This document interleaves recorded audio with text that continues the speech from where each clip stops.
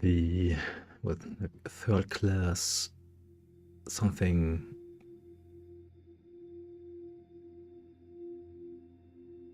third class the carriage, what carriage, yeah, the third class carriage.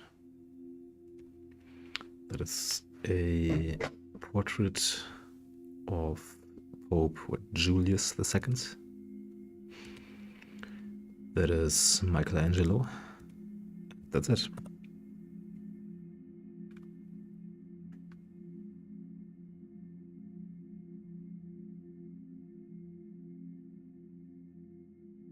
When blank, they are called external economies of scale. When the productivity of a corporation goes up, not with the size of that corporation, but with the size of the entire industry. It's an external economy of scale. Economies of scale applied to the level of the industry. Yeah. Health savings accounts offer like tax preferred, like you can put money into them, and they are limited in the uses to health expenditures, but they are tax preferred. Tax saved for out of pocket. Yeah, they eliminate one of the distortions of the existing system under which healthcare paid for through insurance companies is in effect tax deductible, but direct payments are not.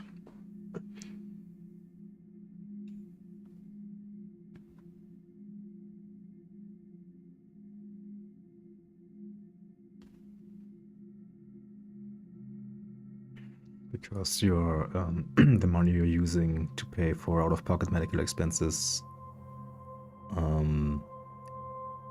gets taxed, for example, via income tax, but the expenditures of your health insurance are presumably covered by your contributions that are directly that are subtracted from your pre-tax income. The SVM approach to the two-class classification problem is to try and find a hyperplane that simply separates the classes, and if that does not work, we are relaxing our not assumptions. We are relaxing our requirements for separating. We are accepting essentially some kind of margin of error. Large feature space, sure. General outline of a priority queue.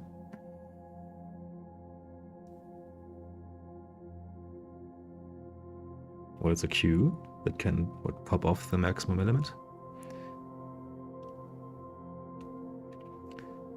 Rather than the latest edition, several serious criticisms can be made of exchange rate targeting. It's loud on my end.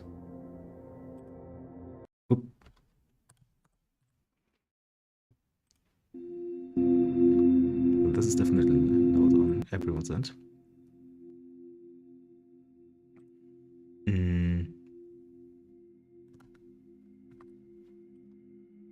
Exchange rate targeting, when you're giving up independent monetary policy, the signal of exchange rates disappears, and you are liable to speculative attacks. Blank neural networks are used for data that arises as sequence, time series, words and text. I mean, it's sequential. Recurrent RNNs. What's inefficient about this? For length, print. Oh, we are invoking the function in each iteration of the loop. We can just pull that out. Or actually put that right here. Okay, that's a reasonably round number.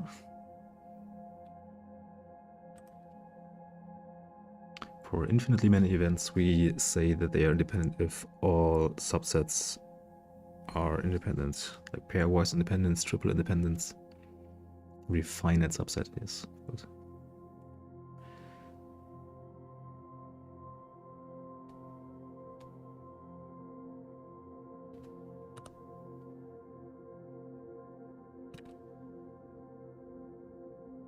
Richard J. Evans, FBA.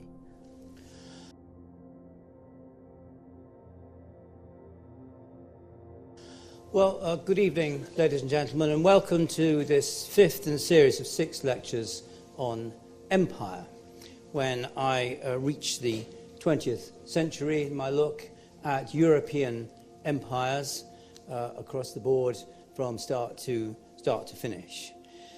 You'll recall, if you came to the previous lecture, that previous 2 lectures, that the British domination of the world, the British Empire, was based on free trade, which was to the advantage of the British since they controlled the seas and had a head start on other countries in terms of industrialization and economic productivity.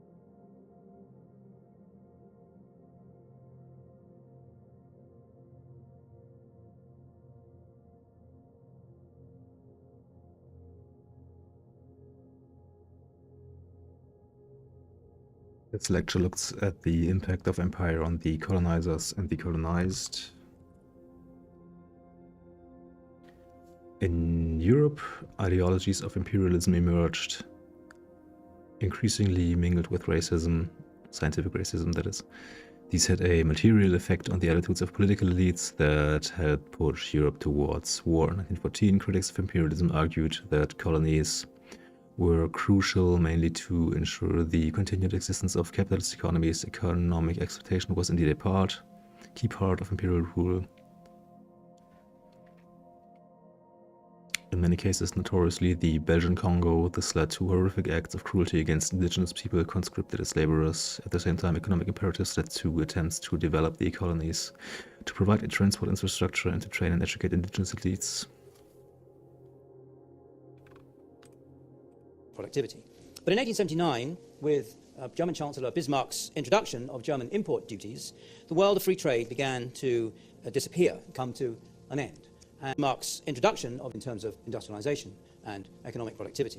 But in 1879, with 1879, German Chancellor Bismarck's introduction of German import duties, the world of free trade began to disappear, come to an end. And over the next few years, up to the First World War, there are increasingly intensive debates in many countries about the introduction of import tariffs, import duties, protectionism. This is to reach a height between the wars. In 1889, a World Anti-Slavery Conference gave King Leopold of the Belgians permission to levy import duties in the Belgian Congo in order to pay for the elaborate infrastructure of roads, railways, steamboats, military posts, which he claimed he needed to bring slavery and the slave trade to an end in this huge region of Central Africa, which was in the Belgian Congo. In order to slavery conference, gave King Leopold of the Belgians between the wars. In 1889,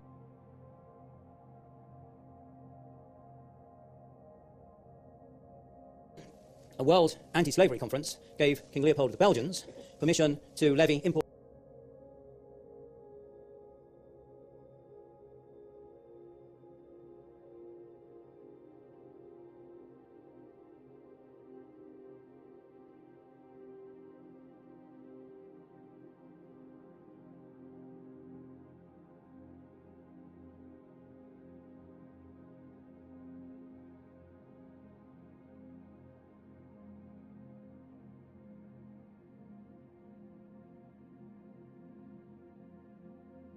In 1889, a World Anti-Slavery Conference gave King Leopold of the Belgians permission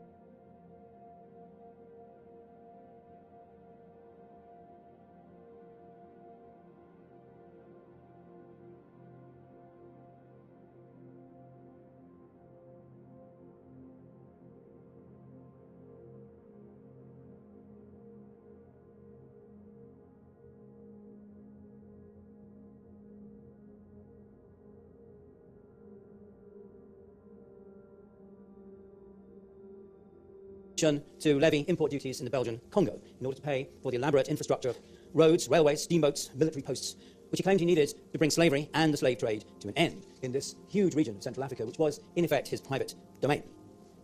Seduced by the promise of acquiring the territory for the state on his death, and by the prospect of profits from economic enterprise there, the Belgian Parliament advanced an enormous loan with which to begin the work. And Leopold was always strapped for cash as a result of the ostentatious, expensive ceremony and display with which to begin the work. The prospect of profits from economic enterprise there, the Belgian Parliament advanced an enormous loan with which to begin the work. And Leopold was always strapped for cash as a result of the ostentatious, expensive ceremony and display with which he tried to compensate for his extremely limited powers as a constitutional monarch in Belgium. Indeed, his whole Congolese enterprise was to some extent also a kind of compensatory activity. And he saw in the Congo, above all,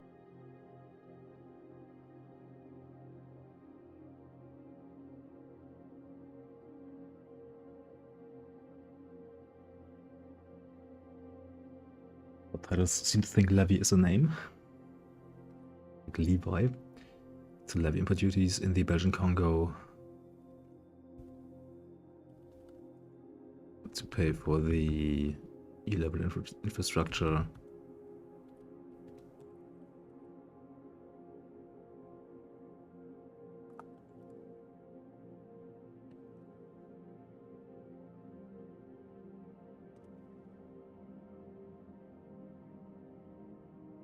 Which he claimed he needed to bring slavery and the slave trade to an end.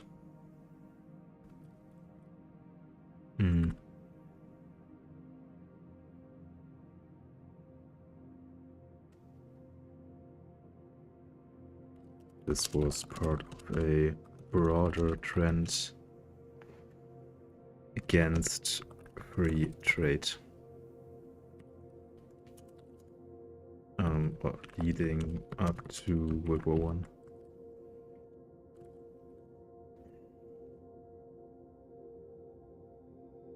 Permission to levy import duties to pay. There we go.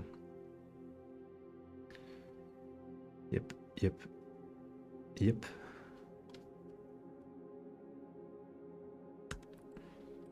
In Belgium, indeed, his whole Congolese enterprise was to some extent also a kind of compensatory activity as a constitutional monarch in Belgium. Indeed, vicious, expensive ceremony and display with which he tried to compensate for his extremely limited powers as a constitutional monarch in Belgium. Indeed, his whole Congolese enterprise was to some extent also a kind of compensatory activity. King Leopold's colonial undertakings in the Congo.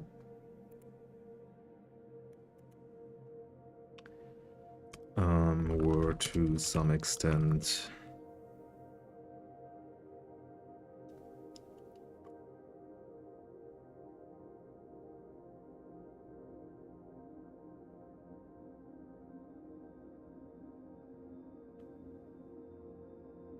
of a compensatory nature.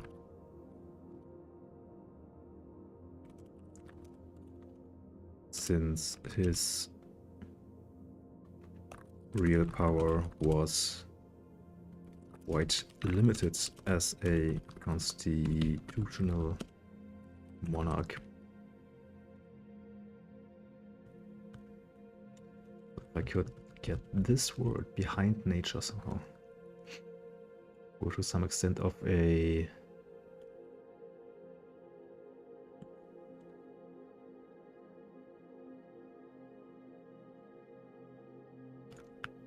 some extent motivated by compensatory impulses. And he saw in the Congo, above all, the opportunity for quick returns and fat profits. Slavery, in the end, really was just a fig leaf to cover a very different kind of activity. He wasn't really concerned with the abolition of slavery or combating the slave trade. He was concerned with making money. And it began with ivory. His agents sallied forth into the territory, shooting elephants and buying up or seizing ivory from traders. There's a contemporary shot of the Congo River with some ivory specimens being displayed. A Belgian senator, travelling through the Congo in 1896, reported constantly encountering long files of African porters, quote, black, miserable, with only a horribly filthy loincloth for clothing, Frisian bare head supporting the load, box, bale, ivory tusk, most of them sickly, drooping under a burden, increased by tiredness and insufficient food. They come and go, he wrote, like this, by the thousands, requisitioned by the state, armed with its powerful militias, handed over by chiefs, whose slaves they are, and who make off with their wages.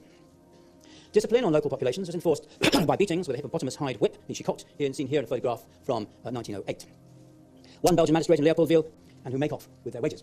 Drooping under a burden, increased by tiredness and insufficient food. They come and go, he wrote, like this, by the thousands, requisitioned by the state, armed with its powerful militias, handed over by chiefs, whose slaves they are, and who make off with their wages. So they're slaves of the local elites, who essentially provide them to King Leopold? Discipline on local populations was enforced by beatings with a hippopotamus hide whip, the chicotte, seen here in a photograph from 1908. One Belgian magistrate in Leopoldville came across, that's of course a town in the Congo named after the king, came across 30 small children being mercilessly flogged on the orders of a white man because some of them had laughed at him when they saw him. To enforce control, Leopold used a private army, the Force Publique, which by the turn of the century numbered 19,000 men and consumed half the entire budget for the colony. But the Band of Conquest was similar to the ones I described elsewhere, involving a considerable degree of violence, with local and regional African chiefs and rulers resisting the encroachments of Leopold's men and provoking violent reprisals. Considerable degree of violence, half the entire budget for the colony. The Band of Conquest was similar to the ones I described elsewhere, involving a considerable degree of violence, with local and regional African chiefs and rulers resisting the encroachments of Leopold's men and provoking violent reprisals. In Katanga, notoriously a clash with members of the Sangha people led to their chief and his men taking refuge in a large cave, outside which the Force Publique then lit fires, asphyxiating 178 men inside. And from 1892 to 1894, the Force Publique fought a prolonged war with an army of 10,000 led by Zanzibari merchants and, as Leopold insisted, slave trader Tipu Tip and his son Sefu for control, in fact, of the ivory trade. Here's Tipu Tip, looking relatively benign and harmless in this contemporary photograph. The Arab strongholds were razed to the ground by the Force Publique, and the whole effort of this succeeded in reorienting the ivory trade from the east, where Tipu Tip had been taking it all to East Africa, to the west, through the Congo instead. Here's the contemporary illustration of the final assault on the Arab stronghold. It wasn't the conquest of the Congo that marked out the Belgian colony from others. However, as we've seen in previous lectures, this is fairly common, wherever you care to look in the history of European imperialism, but the way it was run.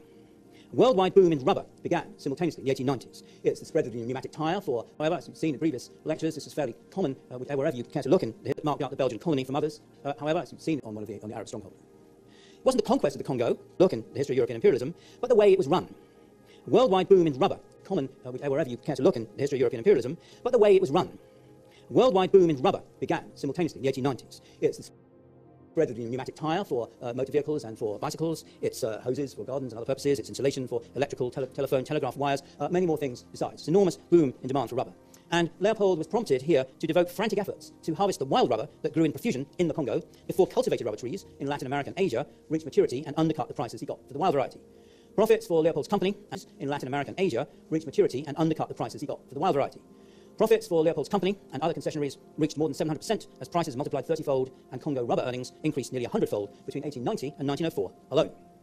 Workers, effectively slave labour, rubber earnings increased nearly 100-fold between 1890 and 1904 alone.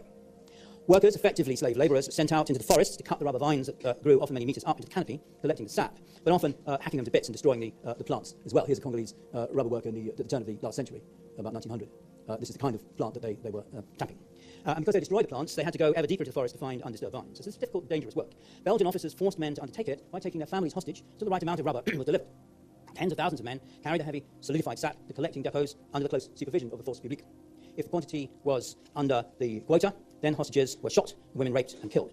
If a village resisted the labour conscription and hostage-taking, African troops under white command shot everyone, and then, to prove to their officers that the bullets had not been wasted on hunting expeditions, they severed the right hands of the victims, smoking them over a slow fire to preserve them on the way back to the depot. Often these atrocities were carried out by militias hired by concessionaries such as the ABIR, the Anglo-Belgian India Rubber Company. Here we have the British missionaries who disapproved thoroughly of this practice, with men holding hands severed from victims in Bolenga and Lingano by ABIR militiamen in 1904.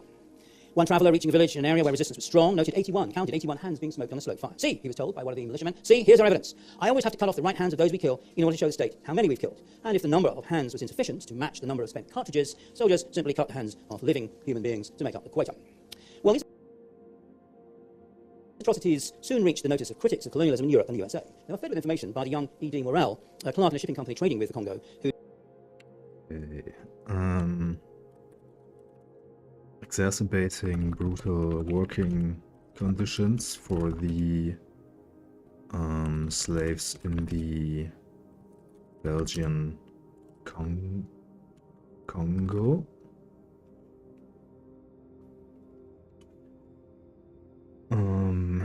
Was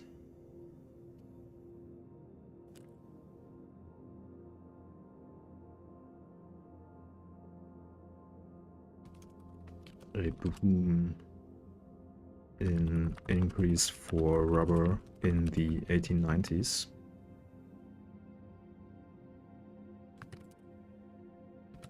Leopold sought to exploit the Congolese rubber resources, be for Asian / Latin American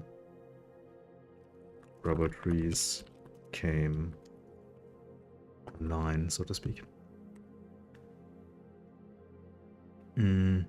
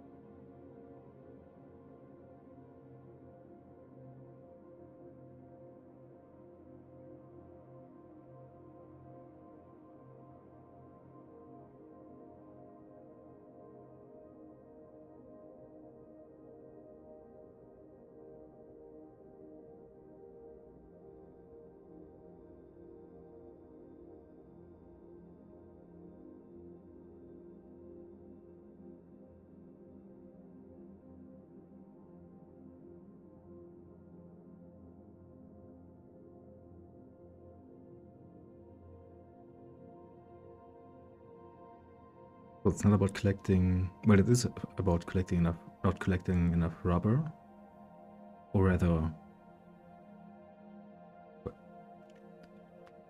no, it's about not going along with the like hostage situation, right?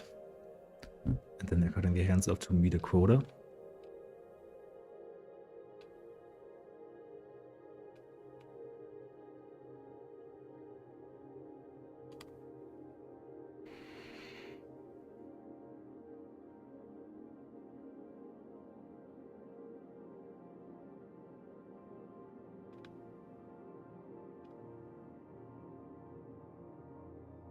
Oh.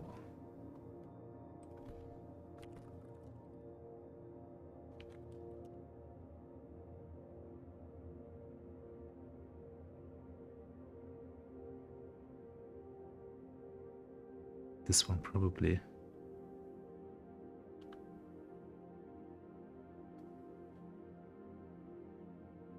Because I do follow this guy. Or this woman.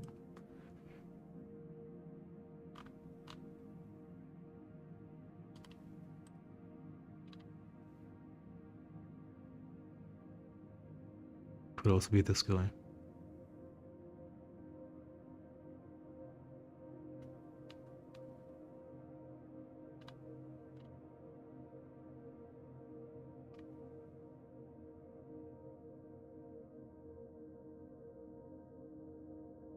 Well, this is, unless this is the same person. Let's look at the. Oh, that's nice. At the quotes. Can we order this by likes?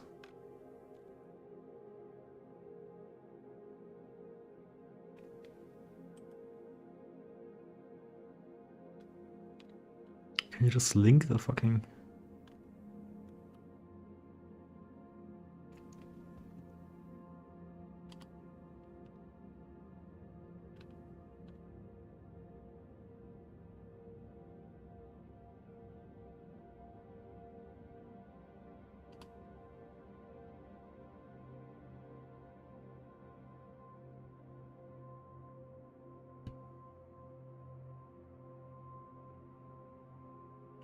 followed by some interesting people.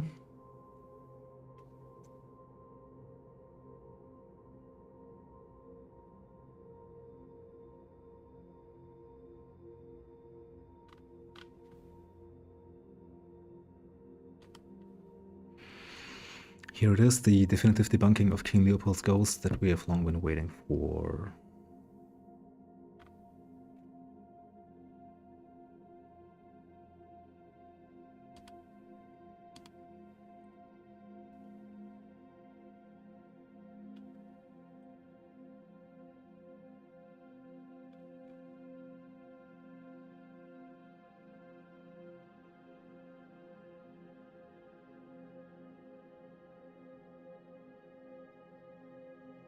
No primary sources and whataboutery.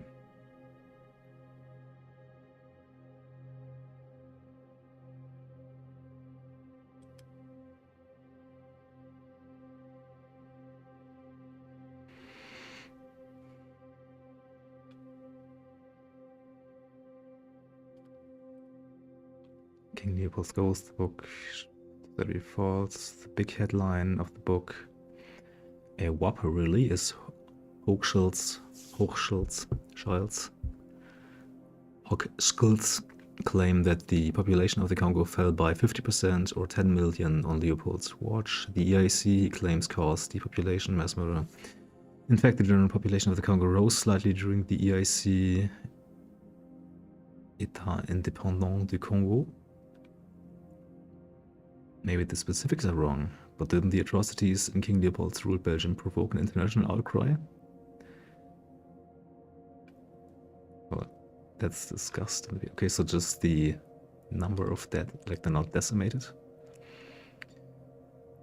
And tragedy for activists as human suffering in mass scale in Congo revealed as fictitious. New historical work showing that the claim Belgians cut off blacks' hands on mass scale in the Congo was fabricated comes as no solace to activists unrelated to victims of the made-up tragedy. On the infamous claim that the Belgian colonialists, interesting, cut off Congolese hands on an industrial scale as a form of punishment from the famous...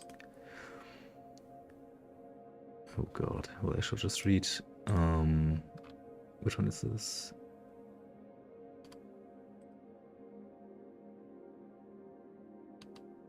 So probably this guy. Nice, I can barely see the outline of that F. That is for the past 25 years. Well, how long is this?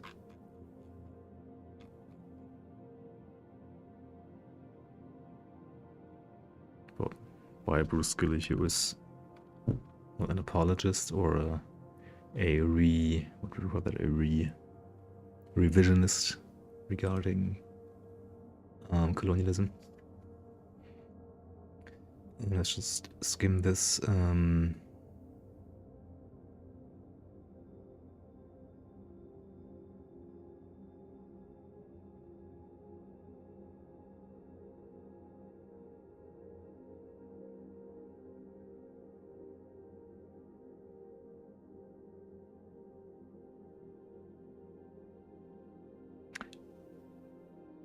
Okay, so his argument is this conflict would have happened anyways.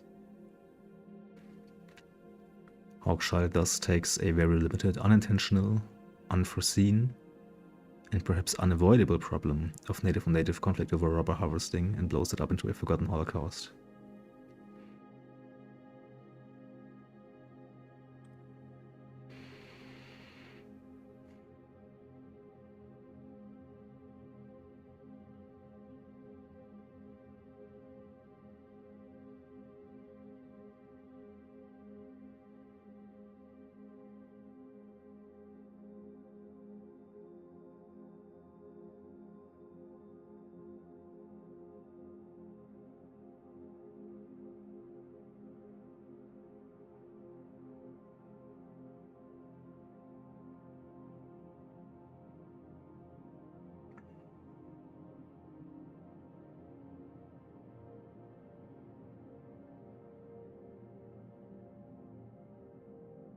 Most memorably for readers, Hochschild Hochschild. Reprints stage photographs taken by the English missionary Alice Seeley Harris and supplied to the anti-Leopold campaign through the English missionary John Weeks.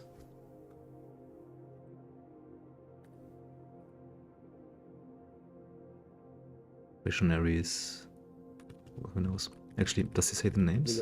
British missionaries who disapproved thoroughly of this practice, with men holding hands severed from victims named Bolinga and Lugano by ABIR militiamen in 1904. One traveller reaching a village in an area where resistance was strong noted 81. Missionaries knew that showing these fake photos at lantern shows in community halls in Britain won more attention and donations than their detailed accounts of cannibalism and sleeping sickness ravaging their areas.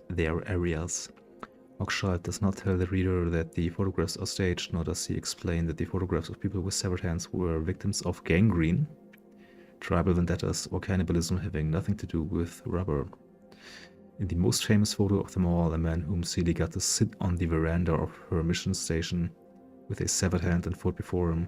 The original caption given by Morel reads, "Salah of Wallah and remains of his 5-year-old daughter, both wife and child, were eaten by king's soldiers at a cannibal feast."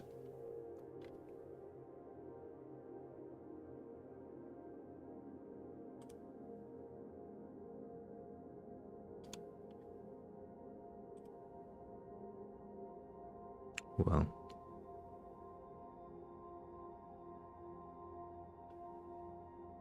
this was from 2023, so maybe ChatGPT knows about it.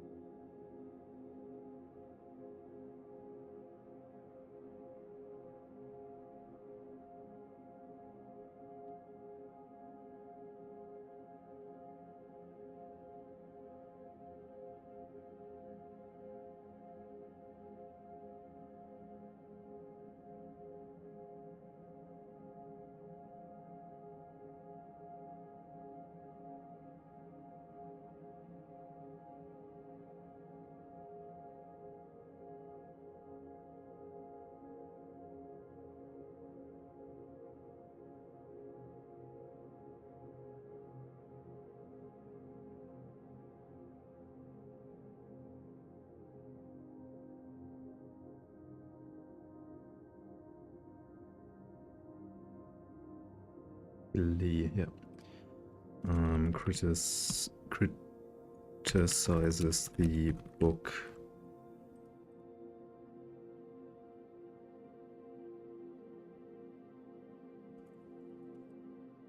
King Leopold's Ghost.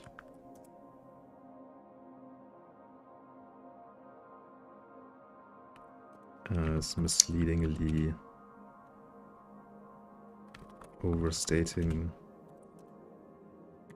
the violence inflicted by the Belgian colonizers on the Congolese.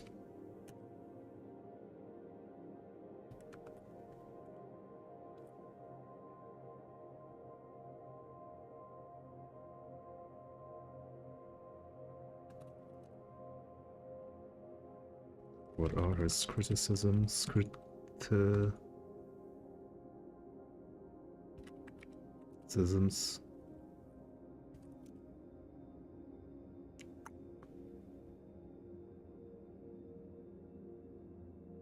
And is he basically correct or mistaken? guided about that.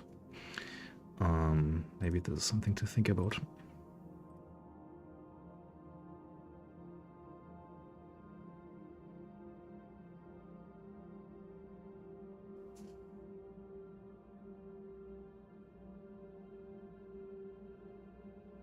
There was a number of detailed objections to Adam Hochschild's narrative. His main criticisms are mischaracterizing the Congo Free State as colonial. Gilly argues that the EAC was a private enterprise. Yeah, sure.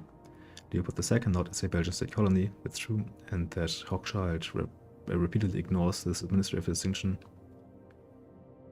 He emphasizes that at its height, the EAC had only around 1,500 administrators and 20,000 troops over an area 1/3 the size of the US, so it could hardly have imposed the totalitarian control Hochschild describes.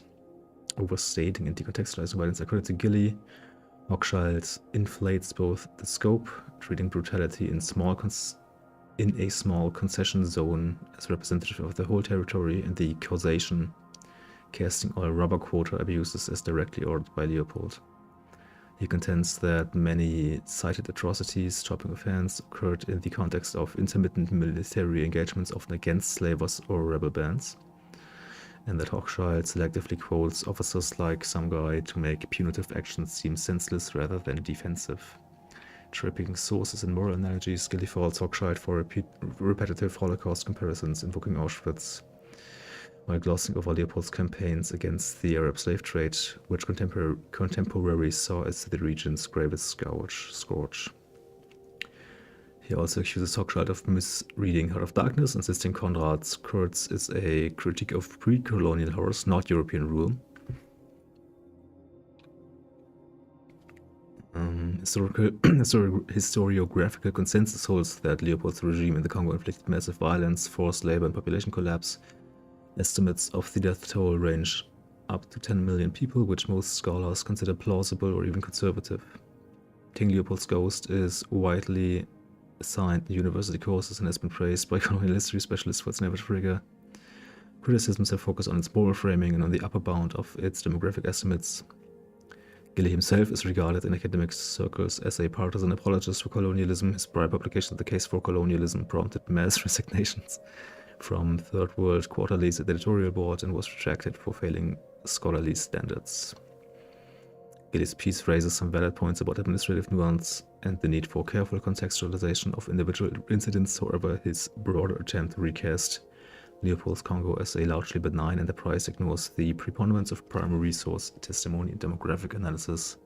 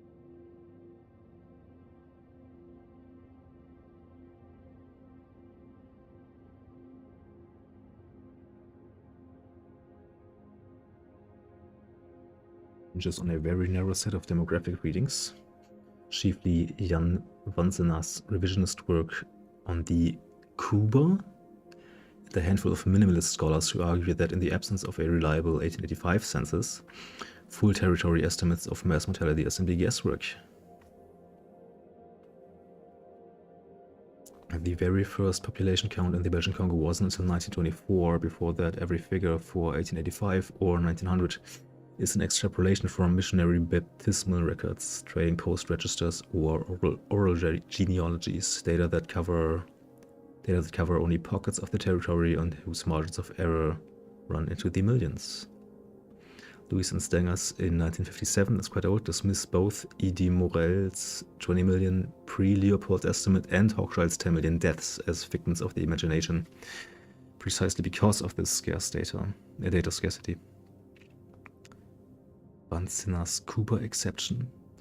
In Being Colonized, the Kuba Experience in Rural Congo, 1880 through 1960, Vanzena shows that the Kuba region's population actually grew modestly in the first 2 decades of Leopold's rule, likely due to a temporary lull in slave raiding and the indirect effects of missionary medicine, but then fell by roughly 25% between 1900 and 1919, primarily from disease, not forced labor. Crucial, that rise was regional, not representative of the entire Free State. Lives saved by EAC interventions. Selective reading. Gilly points to Leopold's anti-Arab slave trade campaigns and a handful of hospitals, mission schools as humanitarian interventions, but contemporary critics and modern scholars argue that such interventions were minor compared to the violence of the rubber quarters, the destruction of village social structures, and the spreading of sleeping sickness. The consensus's most recent work converges on a significant population decline on the order of 1 to 2 million lost lives between 85 and 1908, if you accept the mid-range estimate of around 10 to 20, maybe? Oh wait, no. If you accept the mid-range estimate of 11.5 million in 1885 down to around 10 million in 1908, and up to 6 to 10 million if you include the aftermath of epidemic diseases and reduced births through the 1919 census. Minimalists argued for a much smaller net loss, a few 100,000 to 1 million, and criticized Hochschild's half the population claim as an over-extrapolation.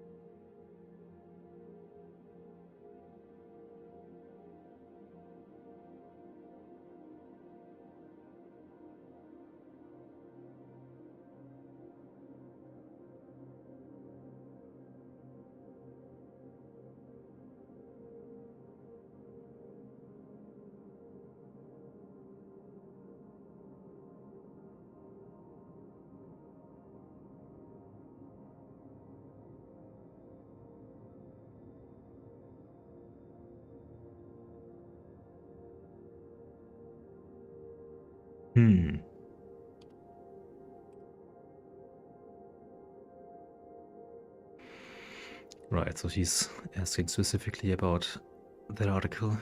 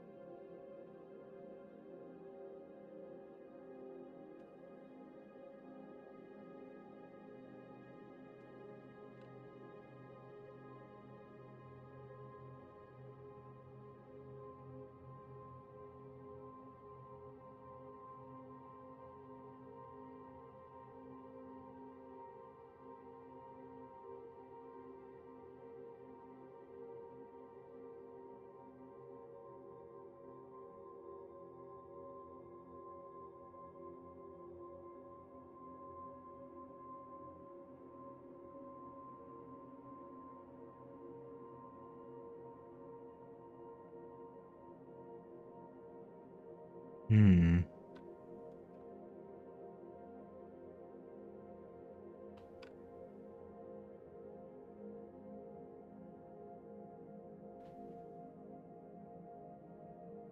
One counted 81 hands missionaries who ABIR, the Anglo-Belgian India Rubber Company. Here we have the British missionaries who disapproved thoroughly of this practice, with men holding hands severed from victims named Bolenga and Lingano by ABIR militiamen in 1904. One traveller reaching a village in an area where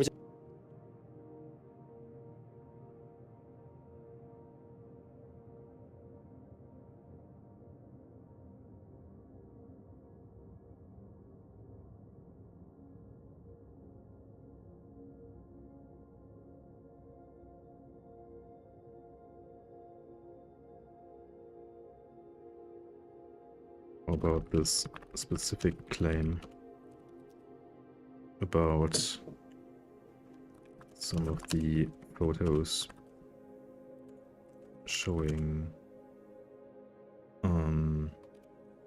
injuries. Well,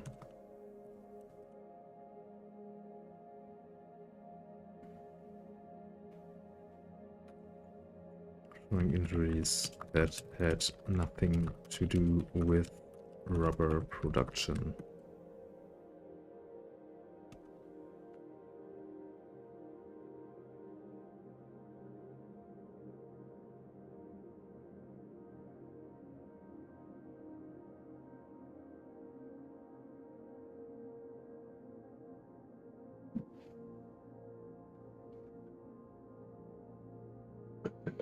Bruce Gillies' grab here is that Adam Hochschild reproduces a number of late 19th, early 20th century atrocity photographs without warning that they were staged. Missionary photographers would arrange victims and their wounds into a clear single frame, whatever. Yeah.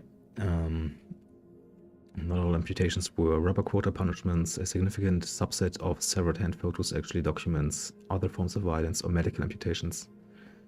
Jean Stengers and Danielle Van Gruwijk, among others, note that many hands were cut off after soldiers shot villagers to account for every bullet fire. Sure, that's what Evans said. Or as treatment for gangrene, or even as evidence of punitive expeditions unrelated to rubber collection. The most famous photo of Nsala with his child's remains was captioned by de Morel in 1904 as pronouncing this Frenchly before that it's Morel. 1904 as Sala of Walla and remains of his eaten by King soldiers in the West, not as a rubber quarter atrocity. Partly it is true that missionary photographers post their subjects. Hochschild is that some of these severed hand images were not literally the result of rubber quarter enforcement. Hochschild is drawing on the standard iconography of the Congo Reform Campaign.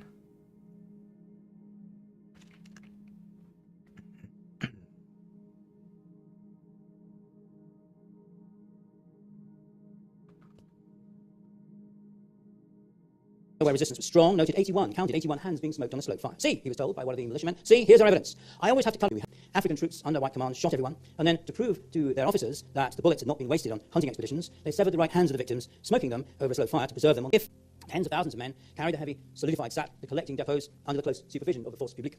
If the quantity was under the quota, then the hostages were shot, women raped and killed.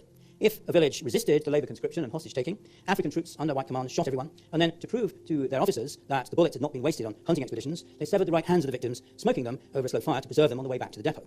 Often these atrocities were carried out by militias hired by concessionaries such as the ABIR, the Anglo-Belgian India Rubber Company. Here we have the British militiamen in 1904. One traveller reaching a village in an area where resistance was strong counted 81 hands being smoked on a slope fire. See, he was told by one of the militiamen, see, here's our evidence. I always have to cut off the right hands of those we kill in order to show sake how many we've killed. And if the number of hands was insufficient to match the number of spent cartridges, soldiers simply cut the hands of living human beings to make up the quota. Well, these atrocities soon... Okay, so let's summarize that. What's the story about cutting hands in the Congo? Okay, so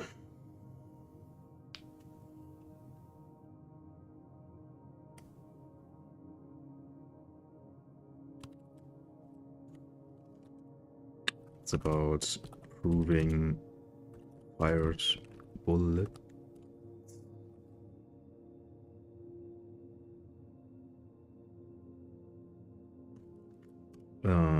Had been used to execute villagers resisting forced labor in rubber production.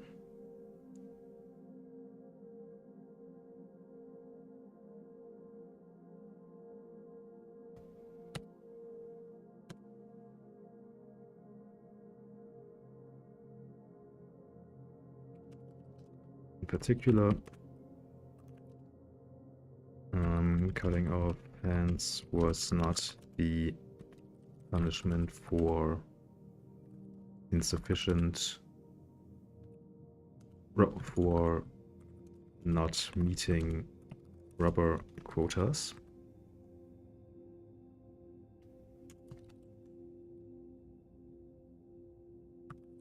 They took families hostage and simply killed those.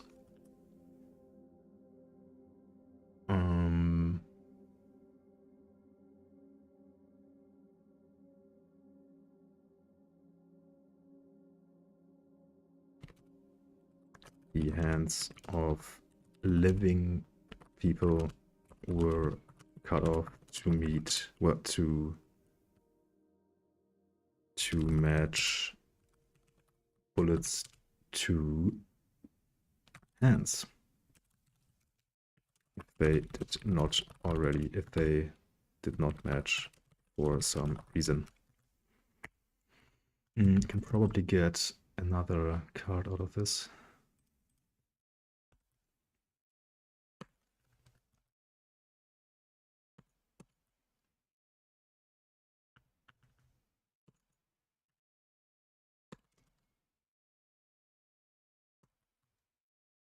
Cutting hands in the Congo was about,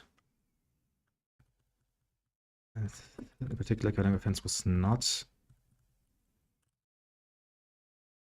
So the hands of living people were cut off. The second one, yep, it works. But apparently I've been working for 90 minutes. No, almost 52 minutes.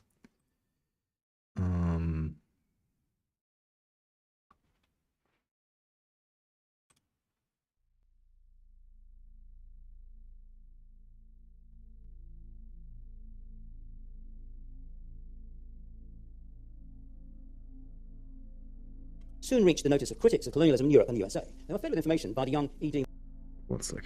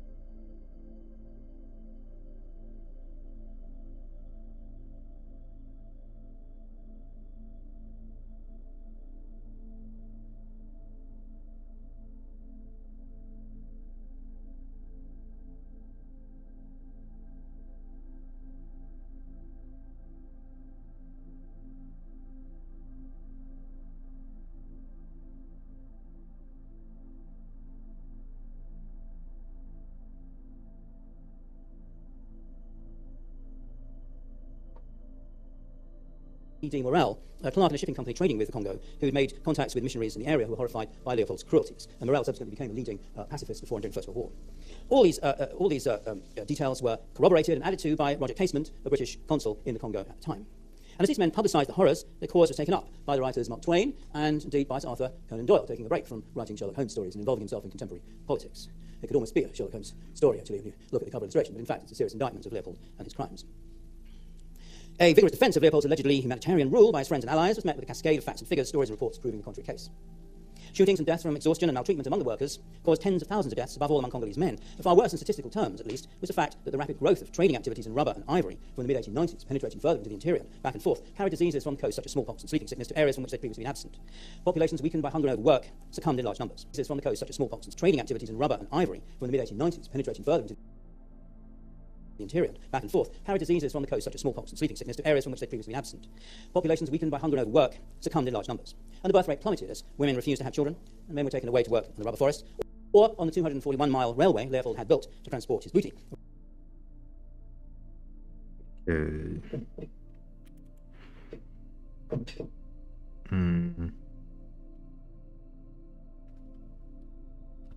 Oh, like most deaths, most significant in terms of death in the Belgian Congo were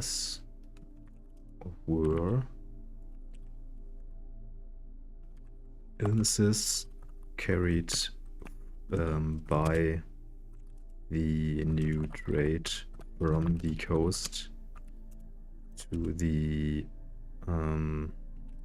more central lands. How about that?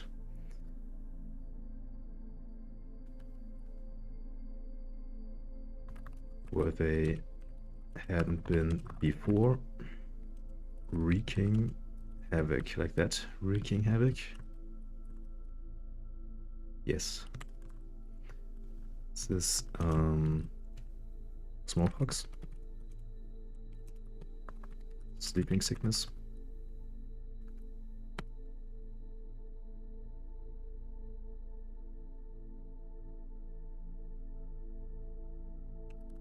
A railway that never employed fewer than 60,000 men at any one time when it was being built, working under the most atrocious conditions. And all this rapidly reduced the labour force until, in 1924, the Belgian authorities were so concerned about the shortage of labour in the Congo that they ordered a census of the population. And when compared with the late 19th century estimates, it found the population of the Congo had fallen by 50% from 20 million to 10.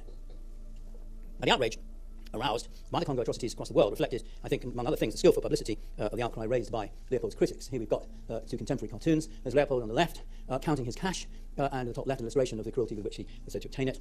An even more dramatic cartoon on the right, Leopold's a kind of rubber snake devouring, strangling the inhabitants of the Congo. The king, as a result of this publicity, was forced to hand over control to the Belgian government in 1908. In fact, he died the following year. The state administrators began to replace wild rubber collection with the planting of rubber trees, not before time, the following year. The state administrators began to replace wild rubber collection with the planting of rubber trees, not before time. But forced labour continued and became even more widespread with the discovery of copper, gold and tin. A report from the gold mines of Moto revealed in 1920 that the number of lashes administered to refractory or erring workers totaled in that 1 year alone 26,579. Classic piece of bureaucratic precision about atrocious crime. Between 1911 and 1918, 5,000 workers died in the copper mines and smelting works of Katanga from industrial accidents. The campaign against the Belgian Congo did not touch the French Congo, where similar outrages took place, but there were many fewer rubber mines there, outrages on a much smaller scale. A study of one French trading post found that fluctuations in rubber production correlated statistically with the number of bullets used by company police between 1904 and 1907. One estimate put the population loss in the French correlated statistically with a smaller scale. A study of one French trading post found that fluctuations in rubber production correlated statistically with the number of bullets used by company police between 1904 and 1907. One estimate put the population That sounds horribly confounded. loss in the French Congolese rainforest at 50% as well. But it didn't attract a lot of attention. Even the German genocide of Herreros, which I've talked about in a previous lecture, went largely unnoticed by world public opinion. Belgium's a much easier target than France, Germany, or Britain, or the USA. USA, whose war in the Philippines at the turn of the century caused over 200,000 deaths. So Belgium's a weak, small country. It's relatively easy to publicise and get support for criticisms of the atrocities. But, of course, the whole reputation of Belgium changed dramatically between 1914 and 1918. Belgium, with the invasion by the Germans in 1914, turned from a byword for cruelty and mass murder into the heroic victim of German invasion and occupation, and the atrocities were largely forgotten. These American posters from the middle of the war symbolising the rape of Belgium. But the First World War also brought about a dramatic, even revolutionary change in international relations. It was bound to have an effect on colonial rule. Sickened by the mass slaughter on the battlefields, suffering, the waste of human life at the centre of Europe, the nations gathered at the Paris Peace Conference in 1919 were determined that a new moral order would prevail. Diplomacy was to be open, a new League of Nations was to ensure fairness and decency and the settlement of disputes by peaceful negotiation in international relations. Each European nation was to have the right to determine its own future and to rule itself, the doctrine of national self-determination. A clause committing the nations to racial equality was introduced by the Japanese, who remember were on the Allied side of the First World War, therefore among the victors. It was defeated by opposition from Britain and Australia, but it still won a majority of votes. And it did, I think, signal an aspect of a new moral atmosphere bolstered by the redistribution of the German colonies to the other nations on the grounds that they'd been run with violence and cruelty. So if once the German colonies were distributed to Britain, South Africa, Belgium, even Belgium and so on the grounds that the Germans had been very cruel in running them, this kind of committed the other powers to doing better and to actually running their own colonies in a more peaceful, more positive way. So all these different influences with the peace settlement and the aftermath of the impact of the First World War created something of a new atmosphere in the administration of the European colonies. And colonial administration began to shift unevenly and patchily, but definitely to shift from direct exploitation and control to indirect rule of one kind or another. Now, I want to look first of all as an example of the French colonial empire in colonies. And in the aftermath of the impact of the First World War created something of a new atmosphere in the administration of the European colonies. And colonial administration began to shift unevenly and patchily, but definitely to shift from direct exploitation and control to indirect rule of one kind or another. Now, I want to look first of all as an example of the French colonial empire. General trend in European colonial administration after World War One. From direct exploitation and control to indirect rule of one kind or another. Was from direct exploitation and control to, well, some kind of indirect control. Exploitation and control to indirect rule of one kind or another.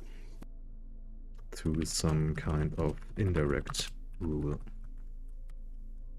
Now, I want to look first of all as an example of the French colonial empire. This is the second largest in the world after the British. Earlier in the 19th century, the French still believed in the civilizing mission, or in other words, spreading the benefits of the French Revolution, liberty, civilizing mission. Earlier in the 19th century, the French still believed in the civilizing mission, or in other words, spreading the benefits of the French Revolution, liberty, equality, fraternity across the globe. But of course, the experience of colonization in the latter part of the 19th century, above all during and after the scramble for Africa, forced something of a retreat from this doctrine. Now, if you take an indigenous African kingdom like Dahomey, whose female soldiers, quickly of course dubbed the Dahomey Amazons, and whose customs of mass human sacrifice on the death of kings provide an army for him to take to the afterworld. Here's a rather dramatic contemporary illustration of this going on. All of this fascinated and horrified Europeans. And when Dahomey's kingdom was destroyed by the French, it was clear that its inhabitants could not be, according to the French anyway, turned into Frenchmen. It would just cost too much in money and lives. As Jules Armand's book, Domination and Colonization, concluded in 1910, it was necessary, he said, to better the lot of the Aborigine in all ways, but only in directions that are profitable to him, by letting him evolve in his own way, by indirect rule with the conservation of the institutions of the subject people. And this is the classic statement of the idea of indirect rule. Of course, it's easier in some areas than it is in others. Some areas like New Caledonia and the Pacific Islands, for example, the French almost completely destroyed previous political structures. In the African colonies where this could happen, chiefs were appointed by the colonial government rather than succeeding to their post by hereditary right, but they occupied some of the powers previously exercised by local rulers. There's a major difference in the French and the British empires that the French didn't have self-governing colonies of settlement like Canada or Australia, the dominions. It's very much an empire ruled from Paris, and only Algeria really is different. And there, the areas of European settlement in the north are simply incorporated into France. They became part of France. Otherwise, indirect rule began to be introduced in the French colonial empire after 1918 to 19, but not really on the kind of dominion basis because there were no Algeria. There's no other substantial areas of European settlement. The Dutch Empire, centred on Indonesia, is a very good example of indirect rule. The Dutch crown took over from the former Dutch East India Company at the beginning of the 19th century.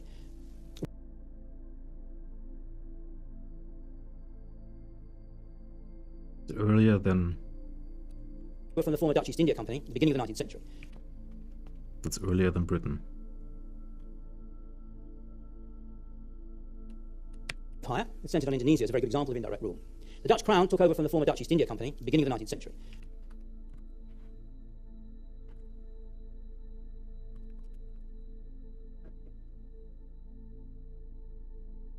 The Dutch crown took over control over its colonies centered on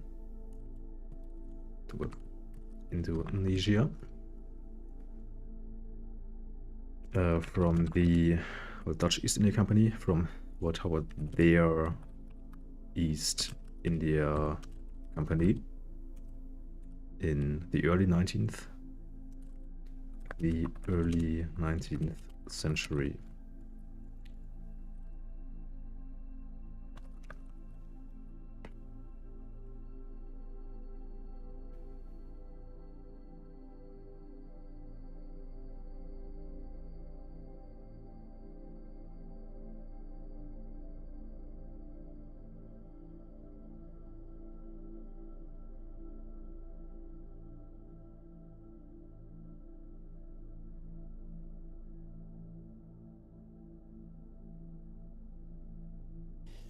War of Conquest from 1825 to 1830, which 200,000 people are said to have died, including 8,000 Dutch troops, ended in the surrender of the leader of the anti-Dutch forces, Prince Diponegoro. Here's a dramatic picture of the surrender. Dutch colonialism rejected from the outset the idea of a civilizing mission. Where possible, it used Dutch troops, ended in the surrender of the leader of the anti-Dutch forces, Prince Diponegoro. Here's a dramatic picture of the surrender. Dutch colonialism rejected from the outset the idea of a civilizing mission. Where possible, it used native regents or aristocrats, each governing a regency or a district of a former sultanate in the Dutch East Indies. And native states are often preserved intact as protectorates, and Indonesian law continued to govern the affairs of Indonesians, though not of Europeans. Like France, the Dutch used native regents or aristocrats. Dutch colonialism rejected from the outset the idea of a Dutch colonialism rejected from the outset the notion of a civilizing mission. Well, example, keeping local rule and laws intact, so intact.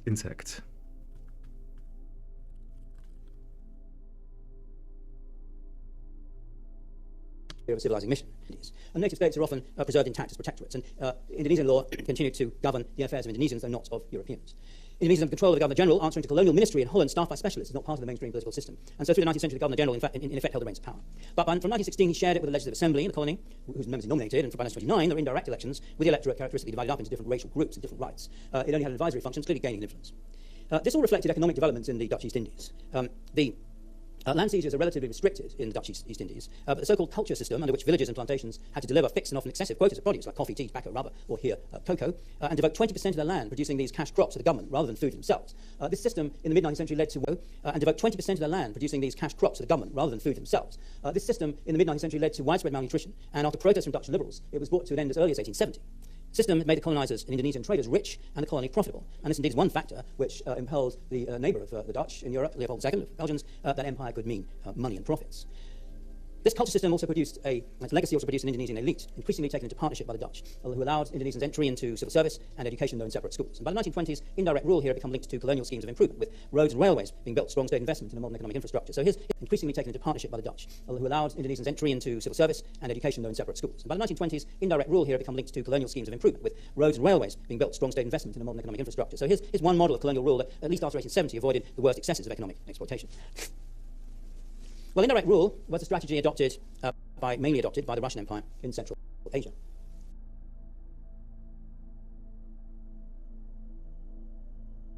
The Dutch in Indonesia start building stuff. Okay, I don't know. That's interesting. We often forget that Russia was a colonial power simply because the Russians conquered huge areas of the same land mass on which Russia was. It didn't have to go overseas. But this is basically another example of colonialism. So between 1840 and 1870, and above all in the 1860s, Russian forces conquered huge areas of Central Asia and Caucasus. Strong states of the area farmed by the Uzbeks, such as Khiva, were subdued in a series of violent wars in which the main towns, notably Samarkand, were taken by force. Here's the Russian conquest of the city.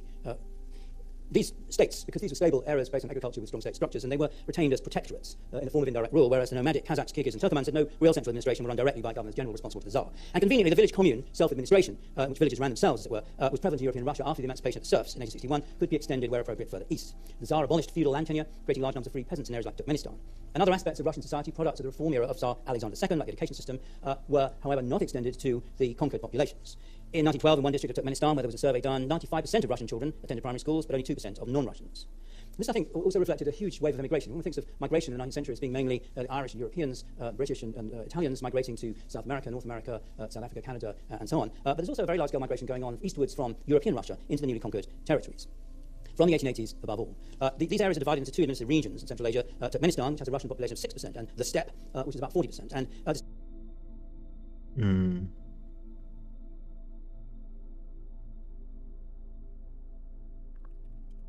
Sometimes forgotten in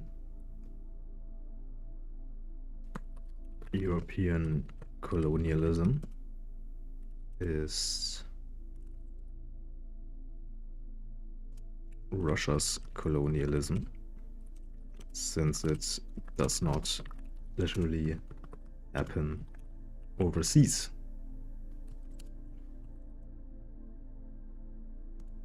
They conquer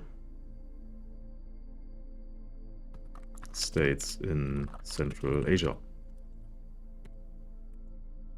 Mostly indirect rule.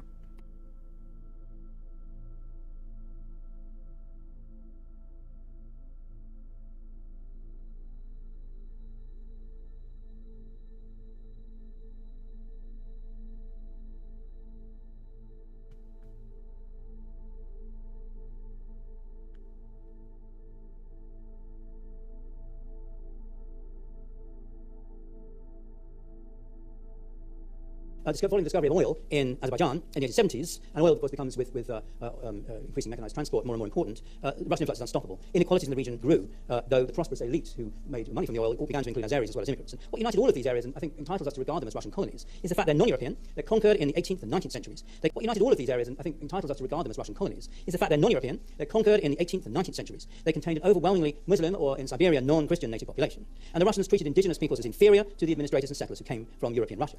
And of course, as communications improved, these settlers increased in number, with millions moving east following the Trans-Siberian Railway as it pushed its way across the steppe, begun in 1891 and completed in 1916, you might say the last major achievement of the Tsars before the February Revolution of the following year. Here are migrants leaving the main station in, I think it's in Moscow, could be St. Petersburg, at least in European Russia, migrants packing their bags all ready to go and make new settlements in Siberia. So traditionally, Siberia had been an area where convicts had been taken to, but rather in parallel to Australia, increasingly now in the late 19th, early 20th century, Siberia was used for free settlement by free peasants. The enormous distances, the relative sparseness of the population in some areas, the nomadic character of many tribes made Russian rule difficult to impose directly, and where there were indigenous administrative structures, Russians grasped eagerly for a system of indirect rule. But it's above all in Britain that indirect rule became the guiding principle of empire. Now, the leading advocate of indirect rule was Frederick Lord Lugard, governor of Nigeria from 1912 to 1919. Lugard recognized the impossibility of imposing direct rule on the powerful northern Muslim emirates in Nigeria, such as Kano. Here, for example, is the emir with his cavalry, a formidable-looking force, in 1911, in a photograph. So Lugard opted for leading administration, including finance and the law, to what he called native authorities, so long as part of the tax revenues they collected were sent to the colonial treasury. They were to be supervised by British authorities, who retained control over foreign affairs, and they had to agree to obey laws and regulations as they were issued by the colonial British government. In this way, Lugard thought the disadvantages of weak indirect rule, leaving too much to what he called native authorities, would be avoided. But also what he regarded as the abuses of native administration would be curbed by passing laws where necessary. But also the harshness of direct rule, which destroyed native institutions and weakened indigenous social cohesion, would be avoided as well by leaving a lot of the basic laws, customs, and structures intact. Lugard called his system the dual mandate, to quote the title of the book he published in 1922 after he retired. There's no doubt about who's in control, as this photograph of Lugard's arrival in Calabar in 1912 shows. Double pomp and ceremony, pomp and circumstance, here he comes arriving in Calabar by boat. But that control could be exercised indirectly to everybody's benefit. Well, Lugard's ideas had a wide appeal to British politicians and colonial administrators between the wars. They fitted in well with the new humanitarian approach to international relations that came to the fore. That control could be exercised indirectly to everybody's benefit. Well, Lugard's ideas had a wide appeal to British politicians and colonial administrators between the wars. They fitted in well with the new humanitarian approach to international relations that came to the fore after the destruction of the First World War. They promised an avoidance of the colonial violence and excesses that aroused so much controversy, above all in the Belgian case, before 1914. They recognized the influence of new ideas in anthropology that stressed the validity of non-European modes of thought and behavior, and began to challenge the racist idea that non-Europeans were unfit to govern themselves. And above all, they saved money. Very important in the straitened economic circumstances of the post-First. Okay. After World War One, indirect rule gained favor among European empires because of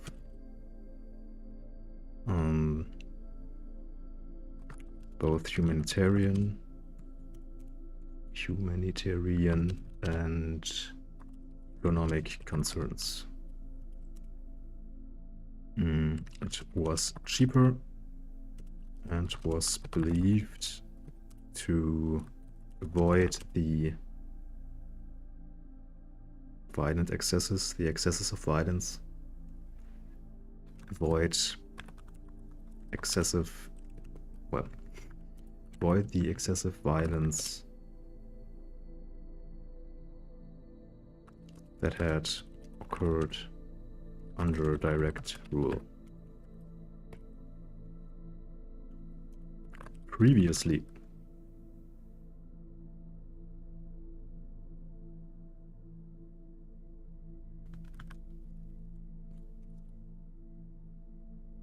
First World War era. Under Lugard's system, the financial burden of daily administration fell on the indigenous institutions rather than on the...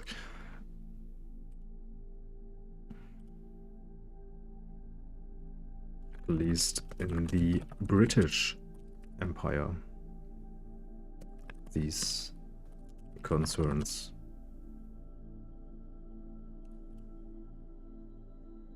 were considered. These concerns mattered. On the British colonial power. Lugard's doctrine provided a template for British administration in Africa between the wars. Now, in fact, of course, very few areas were as well supplied with effective indigenous administrative structures as northern Nigeria, where Lugard evolved this doctrine. But this problem was solved by creating or appointing chiefs and so-called native councils, as for example in East and Central Africa. Often, as in this rather faded photo, they, taken in 1922, the function of these chiefs in administering British Empire at a local level was recognised by titles and awards of various kinds. Similarly, in the French Empire, indigenous institutions were even reconstructed where they'd been destroyed. They're the nominal things. Similarly, in the French Empire, indigenous institutions were even reconstructed where they'd been destroyed. So the nominal authority of the Bey was preserved in Tunisia, Sultan in Morocco. Native Mandarins were now used as part of the French administration in Indochina, as seen here in a photo from Hanoi in 1915. These are native Mandarins, but they're also functionaries of the French indirect rule. And this new principle of indirect rule, of course, is not, in fact, so terribly new. It's just more widespread. It can be seen above all in the long history of British, of course, is not native Mandarins, but they're also functionaries of the French indirect rule. And this new principle of indirect rule, of course, is not, in fact, so terribly new. Part of the early 20th century movement to a more indirect colonial rule. Colonial rule was reconstruction of previously what abolished, you're not literally destroying them, previously abolished like local in Indochina, as seen here in a photo from Hanoi, it's preserved in Tunisia, Sultan in Morocco. Institutions were even reconstructed where they'd been destroyed. Indigenous institutions were even indigenous institutions.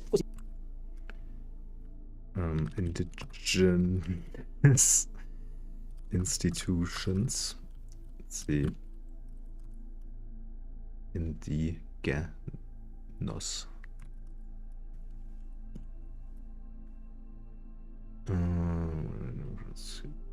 Reconstruction of previously abolished indigenous institutions.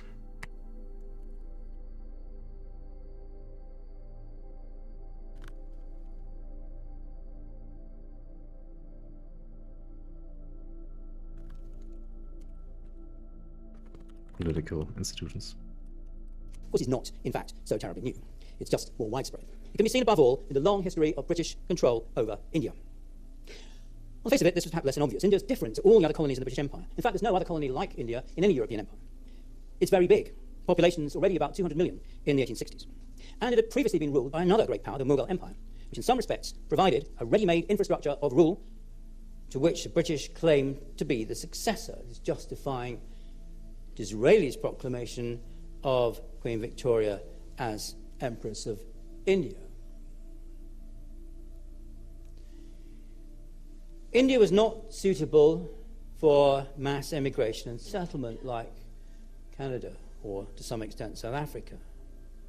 Christian missions did not achieve very much in a land dominated by great institutional religions like Islam and Hinduism. The assimilation of 200 million Indians into British culture was an impossible ideal. After the 1857 and Hinduism, the assimilation of 200 million Indians into British culture was an impossible ideal. After the 1857 rebellion, the dissolution of the East India Company, and the takeover of the administration of India by the British state, it was ruled pretty autocratically by an appointed Governor-General. His powers were limited only by a small council of civil servants. Over time, this council was expanded. In 1909, it was enlarged to include elected members. They had no power to introduce laws or stop whatever the Governor-General had to be doing. It only came in appointed Governor-General. His powers were limited only by a small council of civil servants. Over time, this council was expanded. In 1909, it was enlarged to include elected members. They had no power to introduce laws or stop whatever the Governor-General had to be doing. It only came in 1921. And provinces were gradually created too, also with councils, but also with limited powers, until 1921. Though it's a very kind of autocratic system, at least till the First World War. But this was tempered in a number of different ways. I mean, on the face of it, it looks as if this is not indirect rule at all. But of course, it's more complicated than that. First of all, there's the civil service, the first of the two major institutions on which British rule in India rested. This is a central elite organisation operating across the entire country. It's staffed by British men, with only 5% of the posts occupied by Indians as late as 1915. Only in 1922 were the entrance examinations set in India as well as in Britain.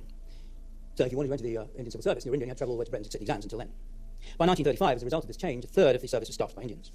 The Indian civil service was well paid. In the light of the corruption scandals of the late 18th century, it was relatively honest and conscientious. It collected the taxes already levied previously by the Mughals, above all the land tax, which under the Mughal Empire had been administered by officials known as zamindars, effectively kind of high aristocrats. It administered justice under a codified system begun in 1861 that mixed British and Hindu principles and customs, and it provided political advisors to the 600 or so mostly small princely states that survived the mutiny, not least because the move to assimilate these states into British rule was thought to have been one of the causes of the 1857 rebellion. So British rule in India might have been administered run fairly autocratically by the Governor General, but there's a large number of princely states covering a large part of the population before that. If you can look at this, you can see British India is a kind of pale pink bit, and the darker orangey bits are these Indian states and territories, which are ruled nominally by Indian princes, Maharajas. This is Britain. But then these are priestly states. But what is this? Maybe it's just discoloration, but it looks like it's going from pink here to like slightly yellow here. Rajas, Nawabs and so on, but steered from behind by British advisors. These princely states collected their own taxes, ran their own affairs, but of course under the advice of British officials, often encouraged change and modernisation. And over time, the growing habit of educating the younger generation of princes at British public schools and at universities, as well as the intensification of communications through better transport, telegraph, telephone and so on, railway, the increasing employment of British or British trained civil servants to administer these princely states developed an amalgam of Indian traditions and European modernity that struck many as an ideal example of what could be achieved by indirect rule. Here's the one Maharaja, I've forgotten who it is, but it's a very characteristic portrait from the late 19th century. Very often, Maharajas were given British knighthoods as a recognition of their status and their function. But not just in these princely states, also in the areas under direct rule. British control depended effectively on the cooperation of Indians, both elites and the masses. And this is achieved above all by the retention of Indian customs, institutions and basic structures of administration, along with sufficient reforms to provide good and honest government. And the full panoply of modern Victorian administrations applied to India, with the founding of educational institutions like the University of Madras in 1857, the adoption of the principle put forward in Macaulay's 1835 report on Indian education that schools and colleges teaching in English should be used to create a new Indian administrative elite that could act as an intermediary between British and Indian society. Police forces are created from the 1860s, unified in 1905. Free trade, through much of the 19th century and back into the 18th century, is used to destroy autonomous domestic industries like textiles early on. But India's incorporation into a rapidly globalising world economy stimulated new industries, which led to an increasing rate of urbanisation, helped by the construction of roads, railways and canals. And the shock of the 1857 rebellion stimulated the British to be cautious and conservative in the handling of Indian society and Indian traditions, and to engage in a sustained policy of improvement and development to convince Indians of the benefits of British rule. It's one step away from the effects I described in an earlier lecture of the Boxer Rebellion in China, which convinced European powers that it would be very unwise to attempt any further political penetration of Chinese society. Underpinning all this, of course, is the application or threat of force in the form of the second great institution of British rule in India, namely the Indian Army.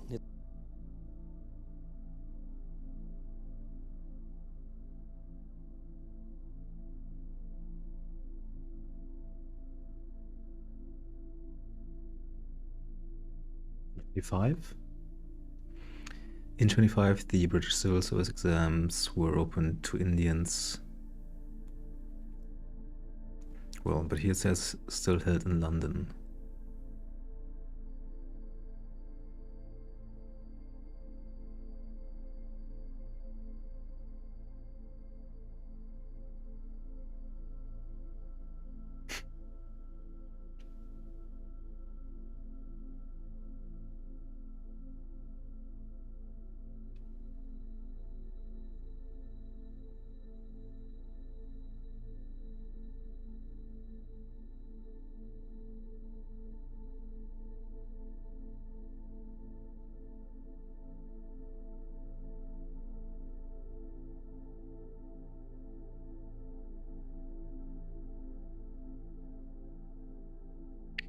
The All India and Class 1 Central Services were designated as Central Superior Services LSS 24. From 24 through 34, administration in India consisted of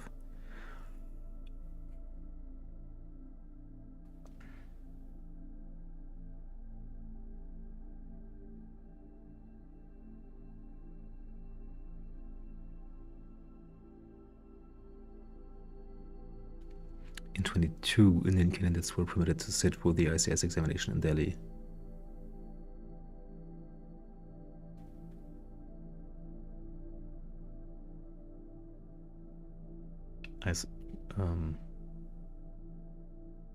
Commission made several recommendations. ICS officers should receive increased and more comprehensive levels of compensation.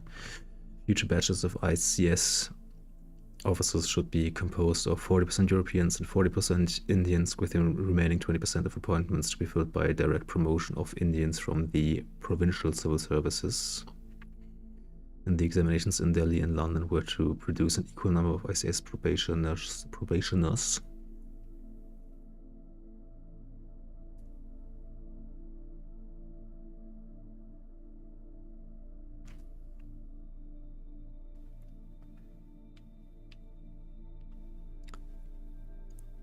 I wanted to look at something else.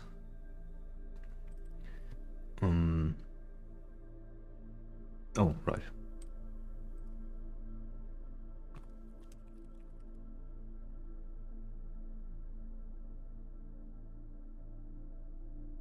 Okay, later than that.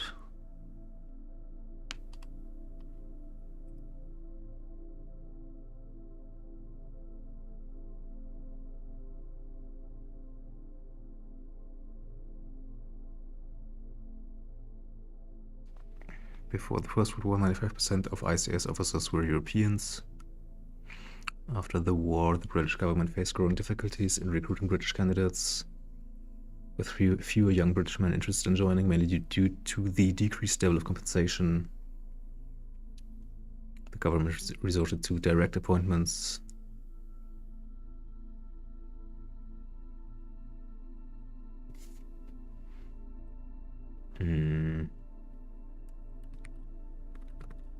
Well, the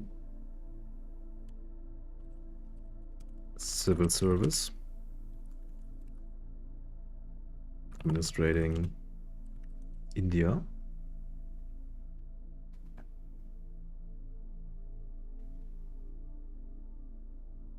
under British colonial rule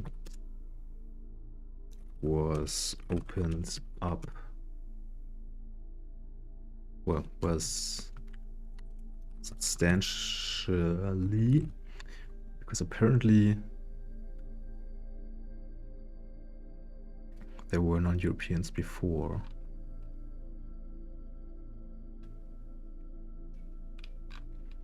Substantially opened up to Indians themselves after World War I.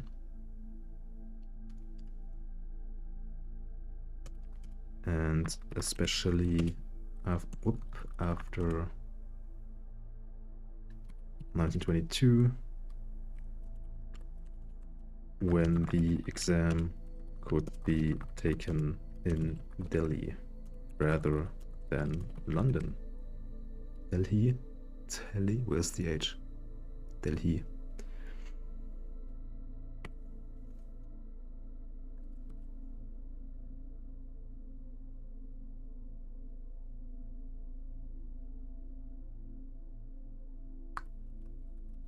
Decreased interest from British men because of lower pay.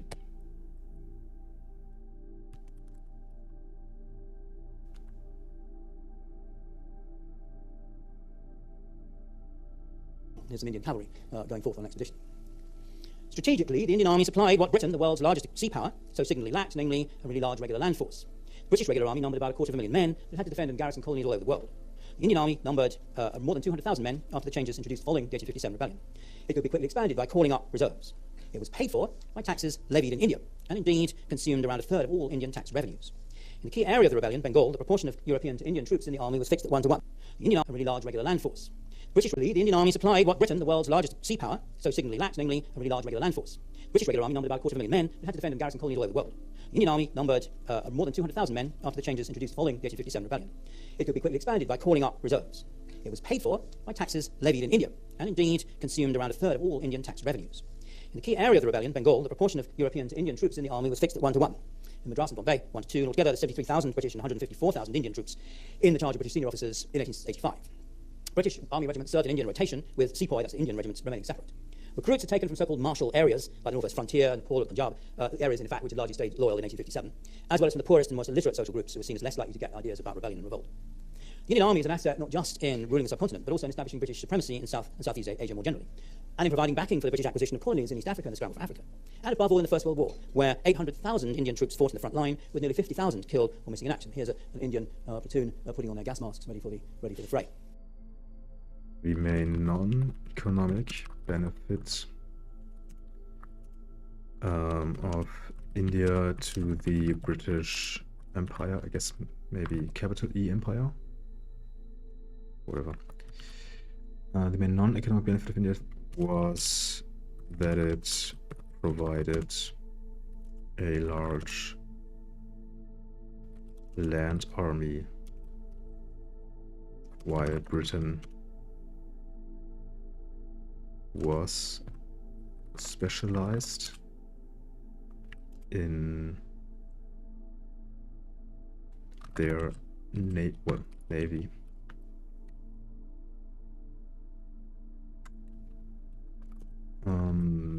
E.g. useful in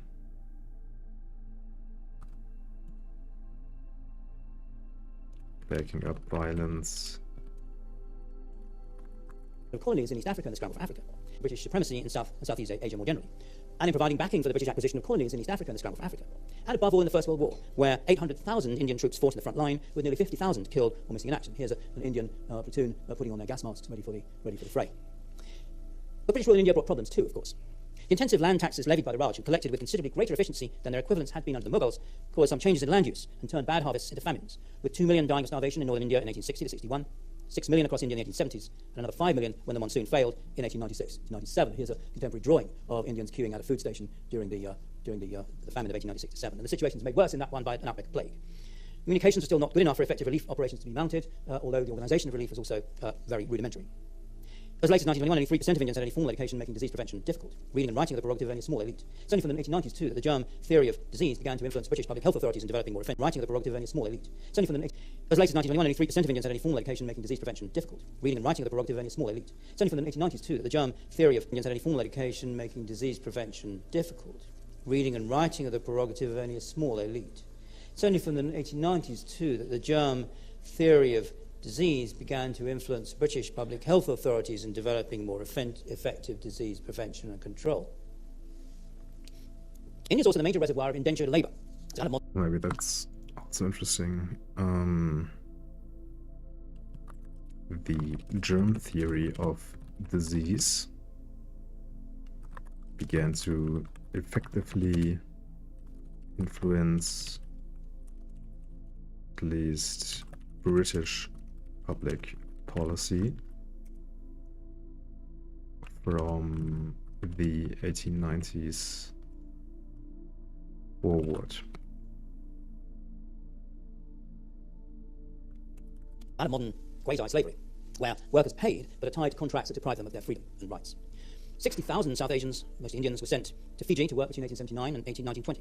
25,000 to Mauritius. 30,000 Indians built Kenya's railways in the 1890s. More than a third of them suffered injury or serious injury or death during the construction. Total number of South Asians, most of them Indians, working across the British Empire by 1900 as indentured labourers totaled more than 1 million. And many of them stayed on and were augmented by others. By 1930, there were more than 600,000 Indians living in Malaya, for example. Well, I think the spread of Indian labour across the British Empire indicates its global nature, I think. But of course also caused disruption to Indian communities on the subcontinent, to the Indian economy, and led to racial tensions in some colonies, notably in Fiji, of 2 Indian indentured labourers in this little photograph arriving in Fiji. And there have been racial tensions up to until very recently.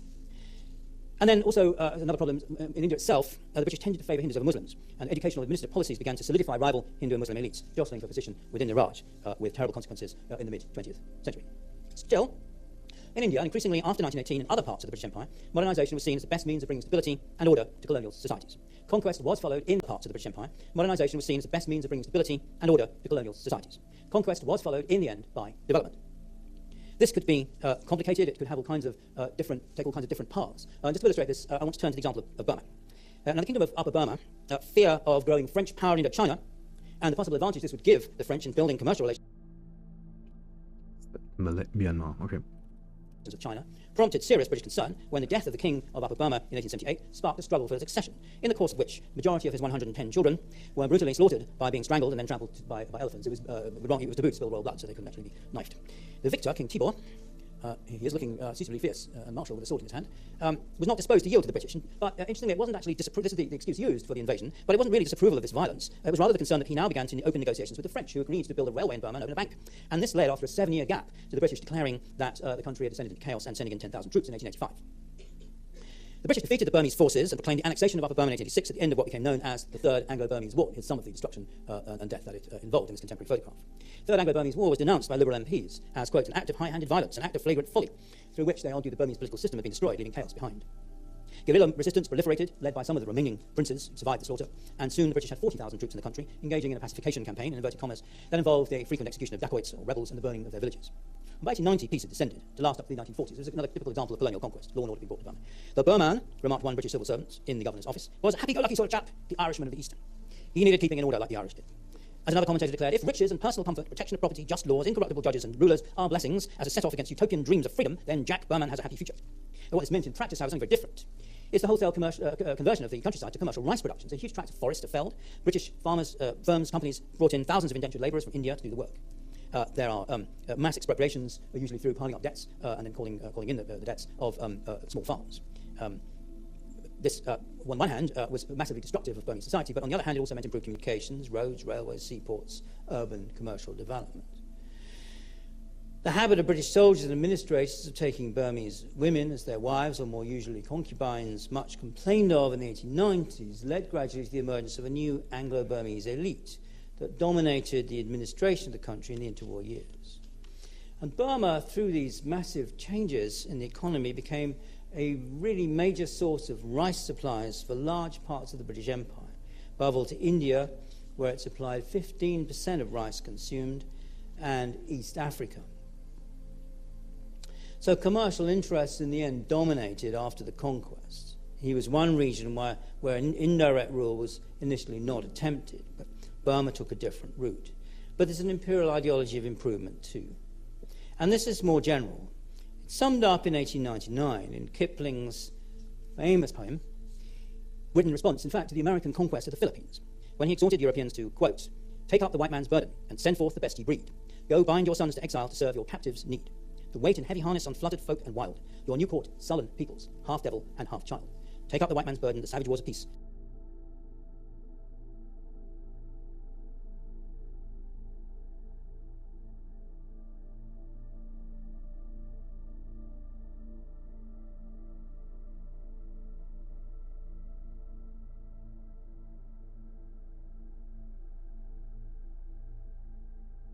Fill full the mouth of famine and bid the sickness cease. Well, cartoonists like this one, American one, were quick to pick up Kipling's message, interpreted here as John Bull determinedly carrying a rather happy-looking collection of Indians, Zulus, Chinese and Egyptians over the rocky paths of slavery, vice, cannibalism, cruelty and ignorance, up the hill to the final goal of civilization. With Uncle Sam, sweating profusely, looking rather old and tired, following his footsteps across barbarism and oppression, carrying a basket full of rather less happy-looking and more difficult-looking collection of colonized Cubans, Hawaiians and Filipinos up the hill to civilization. There's apologies to Kipling, the white man's burden. The racism is very obvious, of course, in Kipling's poem, the references to the colonized people as half devil and half child. And also, of course, the interesting reference to savage wars of peace, by which he means these wars of conquest. In his case, it's the American conquest of the Philippines, but referring, of course, to other colonial wars of conquest as well. But Kipling, and even the cartoon, however doubtful in its reference to American intentions, you wonder if he's ever going to get to the top, also has a commitment to improvement. To serve the growing economies and industrializing society of the colonies, educated clerks and administrators were needed. And this, in turn, whether it involved local education or education in Britain or another European metropolis, began to create elites that imbibed European notions of nationalism, democracy, and liberal values, however much they might be adapted to local circumstances. And in some colonies, including Burma, a sense of national identity predated colonization, survived the destruction of indigenous political structures, lasted all the way through. In others, it required the language of European liberalism to find an articulation. The model of European political parties in the age of mass democracy that began in the 1890s, Burma, a sense of national identity predated colonization, survived the destruction of indigenous political structures, lasted all the way through. In others, it required the language of European liberalism to find an articulation. The model of European political parties in the age of mass democracy that began in the 1890s gave it institutional expression. So already 1885 saw the formation of the Indian National Congress, based at first, rather oddly, on the ideas of the Theosophical movement founded by Madame Blavatsky, a quasi-religious organisation which was, however, dedicated to world brotherhood.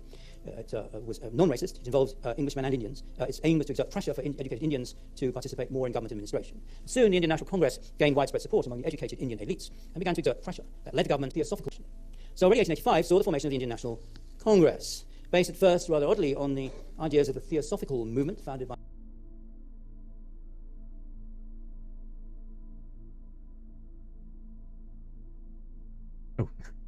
Nope, the Wiki article. Colloquially, the Congress Party, right? It's the non-Muslim party. It's a political party in India with deep roots in most regions of India, founded in 1885. Nationalist movement.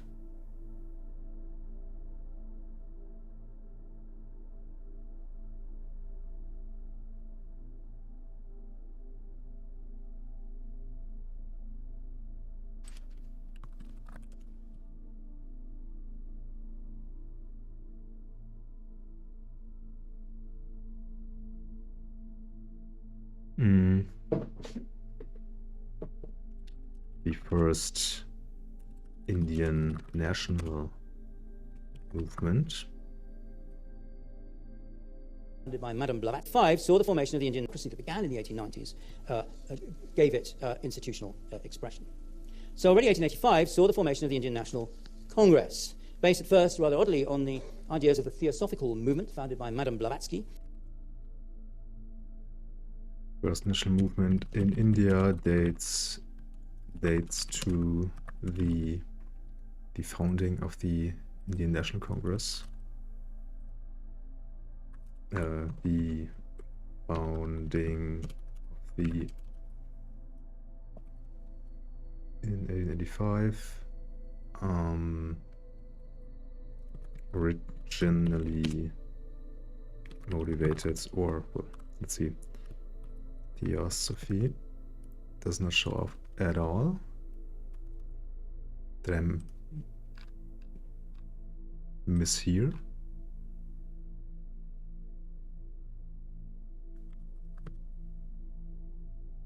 Theory. Huh.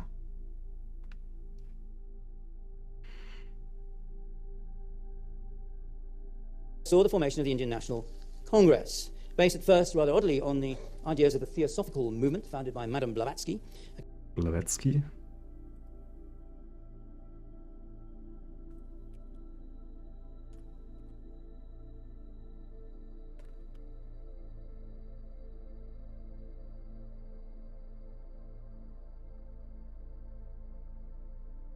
A quasi ideas of the Theosophic Congress, based at first rather oddly on the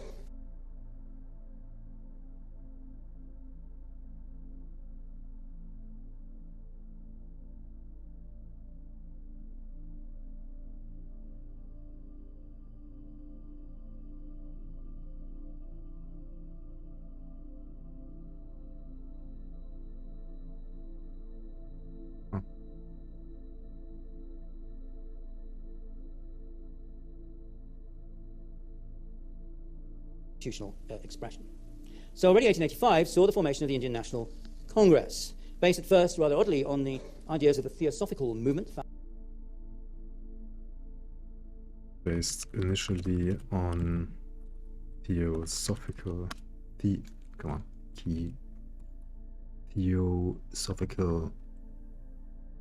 ideas. Nope.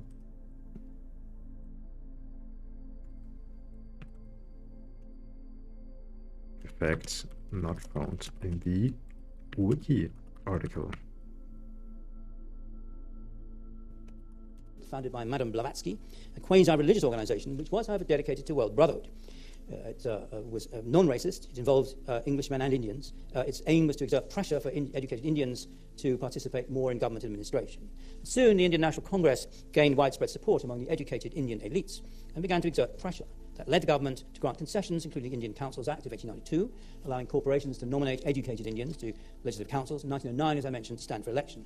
In 1917, following the massive commitment of Indian troops to the Allied side in the First World War, you remember those Indian troops with gas masks on I showed, the British government announced in effect that India was to be set on the road to becoming a dominion, like Canada or Australia. Based, as the Secretary of State for India, Edwin Montagu, put it, on the gradual development of self-governing institutions with a view to the progressive realisation of responsible government in India as an integral part of the British Empire. In 1919, limited administrative powers are passed to provincial councils. In 1935, full ministerial powers transferred to provinces, the promise of transition to a federal system of government run by Indians.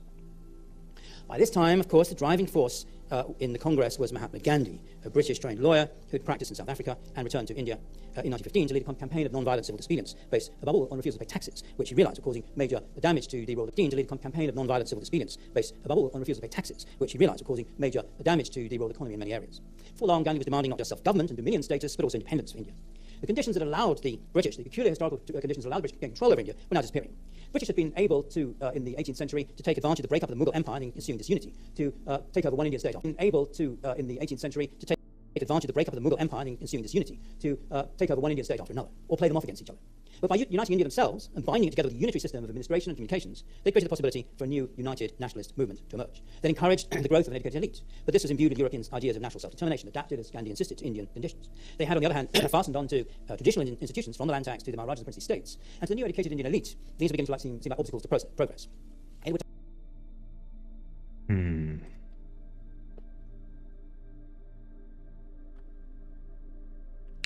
What ironically contributed to India's independence was that the British unified a country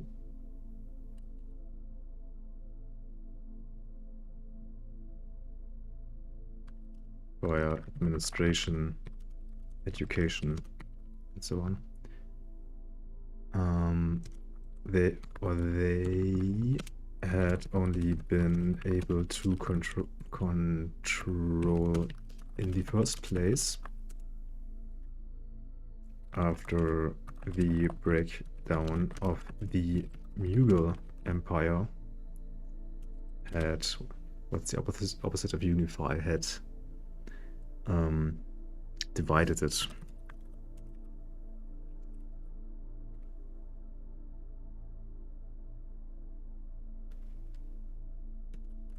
It would take the Second World War before the fragility of British and more broadly European colonial rule became fully apparent. But the writings were already on the wall long before this, not just in India. It's indeed possible at the turn of the century to take an altogether different view of the white man's burden, one in which the imperialist was imposing a burden on the colonised and not the other way round. And here you can see a procession in this cartoon. Imperialist was imposing a burden. It's possible at the turn of the century colonial rule became fully apparent. But the writings were already on the wall long before this, not just in India.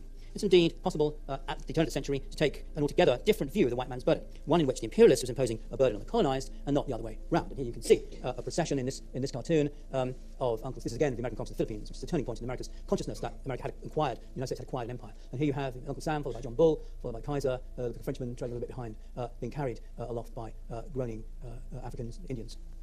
Once more, it's Kipling who gave expression to the moment, but this time long in advance in a poem written under the overwhelming effect of the review of the Royal Navy, the largest fleet ever assembled, on Queen Victoria's Diamond Jubilee in 1897. A poem that ran directly counter to the mood of the time, but acquired something of a prophetic dimension in retrospect. Kipling's Recession. Far called, our navies melt away. On dune and headland sinks the fire. Lo, all our pomp of yesterdays is one with Nineveh and Tyre. Kipling reminded his readers of the transience of all empires, including ultimately the British Empire, on which the sun never set. And in my sixth and final lecture in this series, on March 27th, I'll describe and analyse the fall of the European empires in the short period from the 1945 to the 1970s, and try to come to a conclusion about how and why they rose and fell, and what legacy they left to the world. Thank you very much. Clap. For Clap more for information, Evans. please visit www.gresham.ac.uk. Gresham College presents Decolonisation, The End of Empire by Professor Richard J. Evans, FBA. I'll take a short break. Let's see, where are we? Evans, whoop, 143. Okay, maybe it's a more manageable amount of flashcards.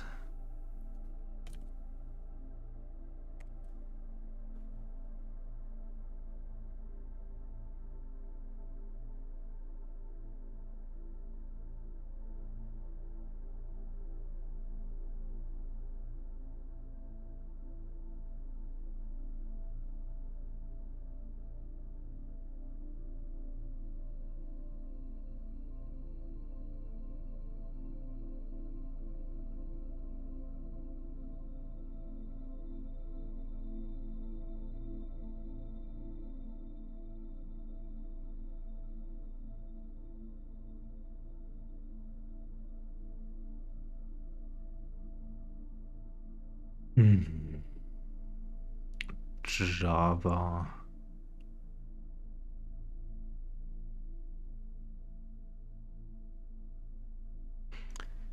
Curses. Rocket View. Fudge. What's CRUD?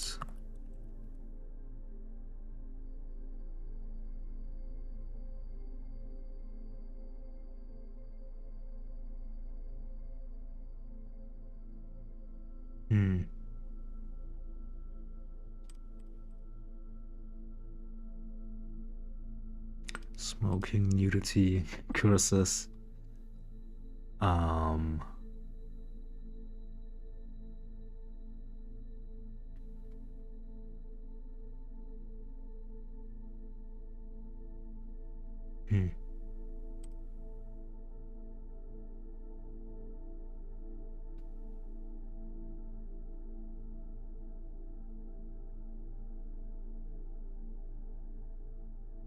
Blast and burst.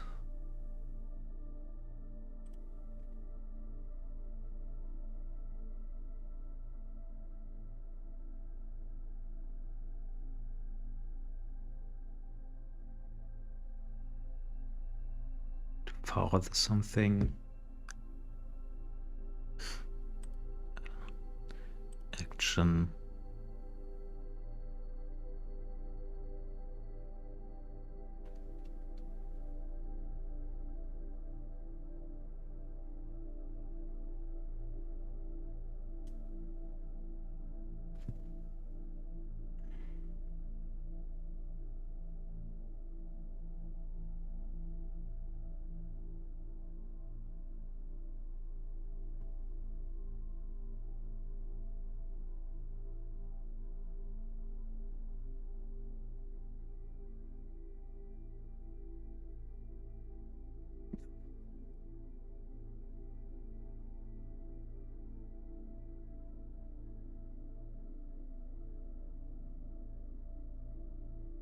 Mud.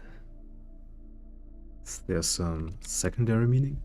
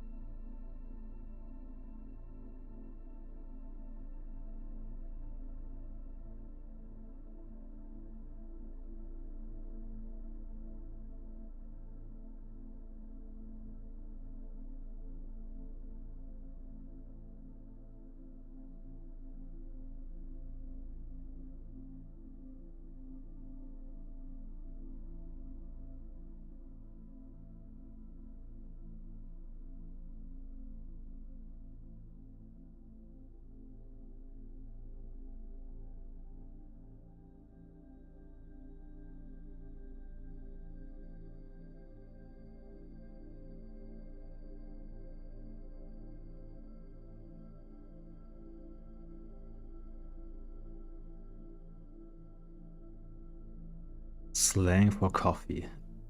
Brew, maybe. None of these. Oh, heck. Blast, crud, curses, fudge.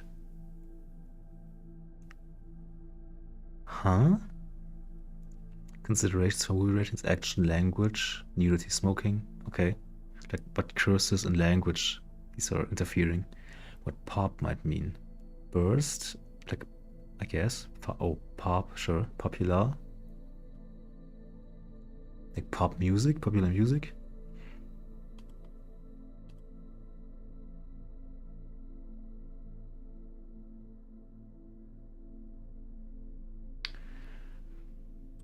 With 6, become hopelessly infatuated, fall in love, I don't know, unsettled feeling, back tooth.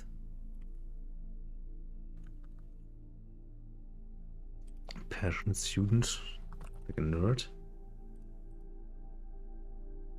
Texting, congratulations, scam. Or spam. Element between chlorine and potassium. Craftiness, blank is born, a star.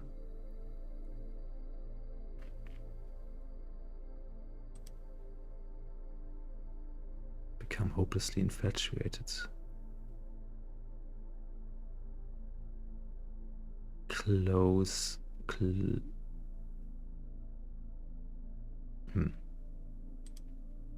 Long drawn out story.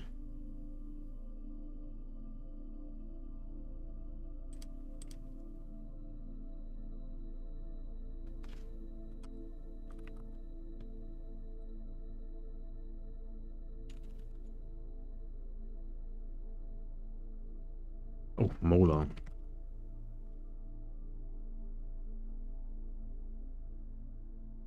Chlorine.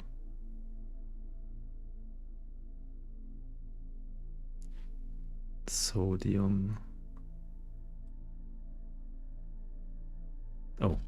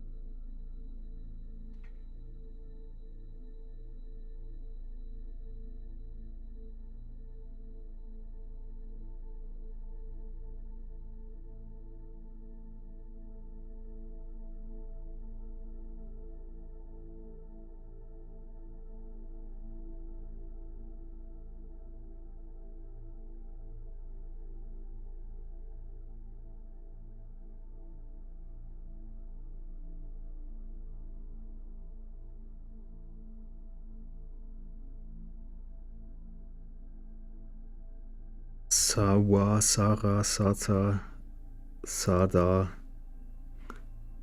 Sama, Sada, Sala.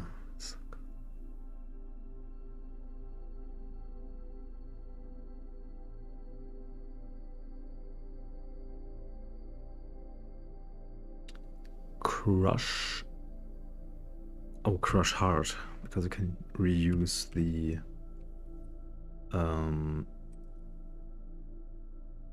H. Egg.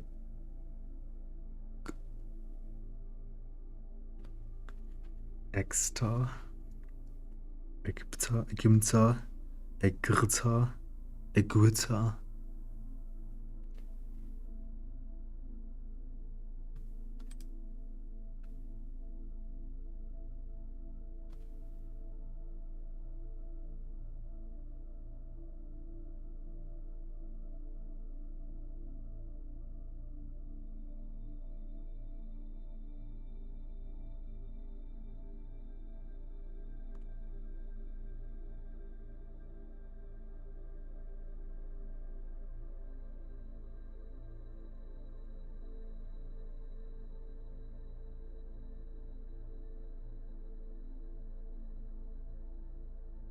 Like agitated.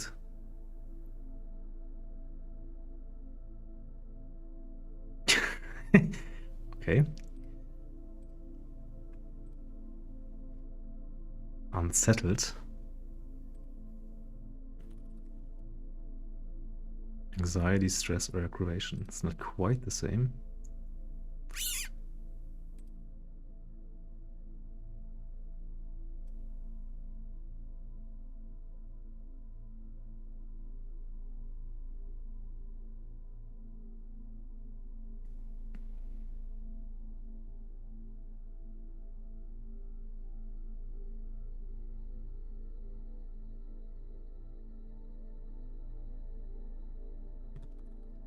Isn't that reflux? Like just heartburn? Yeah.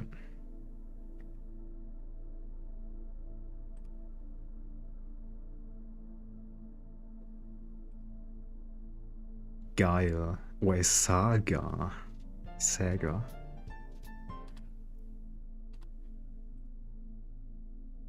Here's to him. Cheers. Huzzah.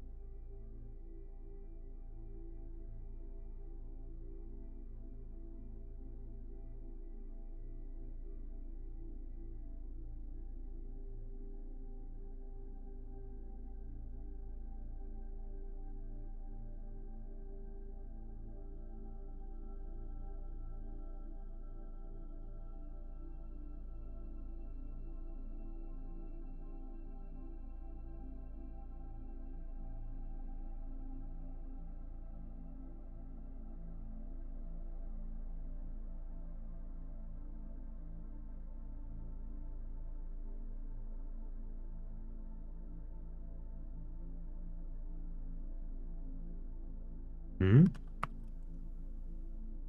Oh, Jalapa. Oh, well, it's Mexican. Okay, so it's some kind of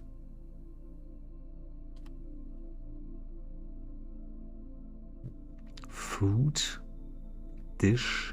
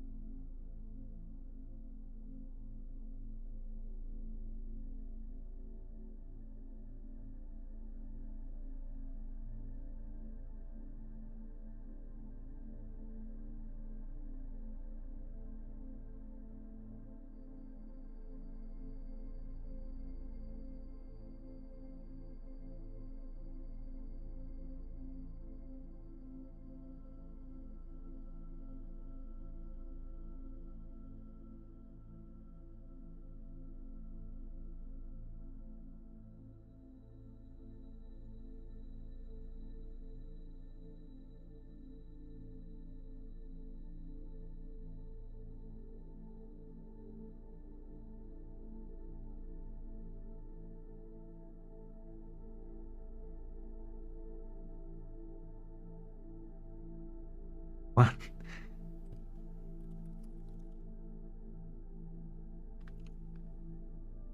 What?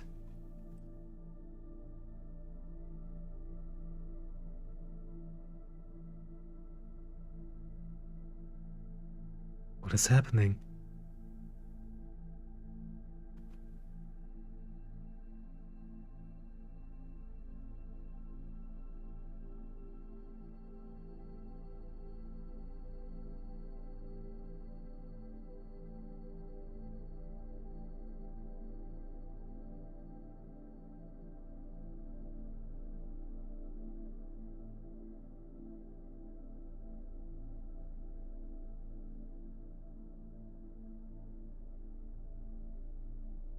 No.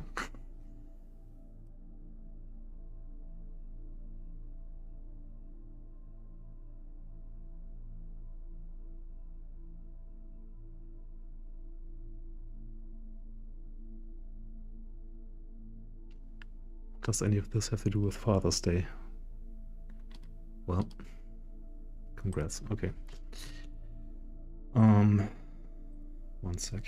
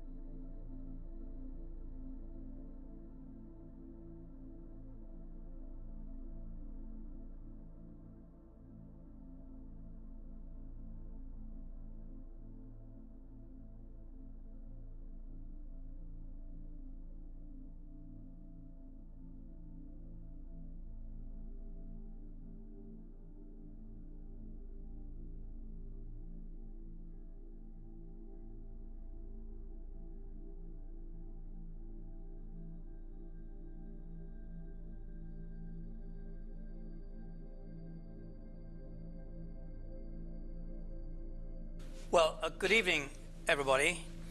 This evening, in the last of this year's series of Gresham rhetoric lectures, as they're called, in fact, history lectures this time round, series on empire, I want to ask why the European global empires collapsed so suddenly in the 30 short years from 1945 to 1975. The collapse of the European empires is easy enough to relate. Here you see a map of the empires, which countries belong to them, but it's rather harder to explain. By the end of the 1930s, the European empires had actually reached their largest extent. The end of the First World War had seen the parceling out of Turkish possessions in the Middle East, giving Syria and Lebanon to By Professor Gresham rhetoric lectures, as they're called, in fact, history lectures this time round, series on empire. I want to ask why the European global empires collapsed so suddenly in the 30 short years from 1945 to 1975.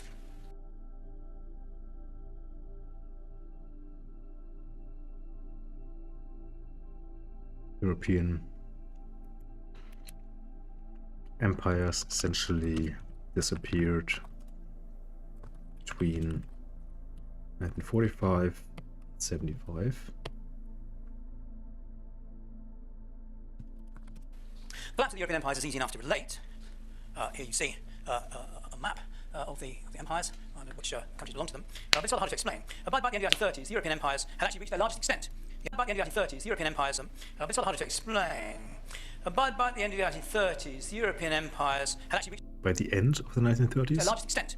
The end of the First World War had seen the parceling out of Turkish possessions in the Middle East, giving Syria and Lebanon to France, Palestine, Transjordan and Iraq to Britain, part of Somalia to Italy, ratified by the Turks in 1923 at the Treaty of Lausanne.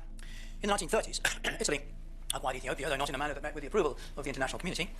Only Germany had been excluded from the imperial club. But within 3 decades of the end of the Second World War, all of this had gone. In 1945, as a losing power, Italy was deprived of its colonies like Germany had been in 1918 to 19. Ethiopia became independent again. In 1945, as a losing from the imperial, acquired Ethiopia, though not in a manner that met with the approval of the international community. Only Germany had been excluded from the imperial club. But within 3 decades of the end of the Second World War, all of this had gone. In 1945, as a losing...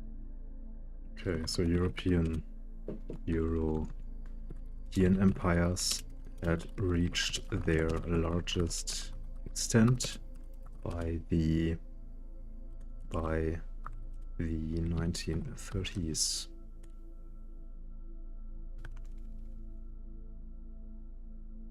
Losing power, Italy was deprived of its colonies like Germany had been in 1918 to 19. Ethiopia became independent again. But whereas this has been the general pattern at the end of the First World War, losing powers, Germany and the Ottoman Empire losing their colonies and colonies gobbled up by the victors in a sense. In the aftermath of the Second World War, it was mainly the victors who lost their colonial empires. This is a global process affecting all European empires, every part of the world. It began in Asia, and in particular, in the countries occupied. Okay, one second. As this has been... I can't eat and listen. Was educated, BCE of course, get as interesting as I humanly can do.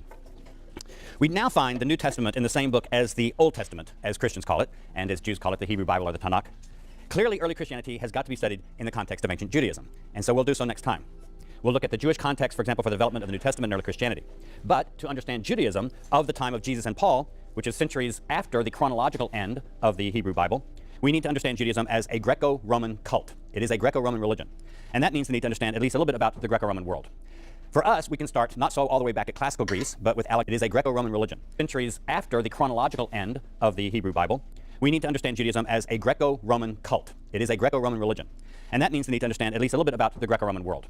For us, we can start not so all the way back at classical Greece, but with Alexander the Great, and the beginning of Hellenization. That is, the Grecization of the eastern part of the ancient Mediterranean. That's all Hellenization means, making it Greek. Alexander the Great's father was Philip II, king of Macedonia, king of Macedon, and he conquered different Greek city-states by defeating Athens and its allies at Chaeronea in 338 BC. And I've got some of these names and some of these dates on the handout that you have before you. Alexander himself was born in 356. He was educated, BCE of course. He was educated by Aristotle beginning in 343. He was made king after the assassination of his father in 336 BCE. As your textbook points out, as Ehrman points out, and you probably already know, but for some of you this may sound like odd lingo, I'm using CE for the Common Era, which is exactly the same thing as AD, and I'm using BCE for before the Common Era, which is back the same dates as before Christ. We in religious studies tend to like these terms rather than BC before Christ and AD, because AD actually stands for Anno Domini, in the year of our Lord.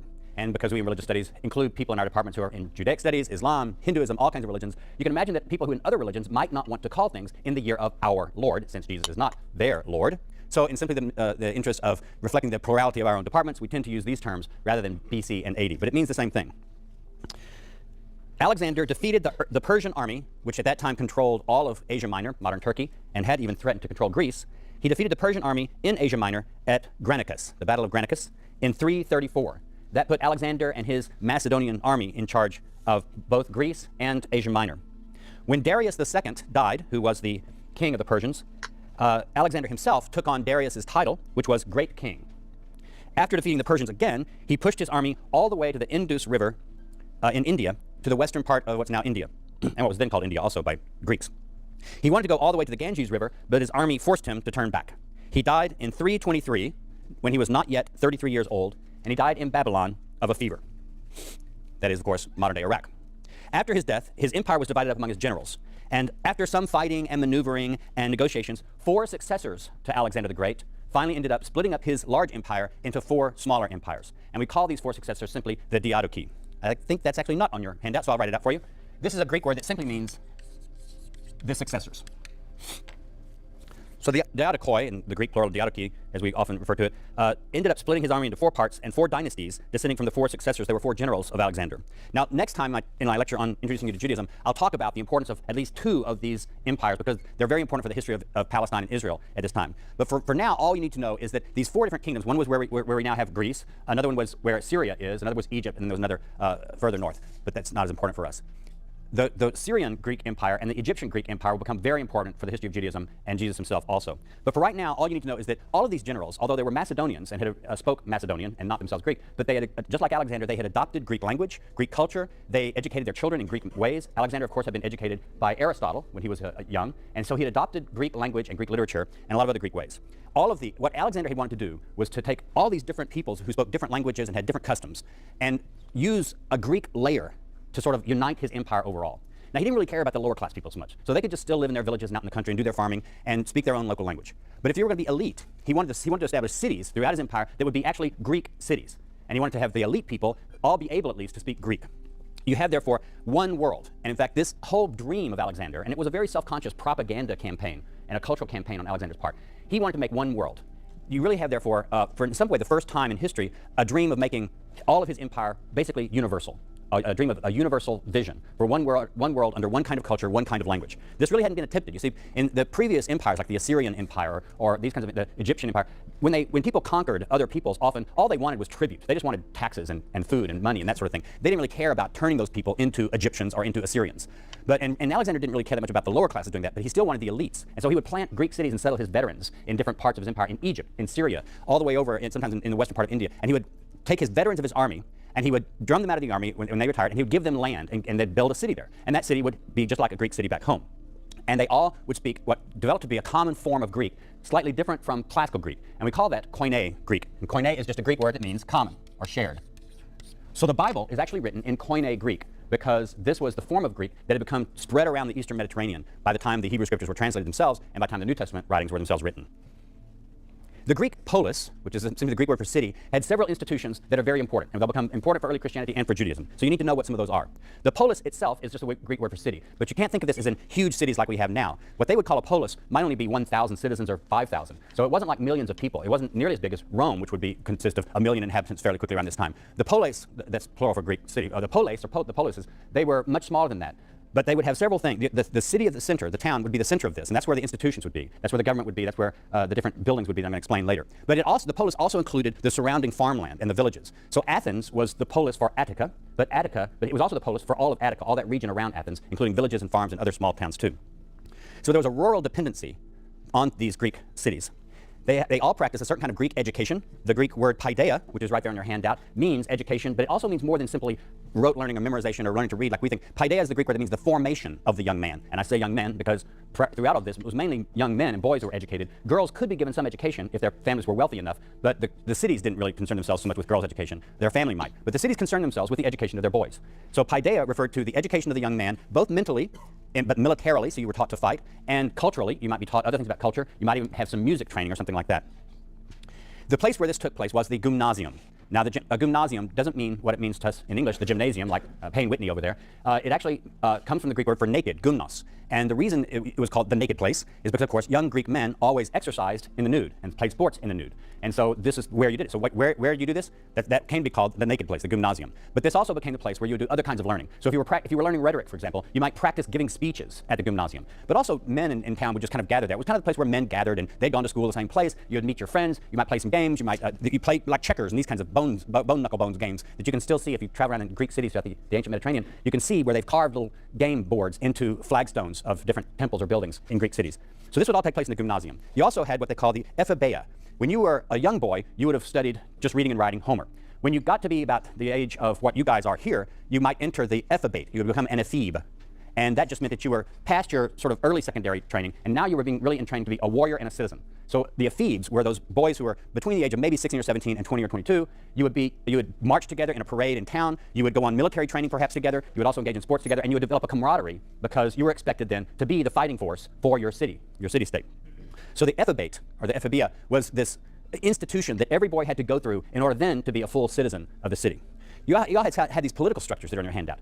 The first political structure is the demos. Demos just means the people. It's just the Greek word for the people. But it actually referred more in politically to all of the male citizens. And in Greek cities, by tradition, only men were citizens of the city. This will change in Rome because in Rome, women were citizens also, although that didn't mean they were equal to men. But in Greek cities, men were citizens and women weren't citizens. But with the revolution of democracy in Athens, which also spread then to other Greek cities, partly because Athens did what George Bush tried to do in Iraq. They tried to force democracy on other Greek cities around the Eastern Mediterranean also. So democracies of some sort existed in different places. And in a democracy, the demos meant all the men of adult citizenship. That is, it excluded men who lived there who came from elsewhere. It excluded foreigners. It excluded some laborers. It excluded slaves, and excluded women. But all the men who were citizens had a vote, and the demos referred to that political body of voting men. Now that democracies collapsed, obviously, later, and Philip. Alrighty. Being the general pattern, the First World War, losing powers, Germany and the Ottoman Empire losing their colonies, and colonies gobbled up by the victors, in a sense. In the aftermath of the Second World War, it was mainly the victors who lost their colonial empires. And this is colonies gobbled up by the victors, in a sense. In the aftermath of the First World War, losing powers, Germany and the Ottoman Empire losing their colonies, and colonies gobbled up by the victors, in a sense. In the aftermath of the Second World War, it was mainly the victors who lost their colonial empires. And this is a global process, affecting all European empires, every part of the world. It began in Asia, and in particular, in the countries occupied by the Japanese during the war. Conquest and occupation, the Japanese began by incorporating European colonies into their own empire. They harshly repressed any attempt at resistance. But when things started going badly, they tried to encourage nationalist uprisings against the European colonial powers in the territories they'd not occupied or which were threatened by Britain and the USA, by declaring the occupied territories independent. Burma, the Philippines, 1943, Indonesia, 1944. And these areas, of course, this is recognized.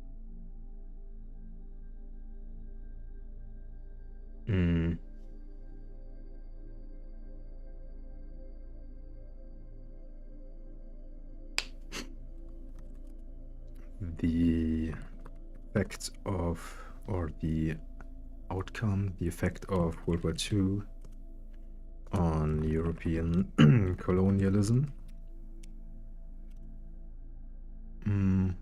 Or the effects of World War I and World War II on European colonialism were, in a sense, opposite. After World War II, it was mainly the victors that lost their empires. Not that this is causal, but this implies any kind of causality. Italy and Germany simply did not have empires. The Japanese Declaration of Independence was recognized as a sham, but still, the Japanese ousting of the colonial power destroyed its legitimacy. It demonstrated Asians could defeat Europeans. It stimulated nationalist resistance movements anyway. In 1948, the British agreed to Burmese independence, not least because the function of Burma as a buffer state to the east of India now disappeared. I'll come back to that in a minute. The Philippines, the Americans already announced the intention of granting independence in 1935. The Japanese invasion may delay the event until 1945. The Dutch in Europe, here you can see from this poster, urged Dutch men to sign up to free the Dutch East Indies from Japanese control, meaning to get them back under Dutch rule. As India's got to be free. The Dutch East Indies have to be free means back under Dutch control. But Indonesian nationalists led by Sukarno declared independence, and after a lengthy and bitter war, costing the lives of more than 20,000 Europeans and many more Indonesians, international pressure forced the Dutch to withdraw and recognize Indonesian independence in 1949. In French Indochina, also occupied by the Japanese, situation is similar. French rule began to disintegrate as the Kingdom of Siam, Thailand, which had managed to remain independent by playing off the British in Burma to the west against the French in Cambodia and Vietnam to the east, persuaded the French to return some territory to it in 1938 and invaded French Indochina in 1940 to conquer some more. The Japanese, however, invaded China later in the year, winning over the Thais with promises of further territorial gains. And when the Japanese were defeated, the Thais retained their independence by aligning themselves with the Americans as a bulwark against the communist threat from China and the Soviet Union. Whatever the ins and outs of sometimes convoluted political maneuverings in the region, everywhere, Japanese conquest also cut off European colonies from the colonial metropoles for several years during the war. And this enabled resistance movements to emerge, focused on independence rather than reconnection with the imperial power, as might have happened had these colonies been full of large numbers of European settlers, which they were not. There's an obvious parallel here to, which occurs to those of you who have stayed the course and remember the first lecture of the series, parallel to the impact of the Napoleonic Wars, which cut off Spanish colonies in the Americas from Spain for years on end. In French... Part of the reason European powers lost the colonies, their empires after World War II was, well,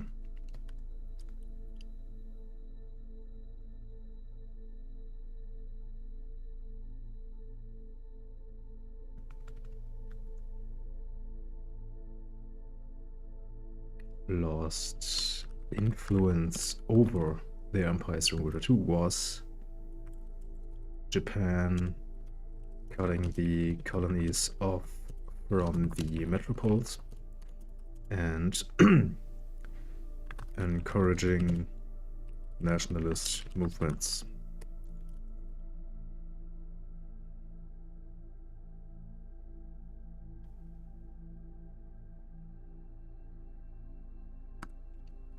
Similar to how the Napoleonic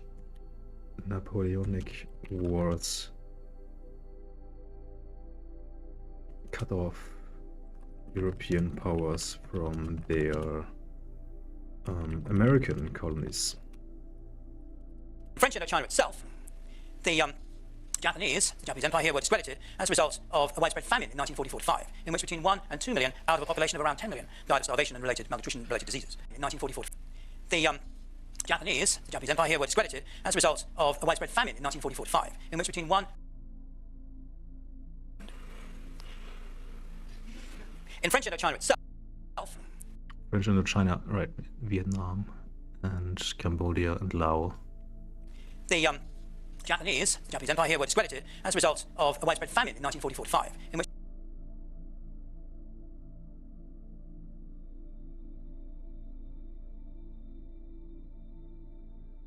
the on hand.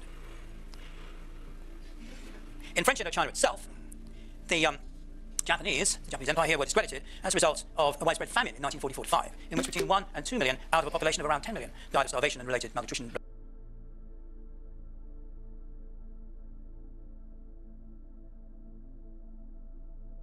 What does the Japanese Empire look like during World War II?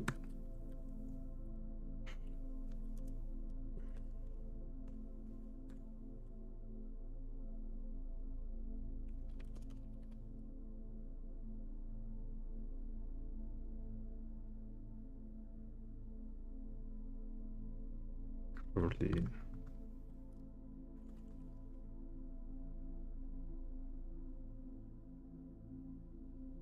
related diseases. The communist resistance under Ho Chi Minh, found a member of the French Communist Party during his years in Paris in the early 1920s, found related diseases. The communist resistance under Ho Chi Minh, found a member of the French Communist Party during his years in Paris in the early 1920s, found a member of the French Communist Party. The communist resistance under Ho Chi Minh, found a member of the French Communist Party during his years in founding member, maybe? Paris in the early 1920s, gained support by encouraging people to mount raids on food stores.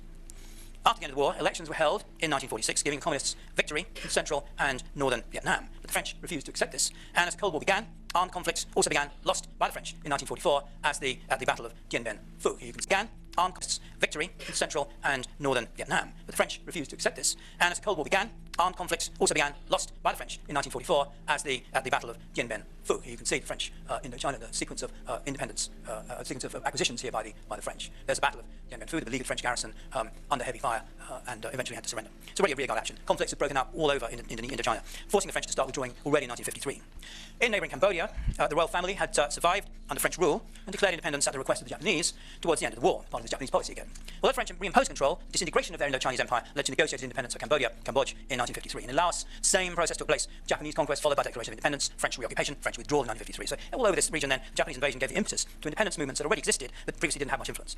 The sight of Europeans arrested, interned and maltreated by the Japanese, as this illustration of an internment camp in the Dutch East Indies shows, destroyed any lingering sense of deference to them or sense of European superiority.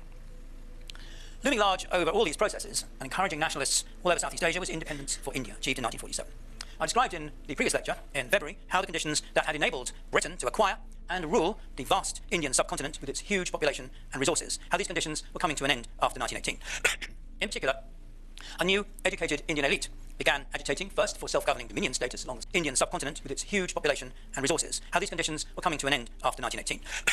In particular, a new educated Indian elite began agitating first for self-governing dominion status along the same lines as Canada, Australia, New Zealand, and then for independence. British concessions were made in the form of elected legislatures, but in a sort of fatal combination they were counterbalanced by repressive measures, continuation of wartime emergency powers after 1918, and the mowing down of a peaceful protest by troops under the command of General Reginald Dyer at Amritsar in 1918, in which some 380 Indians were killed and more than 1,000 wounded. This immediately entered the iconography, mythology, if you like, of the Indian independence movement. It's a vital event. Dyer had ordered public floggings of Indians after a number of Europeans had been murdered in the city of Amritsar, and a white woman missionary had been assaulted. And his tensions were considerably exacerbated by his so-called crawling order, which made Indians crawl on all fours at the site of the assault. Dyer was censured and dismissed, but not prosecuted, an incident did a lot to discredit British rule. In the 1920s and 1930s, the civil disobedience campaign led by Mahatma Gandhi frequently spilled over into demonstrations, riots and violence, met by the British authorities with repression. And as economic problems spread, so the educated elites' campaigns gained more popular support. The Government of India Act in 1935 extended the electorate to 30 million people. It seemed a lot, it's a small proportion of the population. It gave more rights to legislatures, and it led to a sweeping electoral victory for the Indian National Congress in 1937. Yet, the limits of Indian influence were graphically underlined in 1939, when the British government declared war on behalf of India without any consultation in India itself. Congress leaders resigned their government post in protest and were arrested. And at the end of the war, when they were released, events were rapidly spinning out of British control. British cartoonists ridiculed Gandhi's policy of non-violence during the war. There are the Japanese coming in their tanks from Burma. Cartoonists ridiculed Gandhi's. And at the end of the war, when they were released, events were rapidly spinning out of British control. British cartoonists ridiculed Gandhi's policy of non-violence during the war. There are the Japanese coming in their tanks from Burma. But in fact, it had led to major changes, perhaps accelerated by the implicit threat of violence should it fail.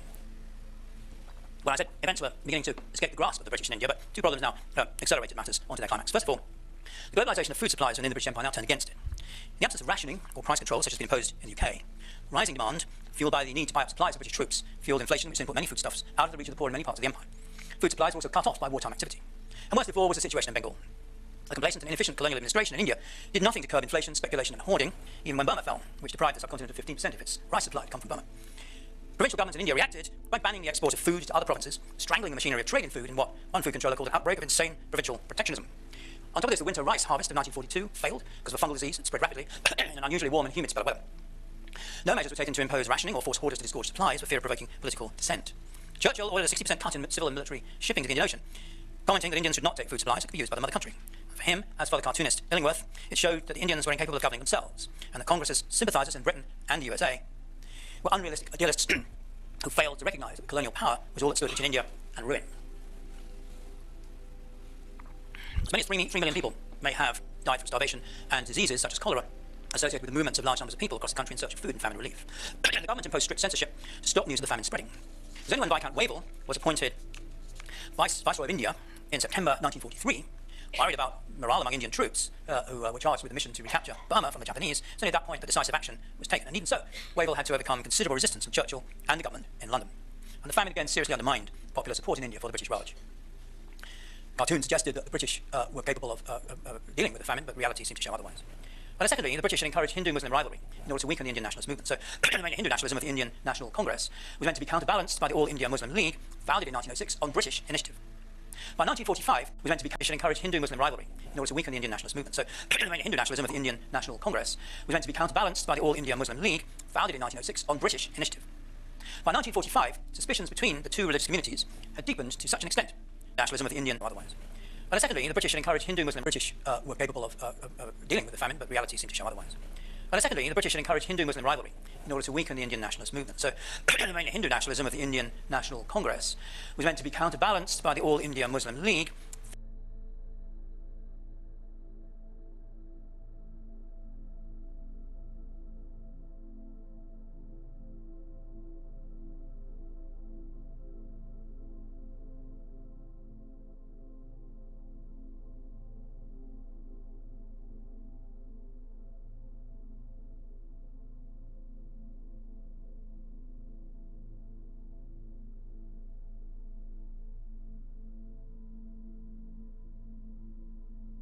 founded nationalist movement. So the main Hindu nationalism of the Indian National Congress was meant to be counterbalanced by the All India Muslim League, founded in 1906 on British initiative.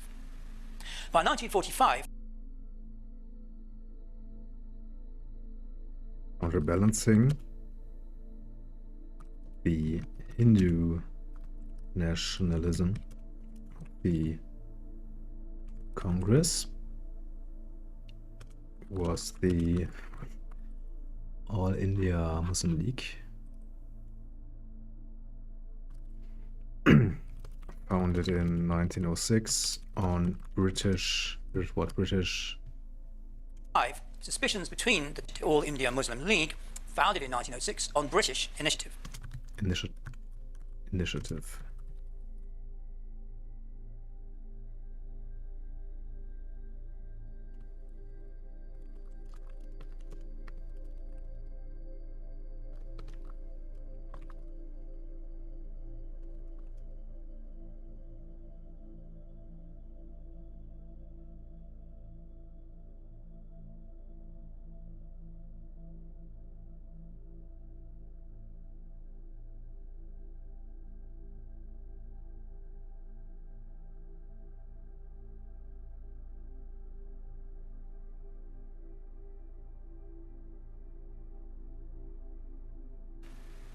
By 1945, suspicions between the two religious communities had deepened to such an extent that pressure at both extremes was beginning to overwhelm Gandhi's attempts to keep the nation together and lead it into independence as a united, unitary state.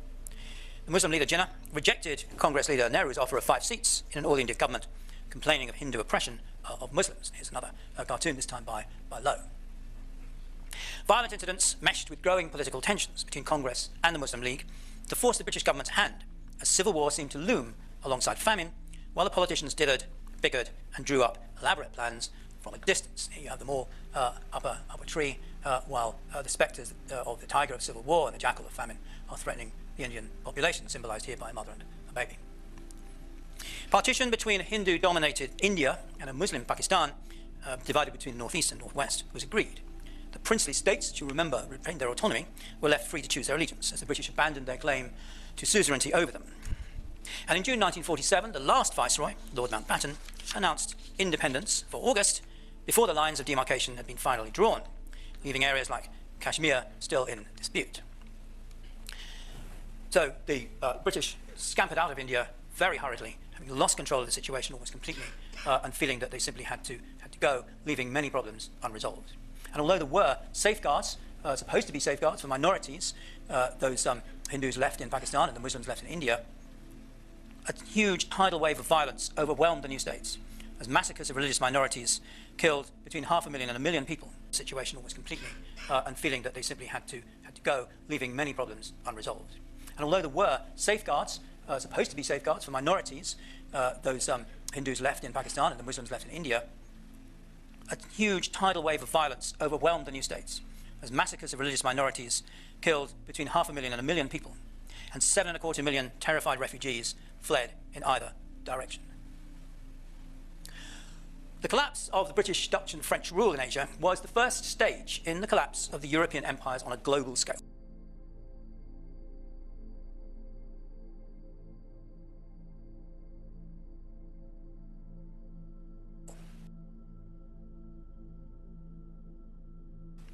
Japanese conquest and encouragement of nationalist movements, however insincere, had been a serious, significant trigger.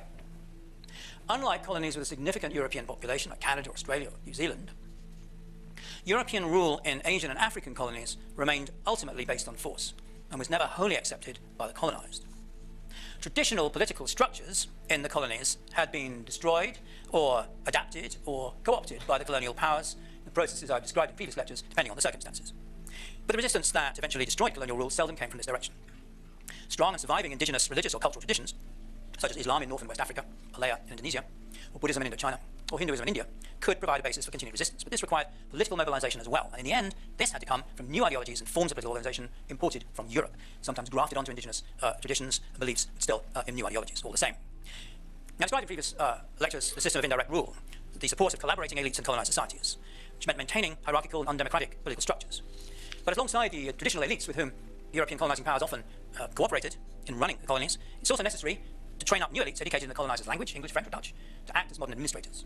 And this education, even if it began in mission schools, was very often taken to an advanced level in a colonial metropolis. Many examples of this. Typical example was Hastings Banda, who studied medicine in Edinburgh and read history at the University of Chicago before returning home to Nyasaland to lead a country to independence as Malawi. And it's not surprising that many nationalist and communist leaders in the colonies began their political careers by joining political groups in London, Paris, or wherever they were studying, and then taking new political ideas back home. Ho Chi Minh, the Vietnamese communist leader who joined the Communist Party in Paris on its foundation in the early 1920s, is a classical example of this. Here he is working in a Paris restaurant in 1919 before he grew his famous little goatee beard. These beliefs that these later nationalist or communist combination of the two leaders in the colonies, these beliefs that they imbibed in the metropolis didn't have to be extreme ideas.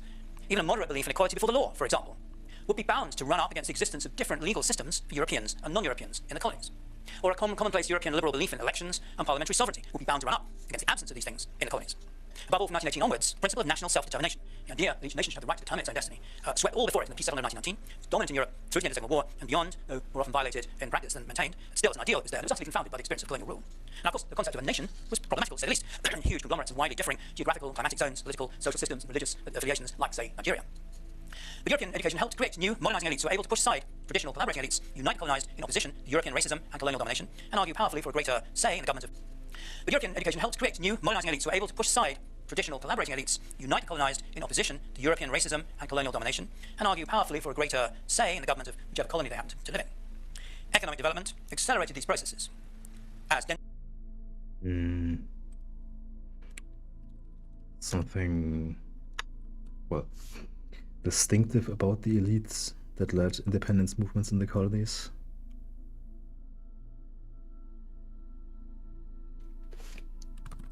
Something to remember about many of the people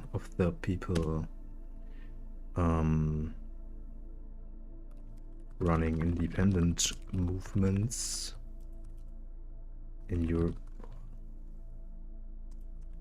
Running the independence movements in European colonies is that they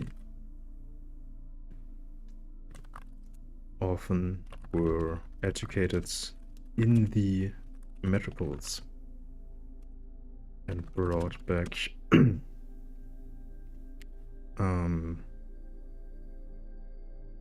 sometimes radical ideas. Well,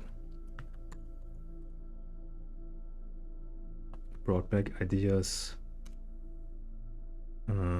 fueling their political activism. Communism, nationalism, but also just equality before the law.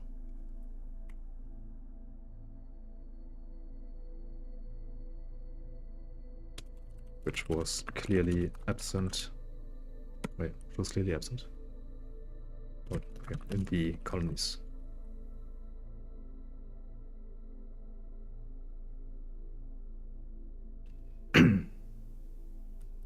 As denser, faster communications, the railway to the airplane to the telephone helped unite disparate tribes, communities, regions, and groups across wide areas. It's just one example of the Indian Railway map in 1909. You can repeat this in other colonies too: railways, roads, telephones, later on, of course, air communications. All of this made it easier for nationalist movements to create a kind of united movement across a large area.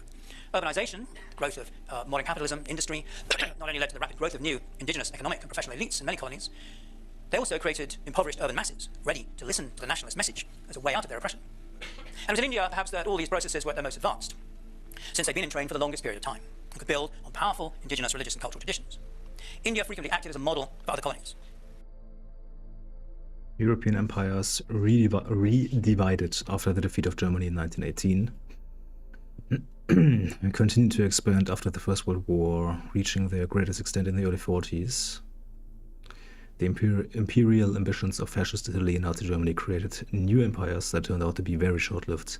With the emergence of the Cold War, became a bipolar world dominated by two intercolonial powers, the US of A and the USSR.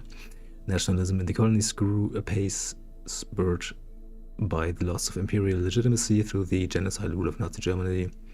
In Eastern Europe, other European powers now began to feel that empire was unjustifiable. Japanese rule over many European colonies in the Pacific severed ties with the imperial power and destroyed the legitimacy of empire. Domino effects. And within the British Empire, the emergence of self-governing dominions provided another model. It's followed by the national movement in India and then other colonies too. And the British themselves, the evolution of self-governing dominions also provided a model to follow, provided they conceded, the British conceded the fitness of a colony to govern itself. And something they did with only extreme reluctance in India and Africa, since those demanding self-government, of course, unlike those in, say, New Zealand, Australia, Canada, were not Europeans. The legitimacy of imperialism had been undermined in the First World War, but the new idealistic atmosphere of international relations after 1918 still left European powers convinced they could control the pace and the nature of the slow emergence of structures of self-governance in the colonies. In any case, up to the Second World War, nationalist and anti-colonialist movements generally grew only relatively slowly and had, except perhaps in India and Ceylon, relatively little impact. It was, again, the war itself that made the crucial difference. European powers retained control over African colonies through the war, but knowledge of European defeats in the Far East, and indeed in Europe itself, encouraged nationalist movements. The barbarous and genocidal behavior of the Germans in Eastern Europe, their exploitation of an enormous area of Europe more generally, severely damaged the moral legitimacy of empire itself. This is an empire, so Germans call it a Reich, which means an empire. The way they exploited, particularly East Central and Eastern Europe, with massive starvation, famine, mass murders, and so on, appeared worldwide as a severe blow to the moral legitimacy of the idea of one country controlling another. And within Britain, France, and other countries in Europe, critics of empire increased in number and persuasiveness as a consequence. And Nazi racism largely destroyed the legitimacy of racism in Europe itself. Nazis had made this into a dogma of superiority of what they call the Aryan race, meaning basically Germans and perhaps Scandinavians over all others, and using that to legitimize mass murder of Slavs, above all Jews, and other groups. And the experience of the horrors of Nazi racism undermined the claim of Europeans to be morally superior to Africans or Asians, again undermining the moral basis of the legitimacy of colonialism. Conversely, of course, many colonies also made a major contribution to the war effort of the British and their allies in fighting the Japanese and the Nazis. And this too increased the legitimacy of demands for self-government after the fighting stopped. Okay, but what delegitimized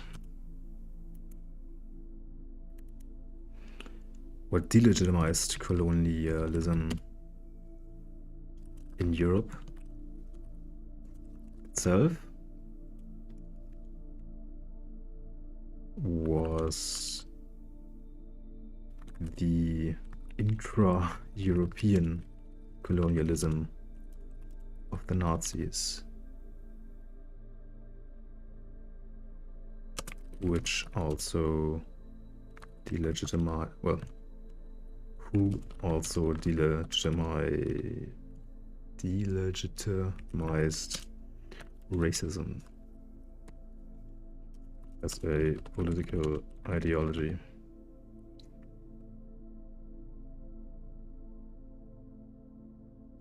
We have fought for you, now please give us more power over our own destiny.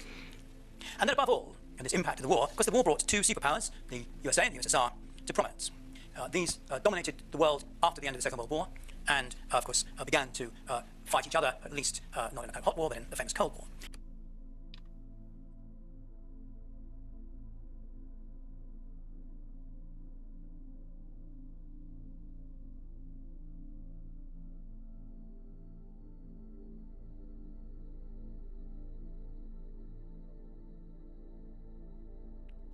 An aspect of the Cold War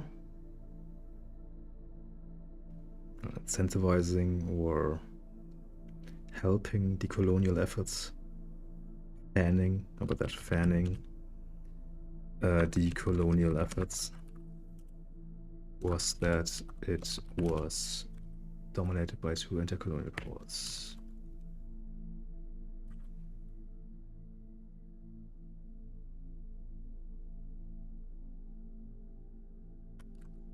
One of the few things they had in common was opposition to colonialism. The emergence of the Cold War between the two superpowers, symbolized in this cartoon, created a competition for the support of what came to be known as third world countries. Liberation movements were often backed by the Soviet Union, and the USA, the West more generally.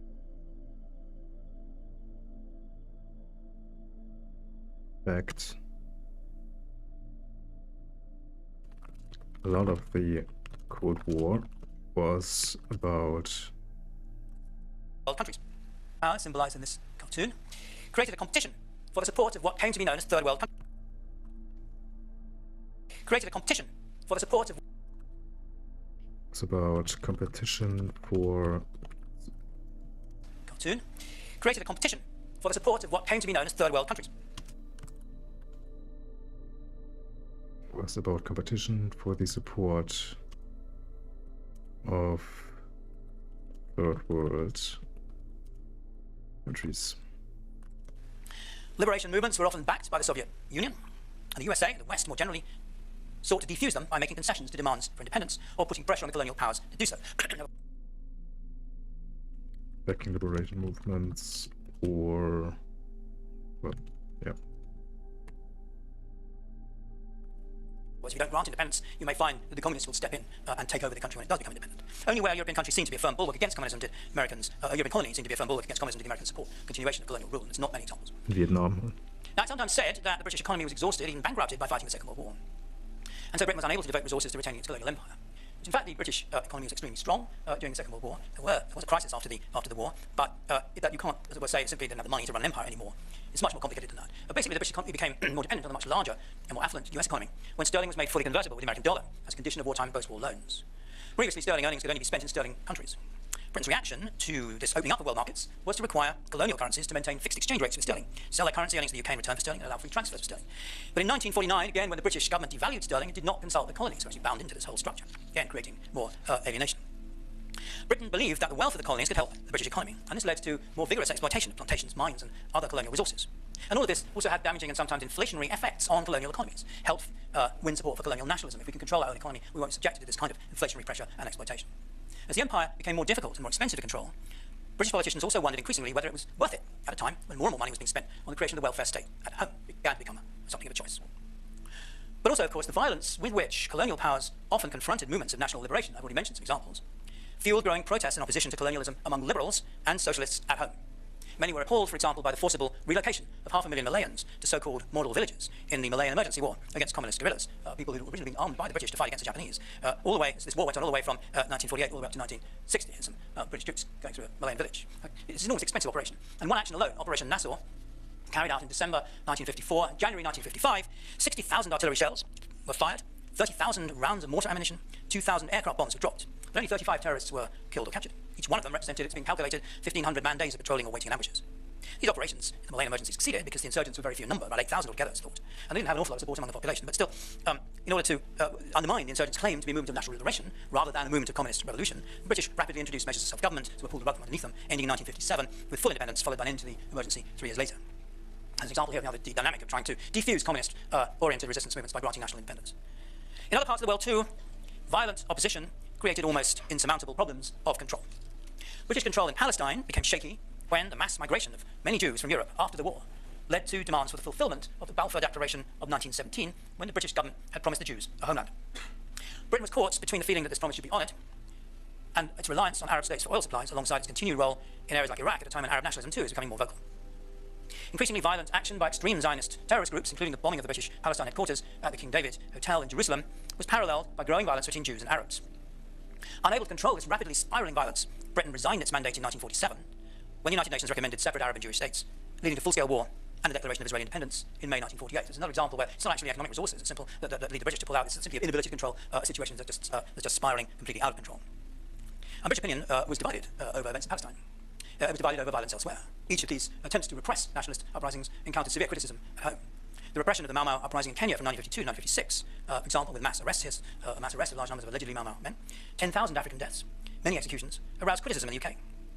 While in France, the divisions opened up by the Algerian War of Independence from 1954 onwards, marked by torture, assassination on both sides, were so deep, largely because of the fact that the northern provinces apart from France, large numbers of French colonists settled there, so deep they led to the overthrow of the Fourth Republic in a coup d'etat by General de Gaulle in 1958, founding the Fifth Republic, still with us today, followed, much to the dismay of his backers who hoped that he would reassert control over Algeria, followed by Algerian independence in 1962, as de Gaulle came to recognise that France too could not control the situation.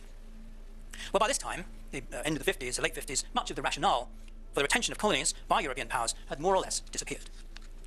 British control over East Africa controlled the situation. Well, by this time, the end of the 50s, the late 50s, much of the rationale for the retention of colonies by European powers had more or less disappeared. British control over East Africa had been motivated not least by the desire to protect the sea routes to India following the opening of the Suez Canal. And now India was independent, it's no longer of much importance. Britain, France, and the other colonial powers did not, in fact, believe in the immediate post-war years that African colonies were ready for independence. Initially, at least, liberation movements were less strong than they were in Asia. European policy in the Middle East and North Africa, mostly, in other words, in former provinces of the Ottoman Empire, had largely rested on indirect control through client rulers of one sort and another. The British protectorate over Egypt, previously effectively an independent state, autonomous state, was established in 1882, as I described in a previous lecture, but resistance to British rule had been more or less continuous. With the collapse of the Ottoman Empire and the proclamation of national self-determination at the Peace Conference in Paris in 1919, this resistance had reached new heights, with mass demonstrations in which Egyptian women, for the first time, played a prominent part. British attempts to suppress anti-colonial riots in Egypt failed despite, once more, extensive use of violence in which some 800 Egyptians were killed. In 1922, Egypt therefore became an independent kingdom. The Suez Canal remained under control of the British and French-owned and protected Suez. In 1922, Egypt therefore, once more, extensive use of violence in which some 800 Egyptians were killed. In 1922, Egypt therefore became an independent kingdom. The Suez Canal remained under control of the British and French-owned and protected Suez Canal Company, and the British continued to control the monarchy from behind the scenes. But the monarchy lost legitimacy as a result, largely, of its complete incompetence in the 1948 Arab-Israeli War, which many Egyptian elites found humiliating. It was overthrown in 1952 by the pan-Arab nationalist Colonel Gamal Abdel Nasser, who declared a republic and nationalised the Suez Canal. And there followed an ill-advised Anglo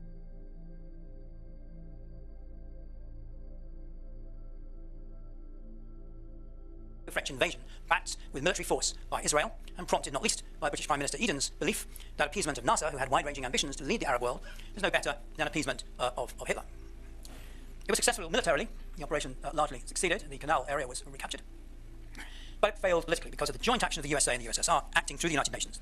One of the things two superpowers were keen not to have to deal with a Middle Eastern powder keg at a time when they were focusing their attention on the events in East Central Europe, in particular the Soviet suppression of a liberal uprising in Hungary. And the invasion also opened up deep divisions in British politics. Eden was conscious throughout that British public opinion was not fully behind him. So the British and French withdrew, followed somewhat later by the Israelis. The canal remained nationalised, but deep divisions in British politics. Europe, in particular the Soviets, a Middle Eastern powder keg, at a time when they were focusing their attention on the events in East Central Europe, in particular the Soviet suppression of a liberal uprising in Hungary. And the invasion also opened up deep divisions in British politics. Eden was conscious throughout that British public opinion was not fully behind him. So the British and French withdrew, followed somewhat later by the Israelis. The canal remained nationalised, and the result was complete humiliation for the imperialist powers. Other parts of the former Ottoman Empire had gained independence after the First World War, but remained under Anglo-French control behind the scenes, re-established during the Second World War. Libya, under Anglo-French control since its capture from the Italians during the war, had already become independent again in 1951 under the usual conditions of a monarchy subservient to Western interests. The Italians, during the war, re-established during the Second World War. Libya, under Anglo-French control since its capture from the Italians during the war, had already become independent again in 1951 under the usual conditions of a monarchy subservient to Western interests. Lebanon grasped independence in 1943 when Vichy France was occupied by the Germans, French colony, French mandate. Events in other former Ottoman provinces like Iraq and Syria took a similar course, with the Allies withdrawing again after the end of the Second World War. Morocco, normally under the rule of the Sultan, but actually under Franco-Spanish control, nationalist uprisings of the 20s sparked a violent repression by the colonial powers, leading to the Rif War, an ultimate victory for the Spanish legionaries, sitting in a rather defensive position, but they did actually win, and then used Morocco as the basis for the invasion of Spain in the 1936 attempted coup against the left-wing government, which started off the Spanish Civil War. Still, the examples of Libya, Algeria, and Egypt led to renewal of nationalism in Morocco. In the 50s, independence was ceded in 1956. Tunisia became independent the same years, and the Suez Crisis had one consequence, which was that the British were forced to leave the Sudan as well. So, in all the Arab states, the Suez Crisis provoked political upheavals, but it's further south in Africa that it had its greatest effect. Again, by undermining the legitimacy and demonstrating the weakness of the grasp of the British and the French. A characteristic example might be the Gold Coast, now known as Ghana. In 1948, the British shot live rounds at a demonstration of African ex-servicemen in Accra, particularly shocking, killing or injuring 68. They, in fact, fought the British, didn't make a difference. And they followed this with the rest of the political leaders of the independence movement, including the American-educated Kwame Nkrumah. leading a movement explicitly based on educated middle-class Africans, Nkrumah exploited the collapse of British legitimacy, emphasised moderation, and led a series of strikes and demonstrations to force the British to introduce elections. He became Prime Minister, led the country to independence in 1957. This is the first state artificially created during the scramble for Africa to become independent. It starts the avalanche, as it were, and others followed rapidly. 13 French colonies gained sovereignty or independence in 1958-60, Belgium, Congo, Nigeria, British and Italian Somaliland, 1960, other British African states, 61 to 63. As a small number of colonies remained, mostly islands or territories thought too small to be viable on their own.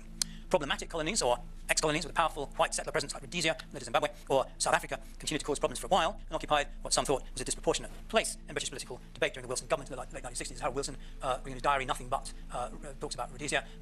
George Brown asking him if he'd mind thinking about Britain. Portugal held on to its empire till the costs, both political and economic, became too great, led to a revolution in 1974, overthrowing the long-term fascist dictatorship and freeing the colonies. Spain followed a similar, more peaceful transition after the death of Franco. Finally, and another coda or postscript to all this, when the Soviet Union collapsed in 1990, its colonies on the Baltic coast, East Central Asia, Caucasus, and I explained in previous lectures why I think it's right to regard these as colonies, and its satellite states in Eastern Europe broke away from Soviet control.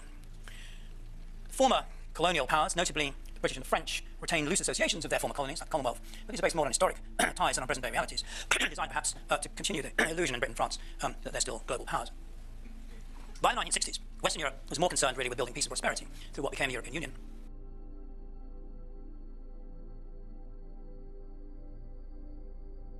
Then we're continuing with the increasingly difficult task of maintaining global empires in the face of mounting demands for independence in the colonies.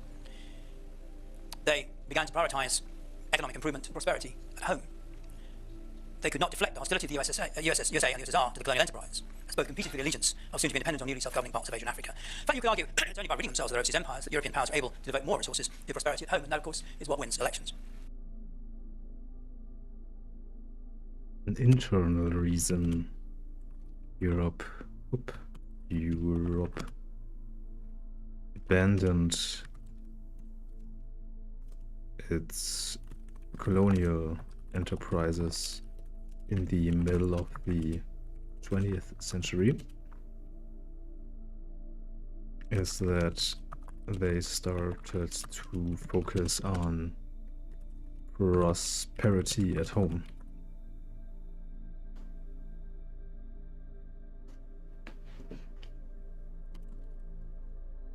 Right. For example, mostly through what would become the EU, which was, of course, a much more popular issue.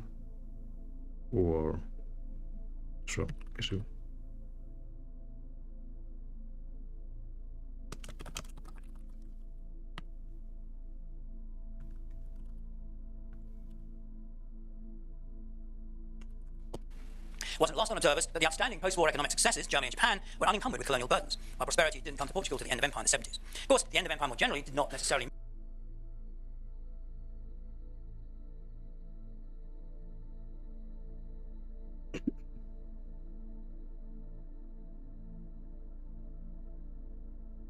and in fact, those countries unburdened by colonial empires, Germany, Japan, the US,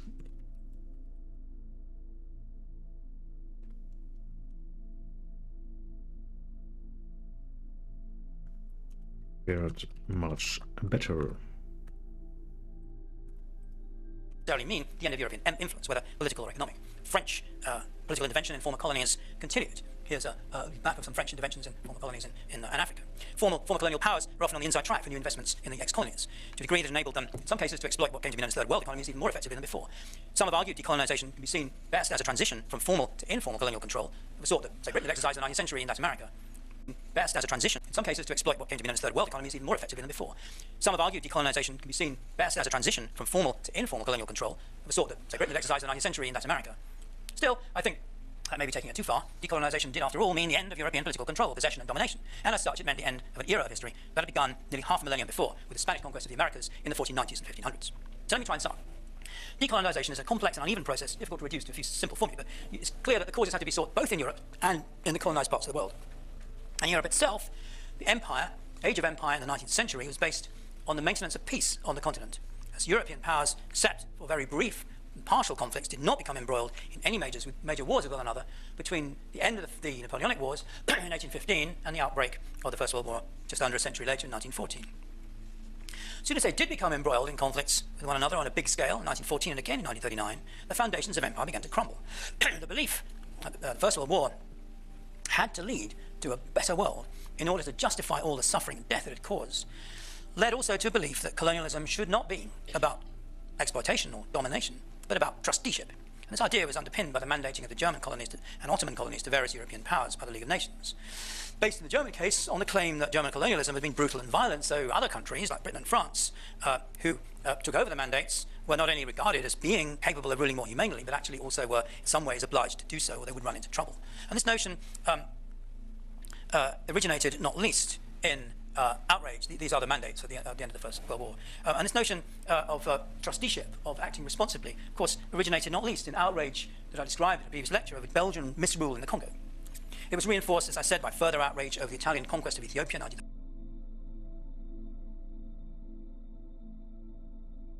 in 19... Something...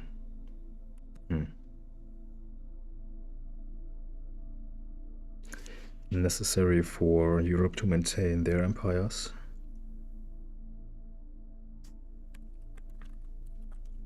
Necessary for Europe to maintain its empires may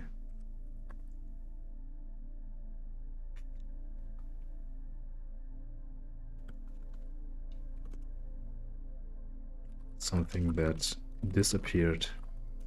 It's appeared in the 20th century.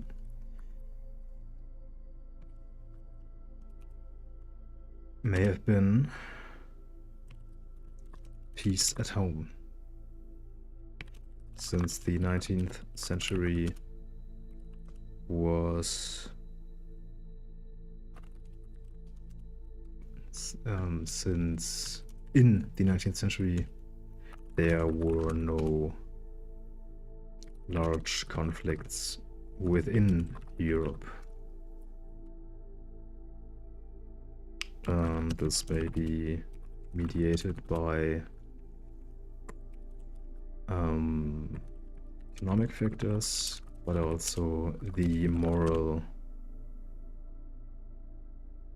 appeal, not violating, not brutalizing colonies,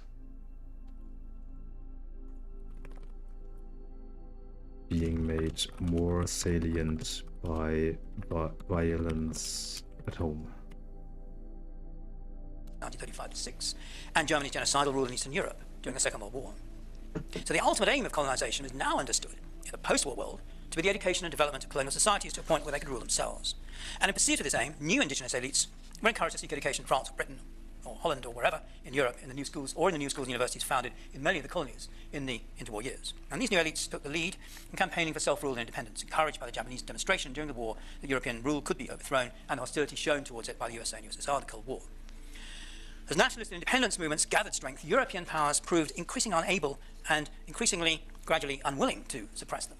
The use of force to do so, very widespread in the final phase of empire, ran into serious political difficulties at home, illustrated most dramatically by the Suez Crisis. To some extent, there's a domino effect. Each single act of decolonization encouraged nationalist movements in other colonies to push harder for independence and made it more difficult for colonial powers to resist it. And again, these nationalist movements gained support as increased European exploitation of the colonies after 1945, combined with the very obvious growing prosperity of European societies in the post-war boom, to fuel popular resentment in the colonies across the globe, linked by the rapid spread of modern mass communications. And under all of these influences, decolonization happened in the end much faster than anyone in Europe had imagined. Precisely because it was precipitate and unplanned, it left many problems unsolved and was frequently accompanied or followed by bloodshed or civil unrest or ethnic and religious conflict. There's some trouble spots in this French map. Decolonization brought to an end a world order centered on Europe and on the European belief and a cultural, to a degree also a racial hierarchy in which Europe and North America were progressive and superior and the rest of the world backward and inferior. The language of superiority lost its legitimacy. A new informal American empire emerged from post-war economic supremacy of the Americans based on command of the seas with strategic bases across the globe.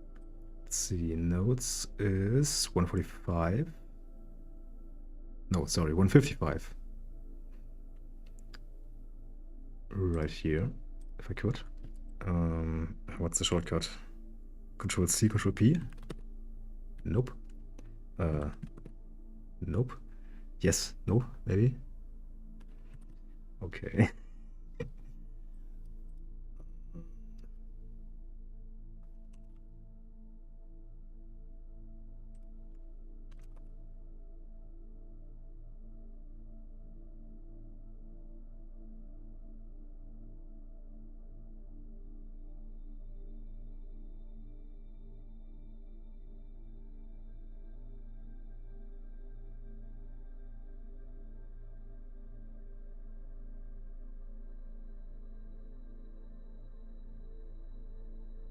Control C, XP. Okay.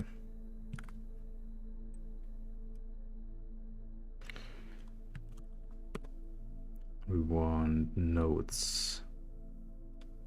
155. Okay, and then I want 155 in 6 hours means 155 divided by 6 is 20. Jesus Christ. 25. Okay, one sig fix, that's 25.8.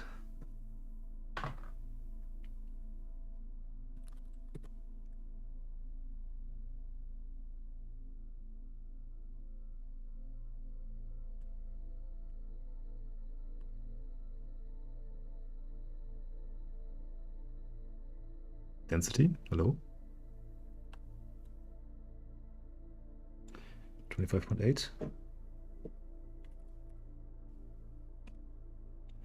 That's huge. Let's see, the densest before that may have been Hayes. Let's see, that's 14.7. That's quite substantial. Let's see, Ben Elsner maybe. Where are you? There. That was 15.7. Like that's 25.8 is 25.8 is crazy.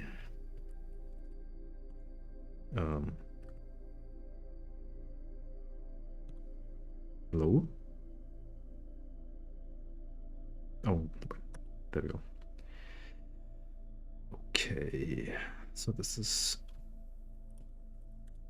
hist done. Can wait, this. I'm just gotta add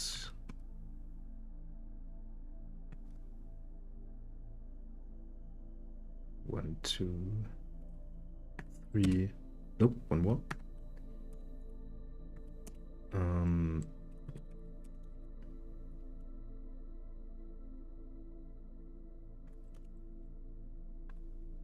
Like that.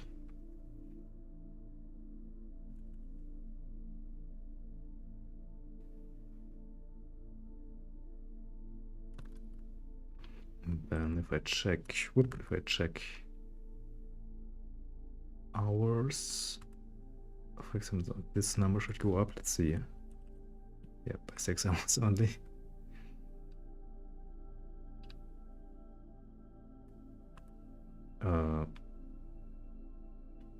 Which one am I? Okay. And then this guy should go to 112. 11% finished, 13% finished total.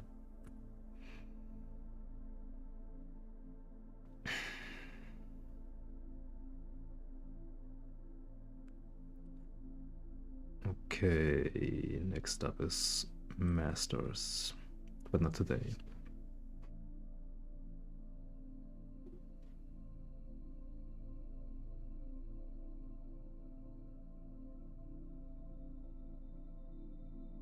Then I can move Evans into OpenCourseware lectures.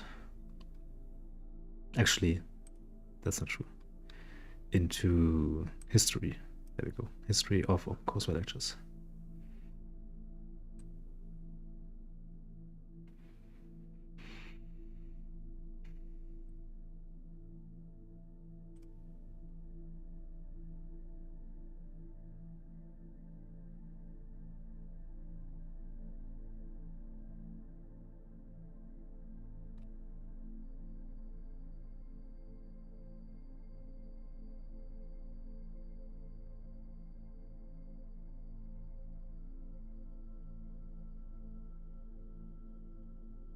Then we're doing Wessau. This guy.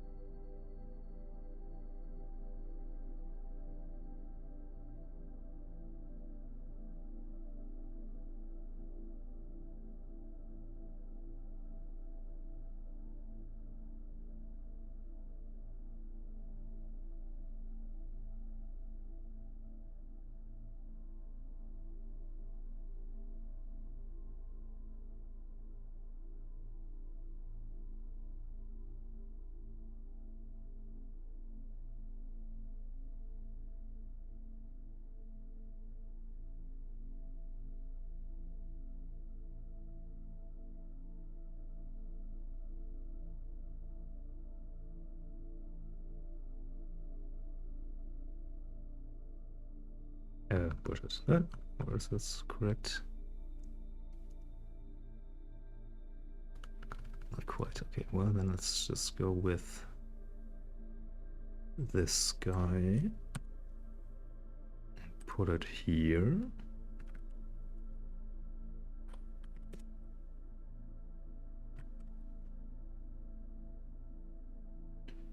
Wessau is here. That is property crime.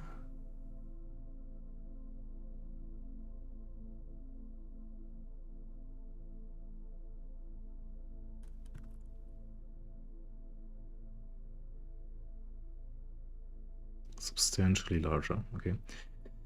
Let's copy that. It's property crime. Crime.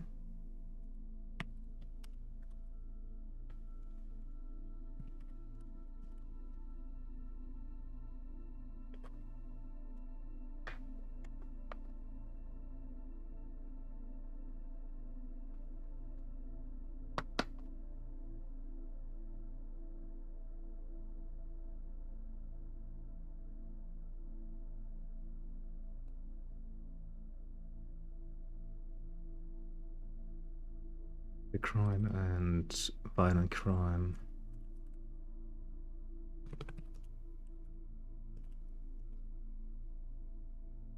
But its order of magnitude is the same. Violent crime. COVID.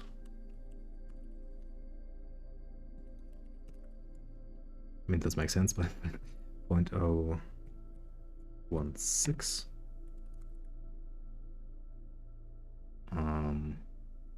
Social distancing.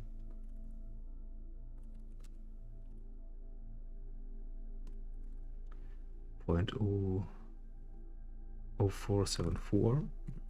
0474.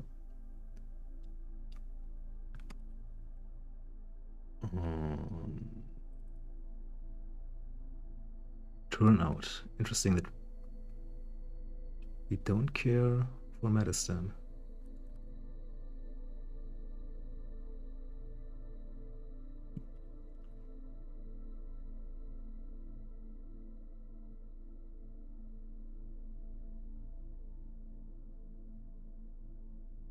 Mood.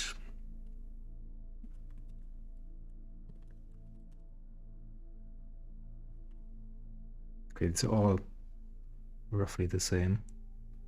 But this one is the smallest. Let's just go with actually this one. 0.0136. That's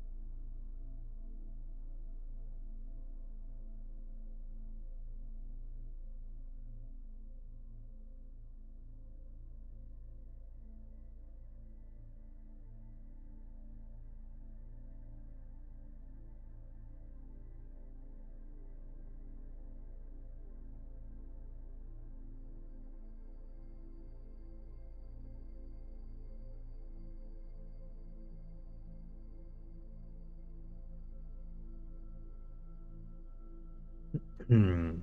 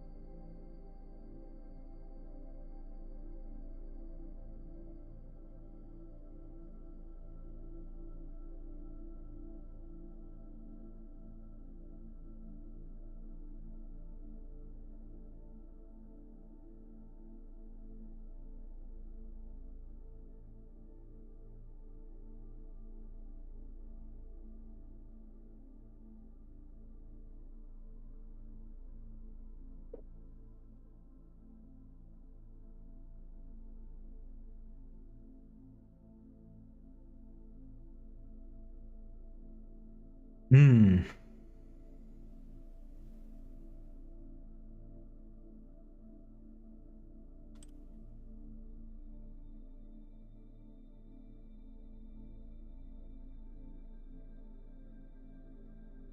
I feel like I had the exact same image yesterday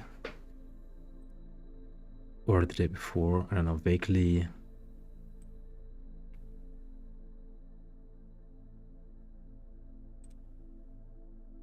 Nope. Okay. Well, maybe it didn't.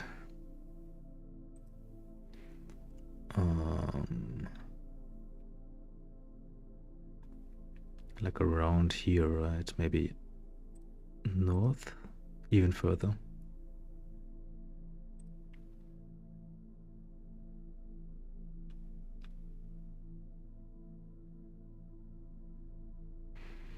Some type of Middle Easterner.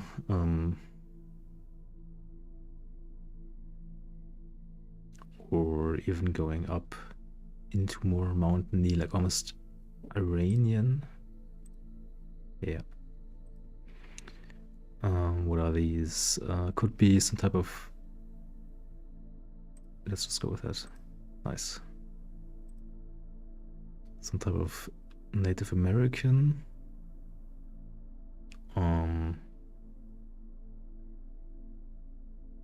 Okay, slightly more north. Well, if we want to go here, more like, yeah, all of Central.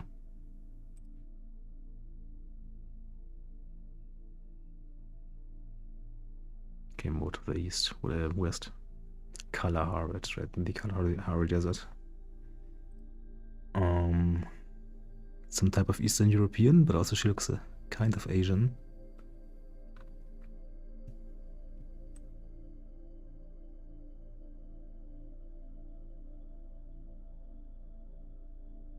Huh. Nice. Some type of Native American. I don't know, do they look more northern than the other ones?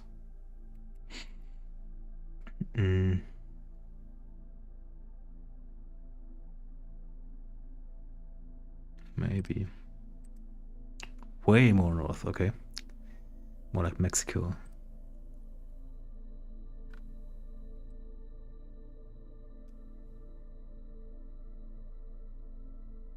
Like Mediterranean, but also relatively long nose, so more like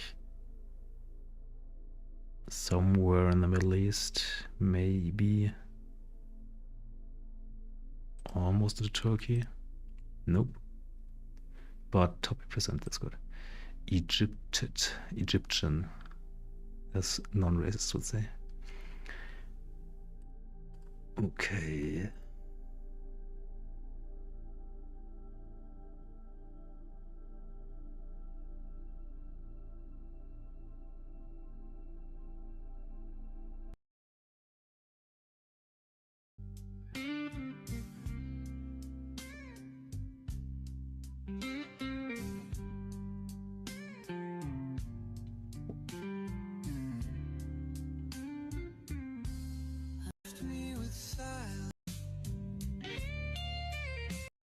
You're right.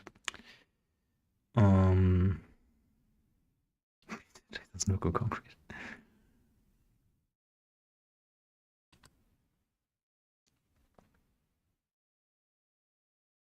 Am I the asshole for being truthful and admitting that I find my wife unattractive after surgery? Yes, probably.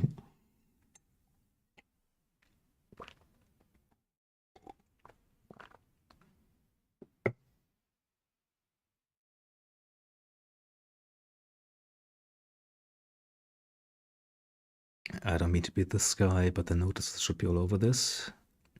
Tale of the No Kings protest has just left Cal Anderson. That's over 1.5 million, 1.5 miles full of people. Not a single report of property damage.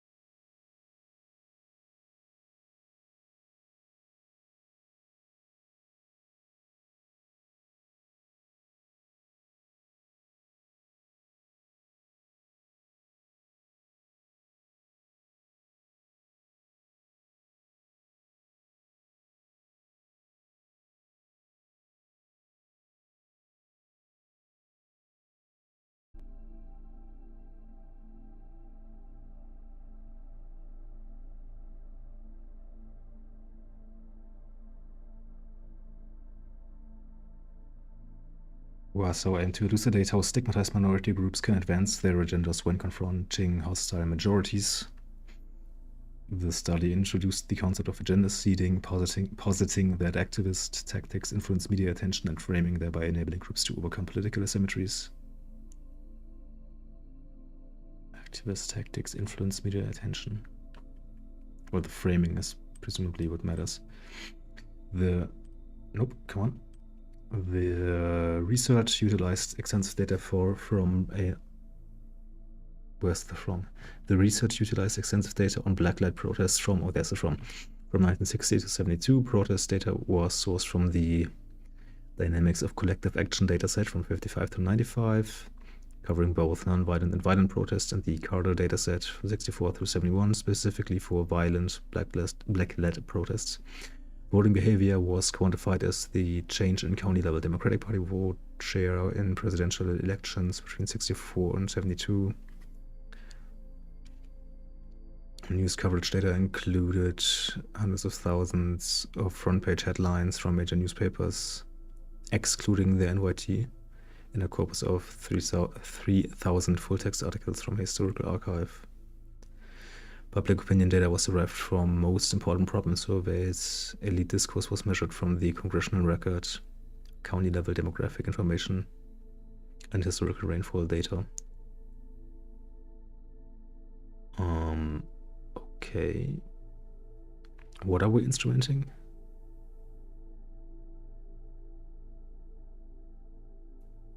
Protest data, I'm assuming that includes how many were there. The empirical strategy employed multiple methods for causal identification and mechanism testing for voting outcomes. Oh, that's what happened. One sec.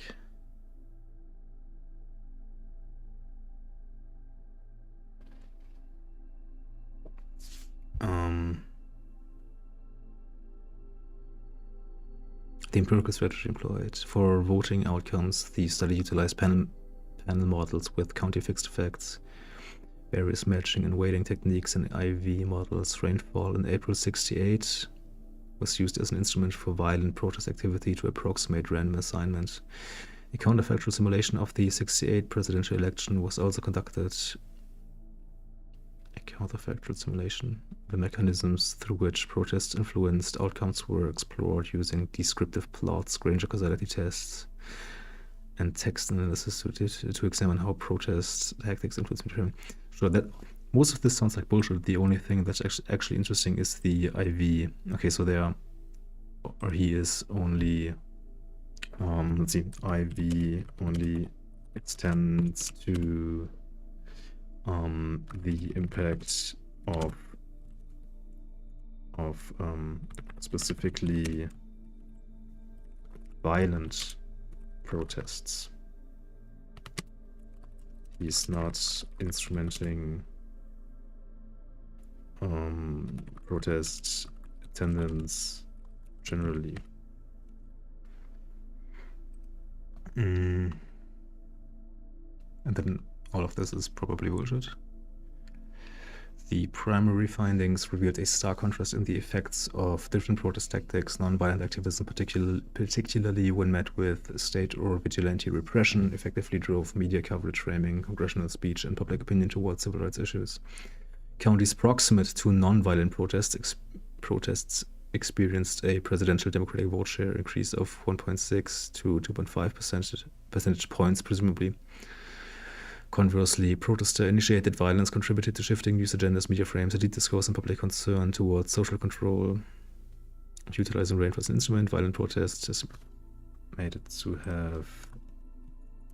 There we go.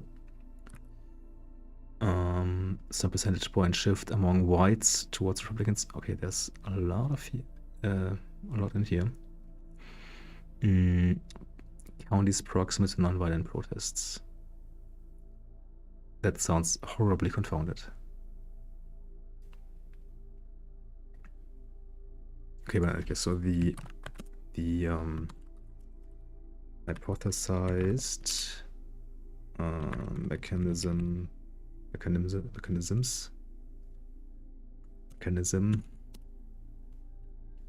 is Media coverage in English is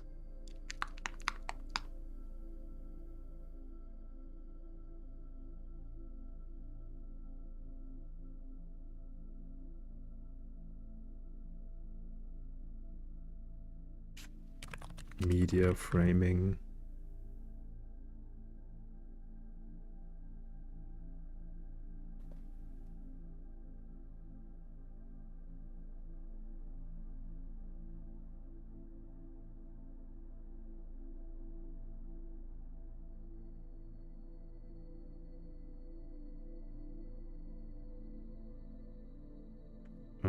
Like congressional discourse and public opinion.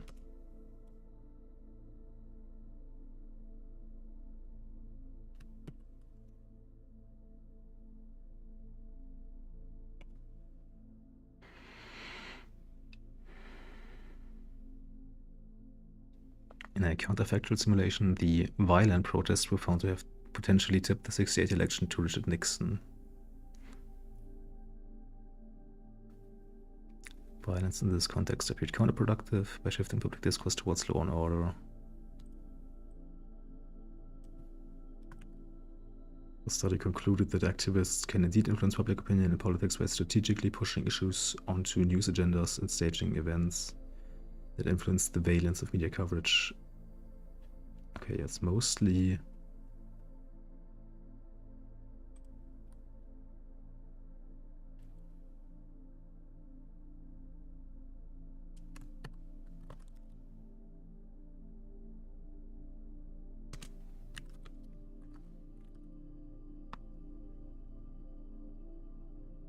influence.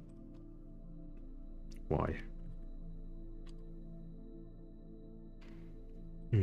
Towards law and order and social control.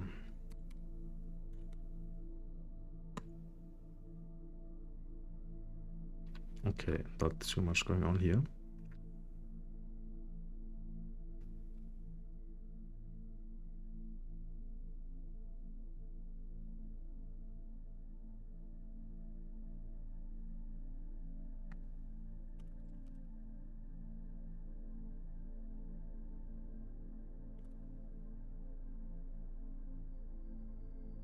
Like that, right?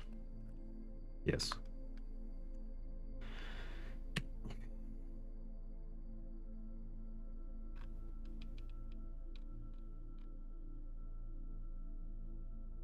Do I care about the numbers? Well, it's all bullshit anyways. Let's see.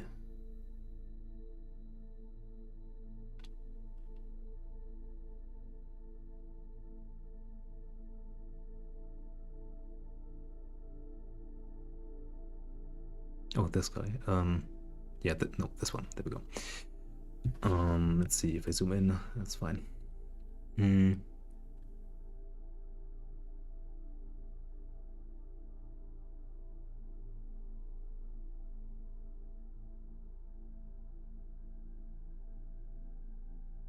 No causal inference method used.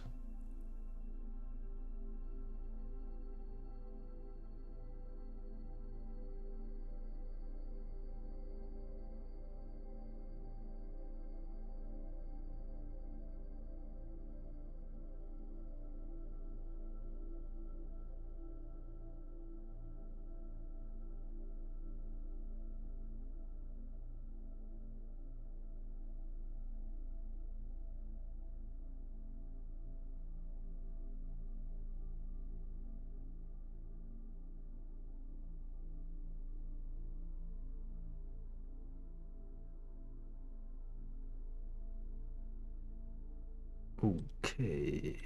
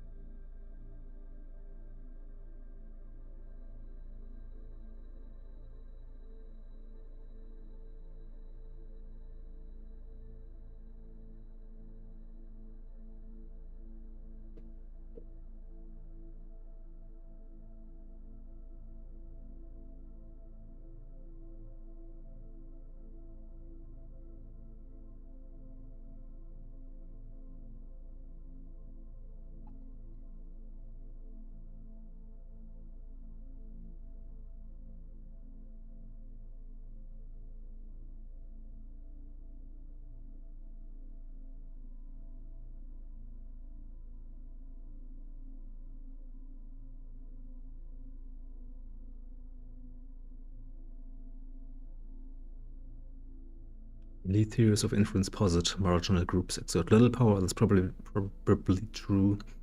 I propose the concept of agenda seeding to describe how activists use methods like disruption to capture the attention of media and overcome political asymmetries. Further, I hypothesize protest tactics influence how news organizations frame demands.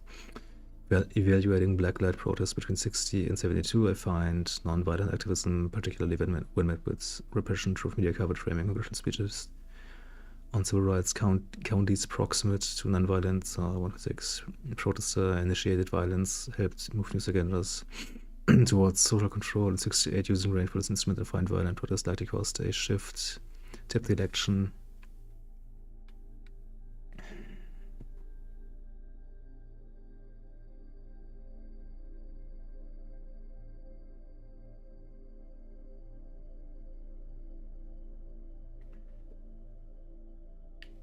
Evidence of leading from below, on which subordinate group activists overcome inequalities through collective action such as via strikes or with more solitary tactics like self-immolation, has been documented by scholars in a variety of fields studying pluralism, political communication, social movements.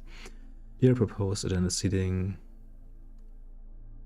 pushing issues onto news agendas and staging events. I also propose a testing model of agenda seeding in the context of subordinate groups who are assumed to operate under constraints such as discriminatory laws. To overcome these barriers, marginal groups use disruptive tactics. The model predicts that subordinate group protest strategies play a critical role in determining how minority concerns are framed by the majority-oriented press. Strategies that try to appeal to persuadable members of the majority, like nonviolent civil disobedience, are expected on average to generate more sympathetic coverage of subordinate group claims. The model also predicts a conditional effect of violence on media coverage. When peaceful protesters are the object of state or vigilante violence, mainstream media are expected to use issue frames that are especially effective for activists. Conversely, when subordinate group activists fight repression more forcefully, such as through violent resistance, media coverage is predicted to focus on dominant group concerns.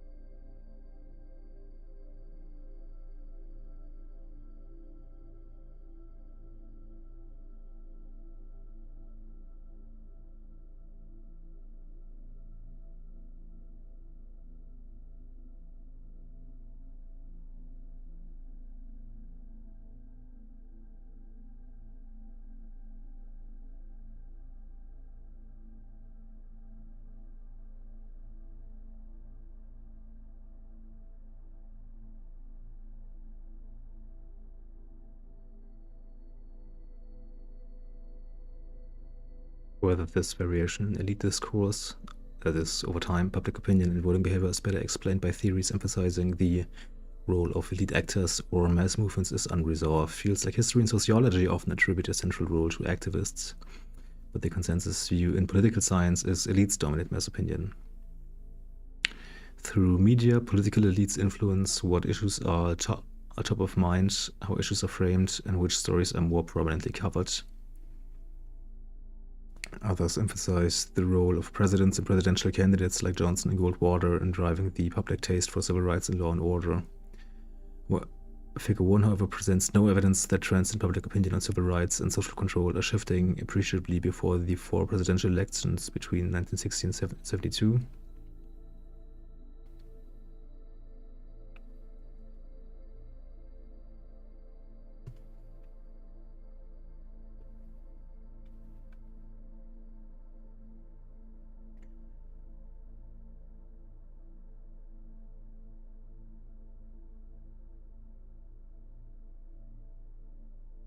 Some studies offer compelling evidence that violence serves as a kind of signal amplifier, but also do not model possible differential effects of violence. These studies contribute to our understanding of the changes in public opinion, but offer limited insight into the possible relationship between protester-initiated violence and trends in public demand for social control. In addition, these studies attribute a central role to media, but the theory and evidence are underdeveloped. Lee, for example, documents year-level correlations between movement activism, New York Times coverage, and citizen letter writing, but notes a more thorough examination is beyond the scope of the book.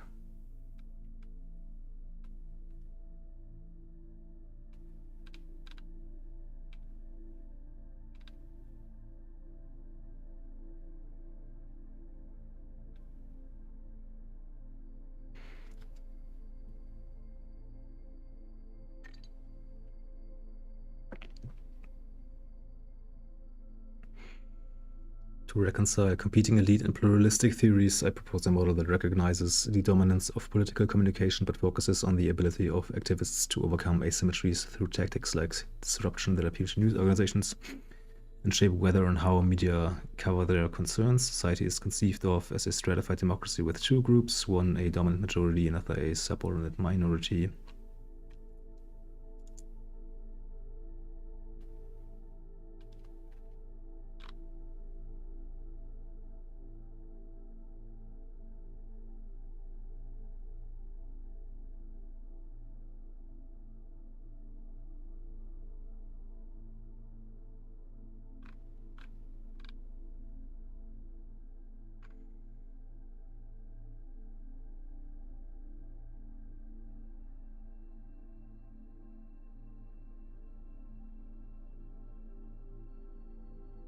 Gotcha.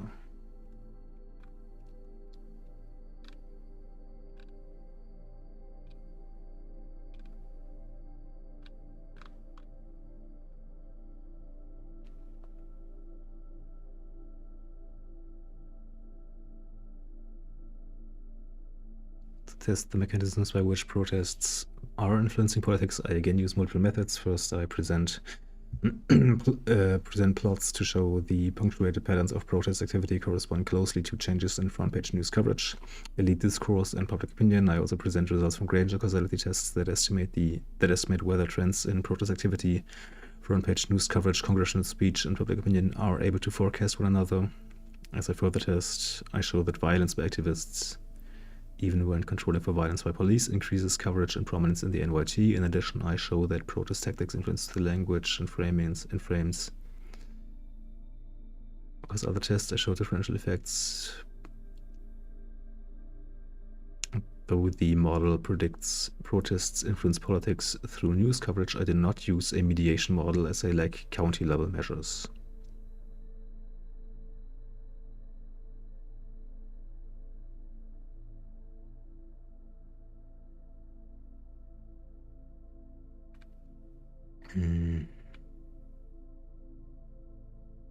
Okay, so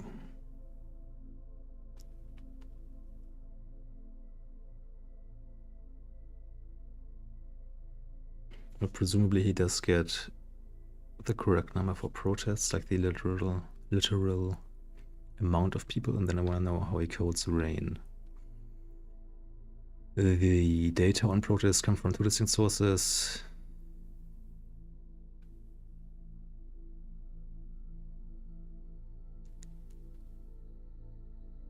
I meant the data to include one institutional protest.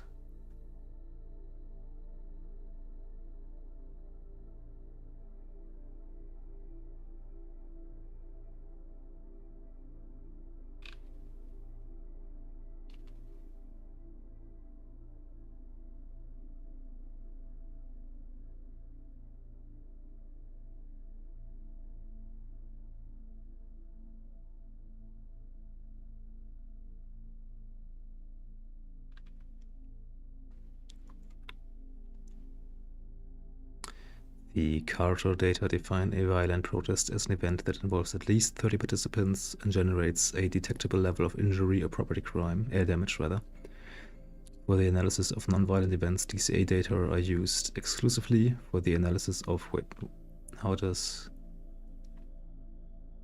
Carter, I meant the Carter data. Huh?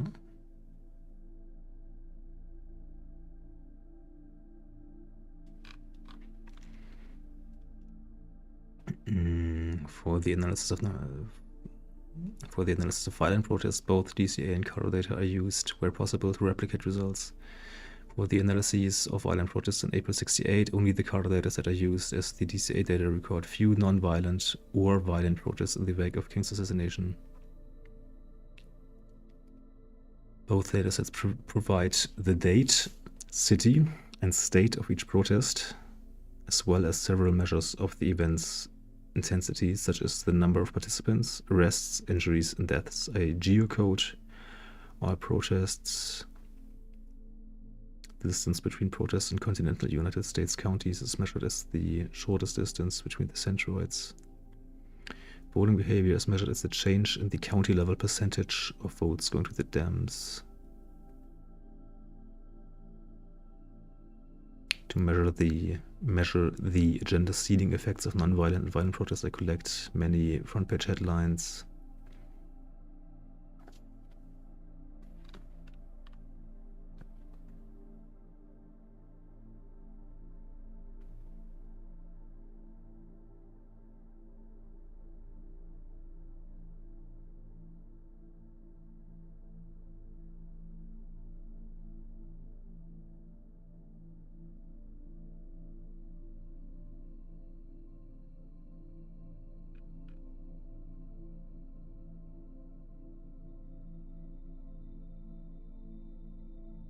I'm not entirely sure how DCA codes violent protest.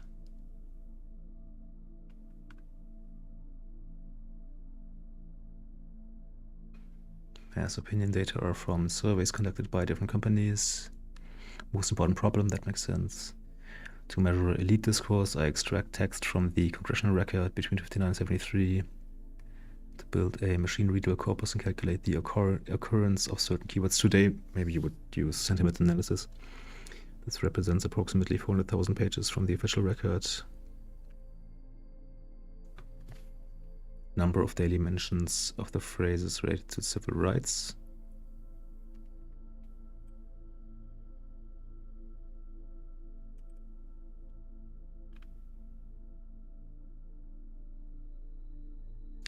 Well,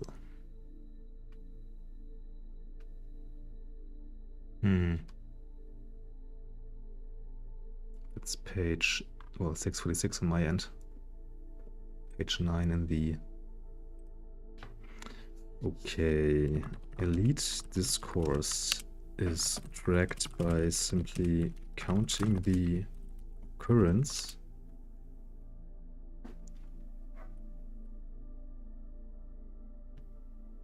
of civil rights words and social control words.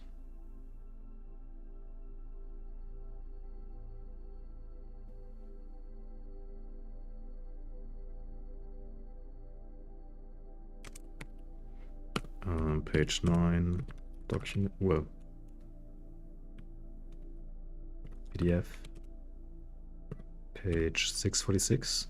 Yep, 646 in the paper.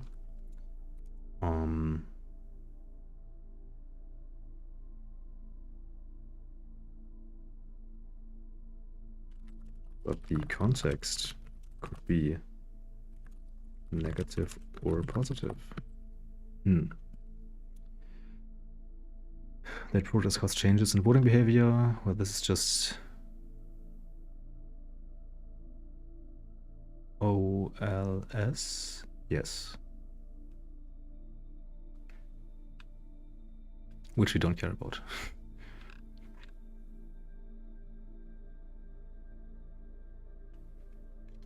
Are protests exogenous to voting? Obviously no. One concern with estimating causal effects of protests is that disruption activity might not occur at random, and early and substantial body work in sociology found that black-led violent protest occurrence was highly idiosyncratic, and the only consistent predictor was the presence of a black population. More recent scholarship finds evidence that diffusion, movement organization, black adult resources, blah blah blah blah blah, matching and weighting units create treated and control groups that look similar on all observed pre-treatment characteristics but may not eliminate unobserved confounders. Matching with time series cross-section data, however, pose a challenge in that each observation is a county year in which some units are systematically linked to one another.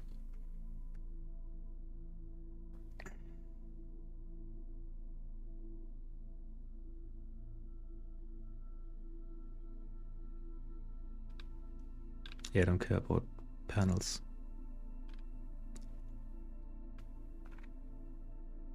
That violent protests in April 68 caused a decline in Democratic vote share. To further assess the robustness of these results,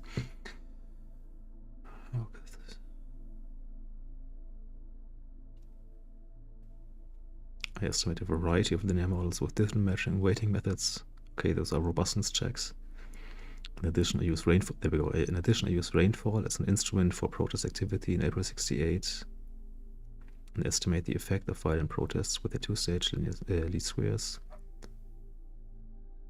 The OLS match weighted and second stage instrumental variable models all take the form, as in the panel model, dem share I, what we're looking at, is the Democratic Party vote share in county I.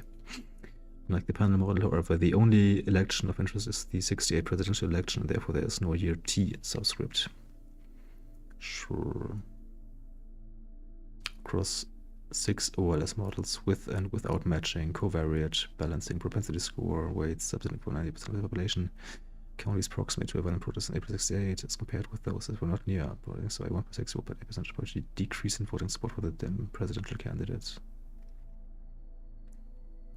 I used rainfall in April 68 as an instrument to approximate random assignment of violent protests following King's assassination. Prior scholarship finds bad weather decreases protest activity.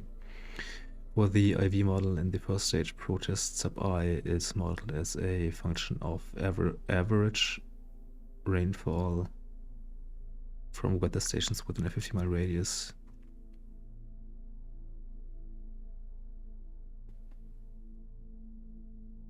For the second stage, the predicted values of the first stage are used as the treatment to explain variation.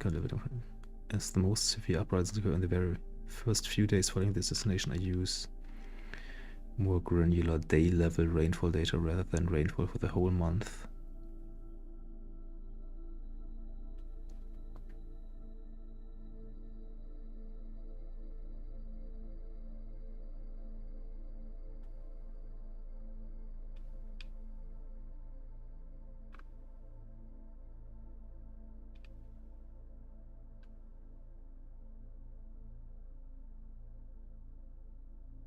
Presents results. This guy presents results of 6 two-stage least squares regressions in which cumulative county-level rainfall is used to predict violent protest activity.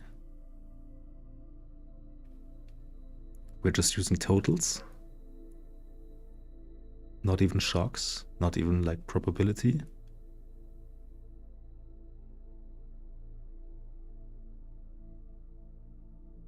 Models 1 and 2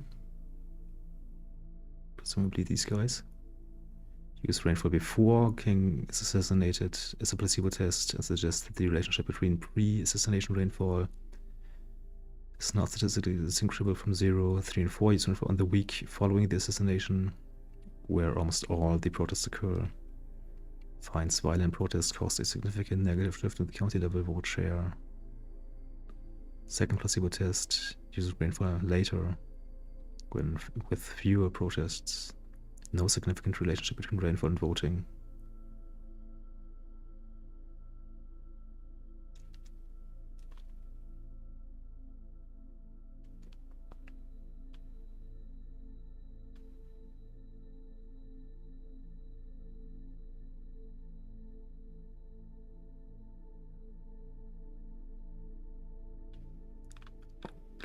Hello?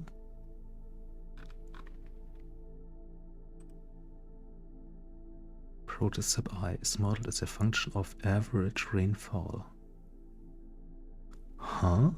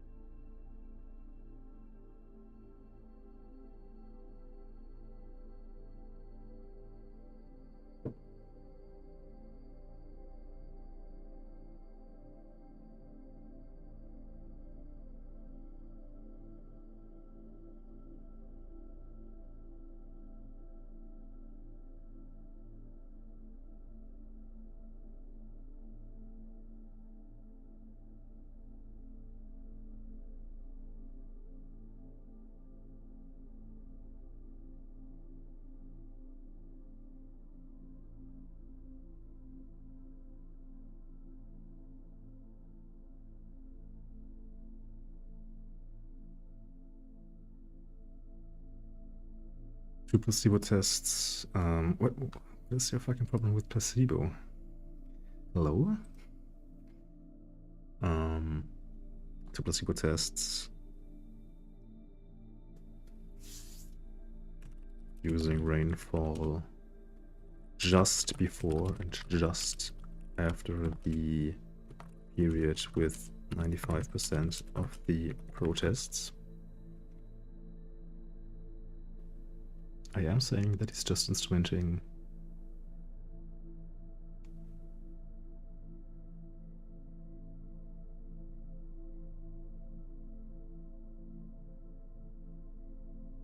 yeah, right there. Okay. Just before and just after the period of the protests, to predict voting. No significant relationship.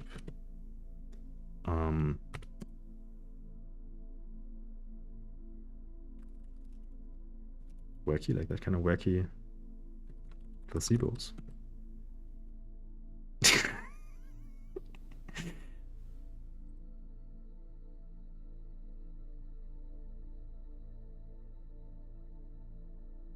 sorry, I'm gonna spell that out. Kind of wacky placebos. I don't trust this at all. I don't trust this at all.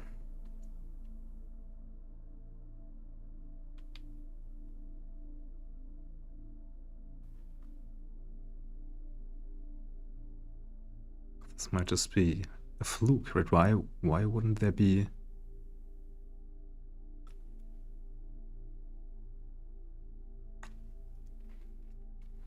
Should have used the rainfall to predict something entirely different, or use rainfall on a completely different day to predict the same outcome. Weird.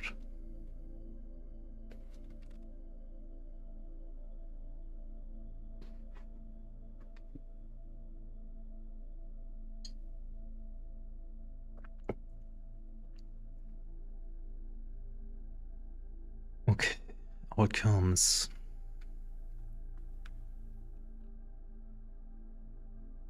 Okay, and then obviously the interpretation is going to be bullshit as well.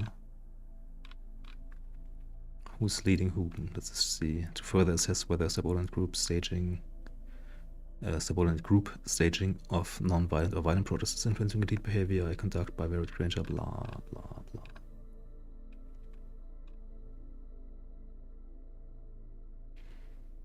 Ratio of term frequencies in articles about protests coded as protests are non-violent or protests are violent. Church, King, March, Stratos,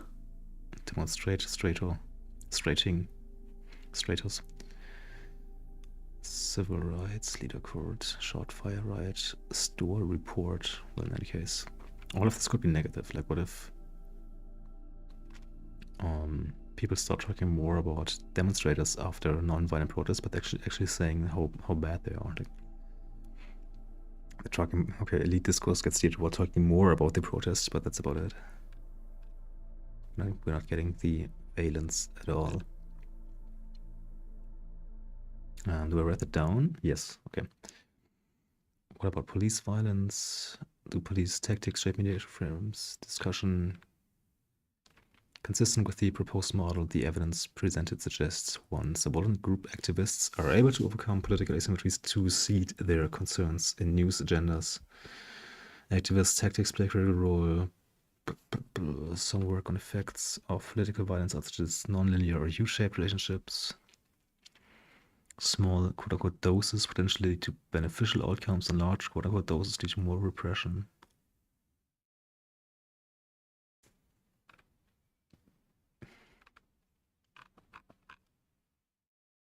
As not good. Not good. Okay. Well, let's summarize that.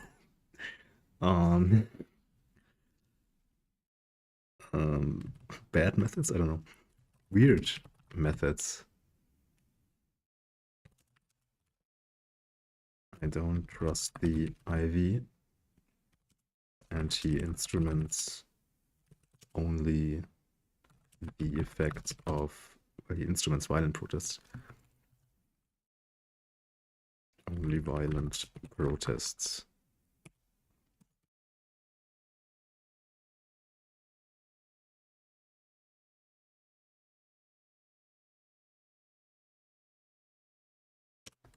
For those, he gets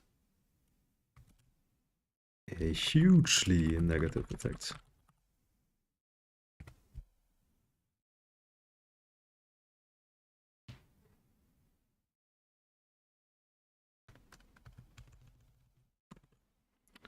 What about interactions?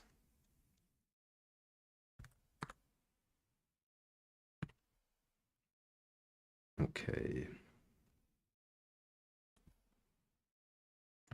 Then I can... Oh, why is there an empty space? Nope, not right there. Oh. No. Okay, there we go. Then I can do Tessellink and Melius, Tessellink and Melius tomorrow. I probably actually don't need to do Melon.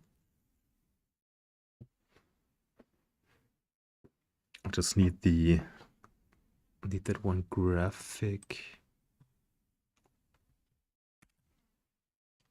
Or just this one. Just need that graphic.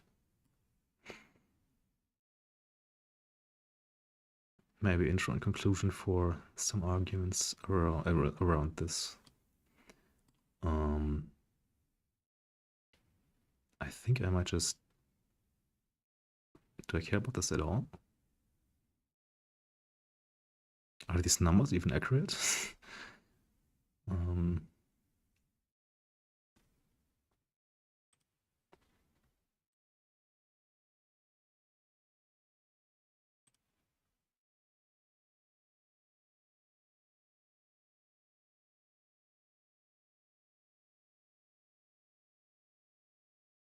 Could I just...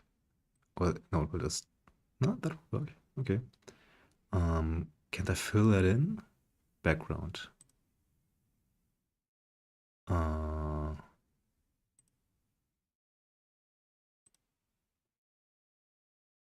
that.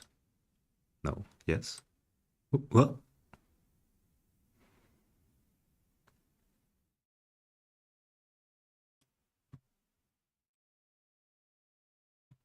And then I can get rid of this guy and these guys.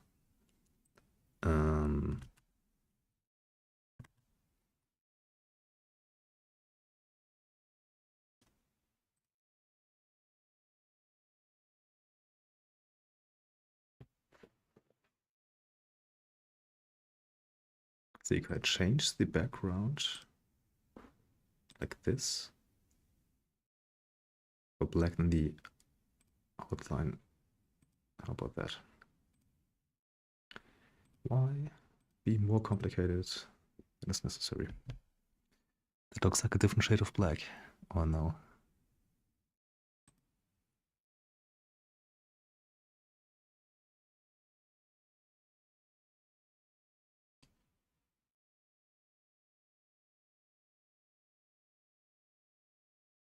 Even that's like 4.7, that's not even true.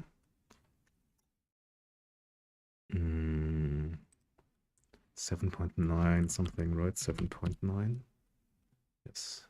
1.5 through 7.9.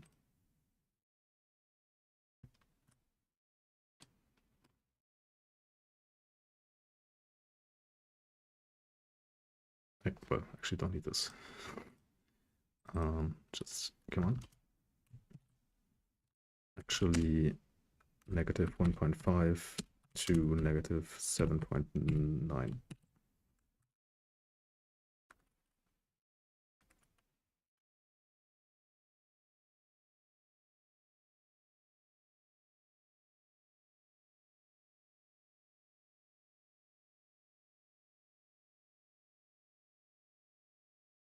No, Jesus.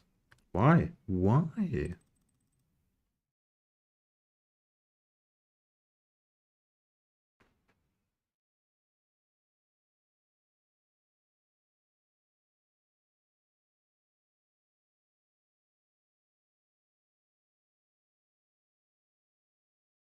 Could just start with T-Link, or let's see, are we talking about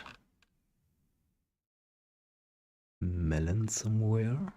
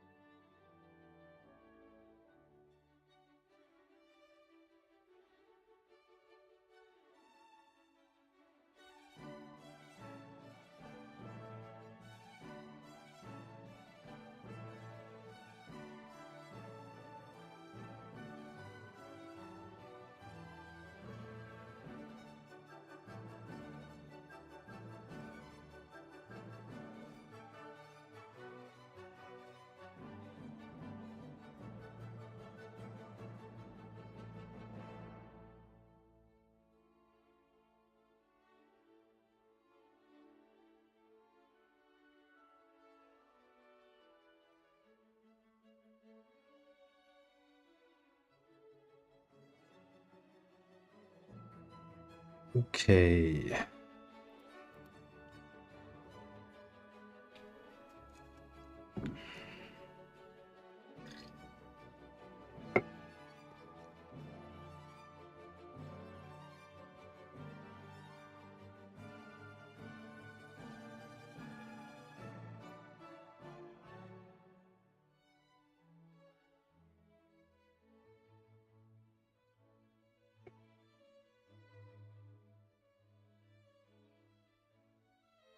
Each of the core studies relies on quasi-experimental designs. Well, not really, right? Because Wessau mostly uses non-causal inference methods like OLS or time series methods. TC-Link and Milius additionally employ a DID method, while Wessau incorporates panel models and matching techniques. These methods are deployed to overcome endogeneity. Medicine explicitly state their core assumption conditional on the likelihood of rain. Rainfall is a random event, arguably uncorrelated with other factors that affect political outcomes.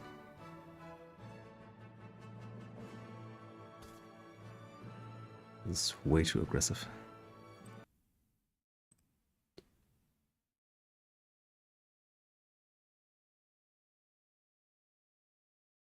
Wait, that's where.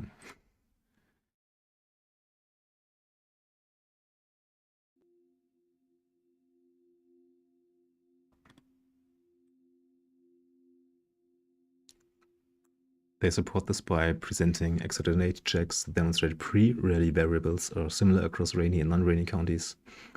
Wessau similarly utilizes rainfall in April 68 as an instrument. To be fair, he does use. Oh, does he?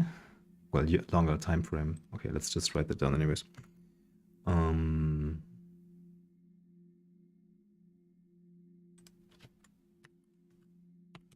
Longer time frame for rainfall though than Madistam.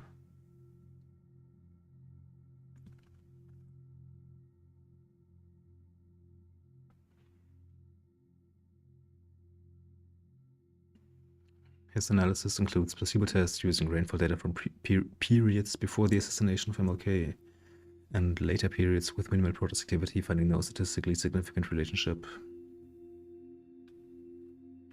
which lends support with the exogeneity of the instrument.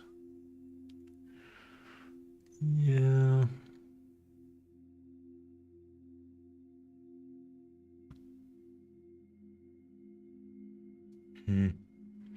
TC-Link Milius acknowledged the plausibly exogenous nature of rainfall as a widely adopted instrumental variable. Well, exactly, the widely adopted nature is the problem. They further enhance the robustness of their analysis by supplementing their IV approach with a DID methodology and, crucially, explicitly modeling and controlling for spatial autocorrelation, recognizing that neglecting such dependencies can severely bias IV estimates.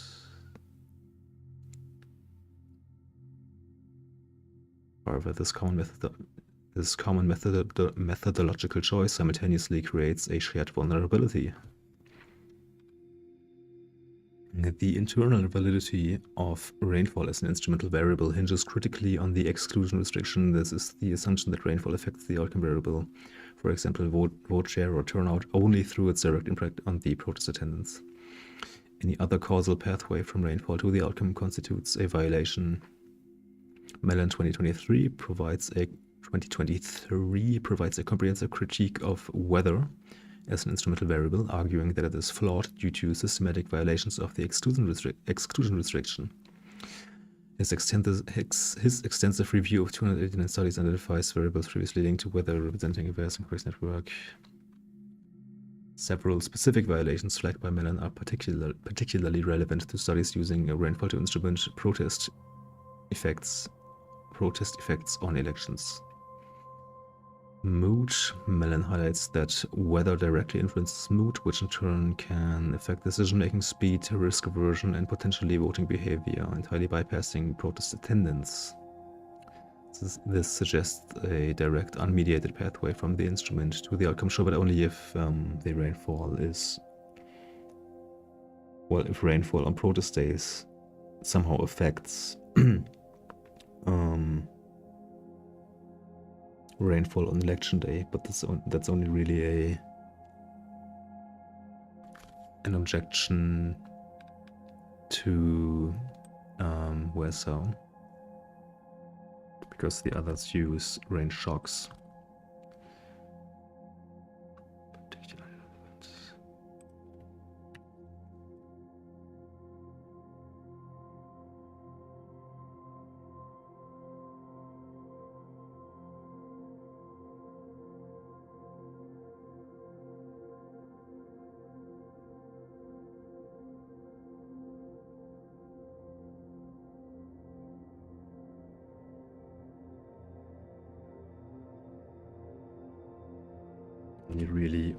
Only really applicable to Warsaw, since the other two use rainfall shocks. For Warsaw, though, rainfall on protest day may in fact be correlated with rainfall on election day. Pollution and weather variables such as wind speed or rainfall often used instruments for pollution levels. Pollution is linked to crime, mental health, mortality. Sure, but again, law and order.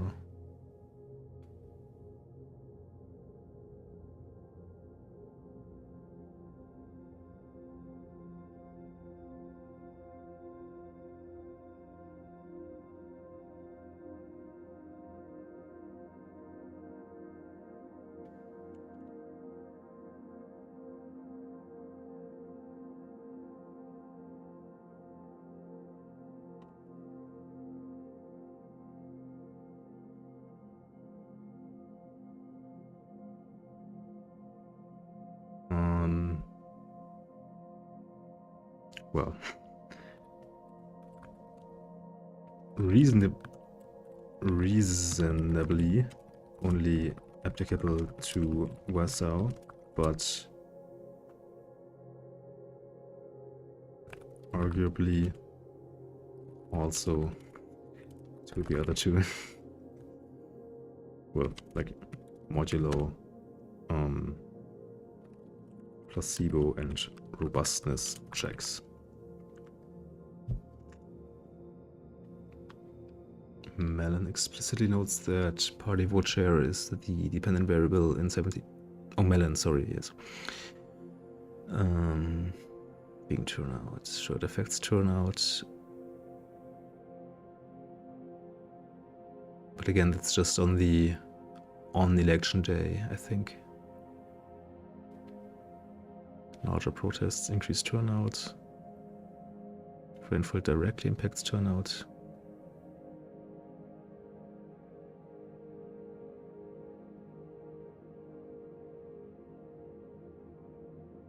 No significant effects on turnout in the first two specifications, but later find a significant estimate after including economic controls, which could indicate. I don't think that's exactly true, but turnout.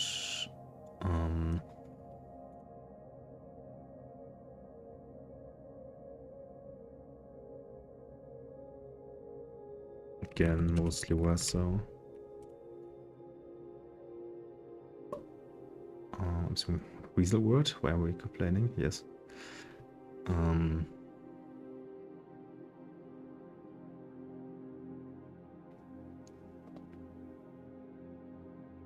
The others, I think. Well, I should probably. The others, I think. Well, A, test for this.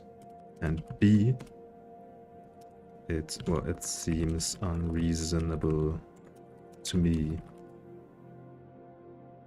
that elections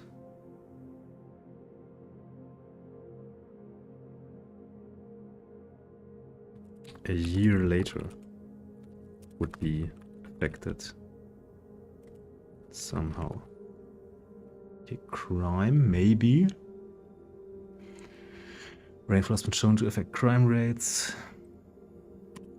Changes in crime rates could influence voter concerns.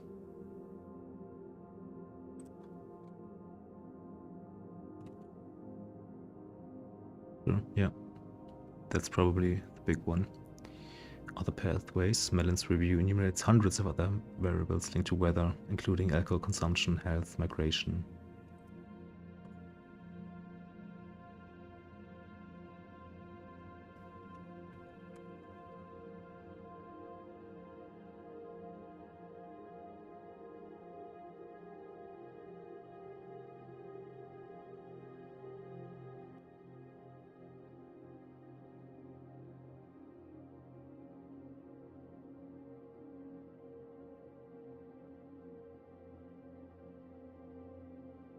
Mellon demonstrates that for a significant proportion of studies, about half, an observed except-J variable, so like something that could potentially violate the exclusion restriction, would need to explain less than 1% of the variance. Well, but we can just check that directly. Right here.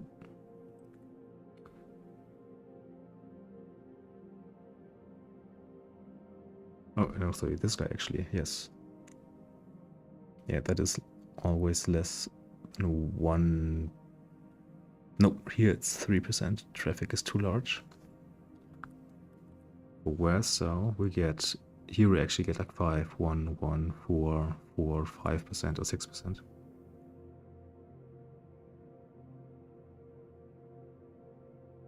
But his entire setup is just not credible.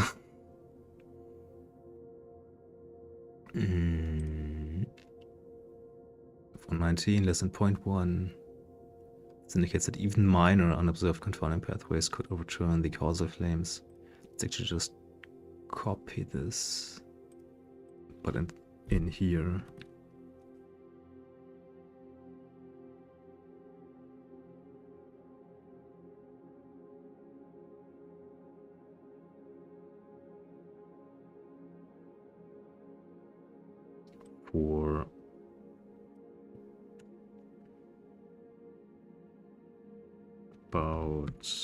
For about half of all studies, would need to explain less than 1% of the variance. For 19 of these, well, for actually most of these, less than 0.1 explained was sufficient. Indicated even minor unobserved. Yep, okay. While the core studies present compelling first-stage results, indicating rainfall's strong effect on protest attendance, whereas Mellon's critique emphasizes that instrument strength alone, yeah, of course. Special correlation.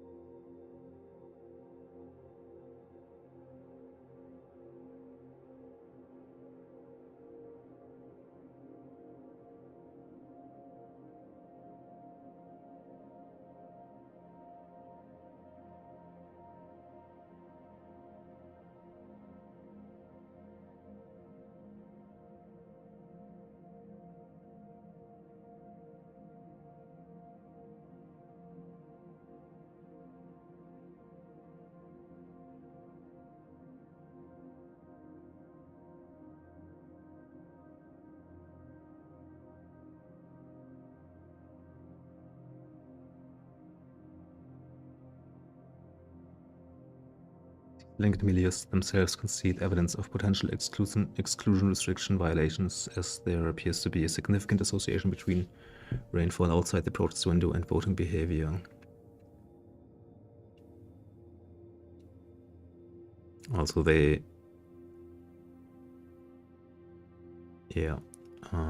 is, that's for their DID, true. There's also probably no parallel trends before. Mellon's critique, particularly his characterization of a certain ridiculousness in the use of weather as an IV, well, no, this is exactly the wrong way around. It should be a little ridiculous, but it isn't.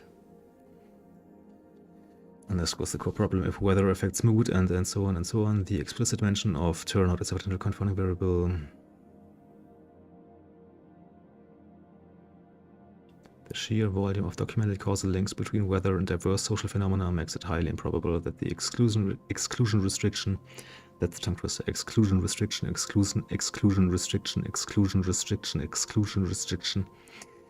Jesus, holds in most real-world applications. This necessitates a re-evaluation of the confidence. The findings from the reviewed studies both align with and significantly extend MetaSem explicitly argues against purely information-driven models of protest efficacy, such as those proposed by Lohmann. Instead, they suggest that personal interaction within small groups of citizens serves as the crucial channel for the transmission of new political views, which resonates with Zuckerman's social logic of politics. This highlights that protests are not just fleeting expressions of discontent, but can be foundational events that build and sustain political movements, leading to amplified electoral and policy impacts far beyond direct participation. The observed multiplier effect points to a nonlinear influence.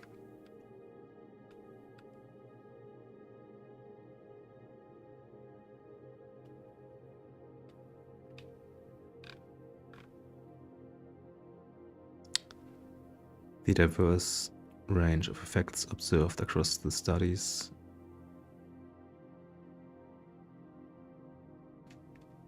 indicates that protest efficacy is highly contingent. Maybe, or just that all of this is bullshit.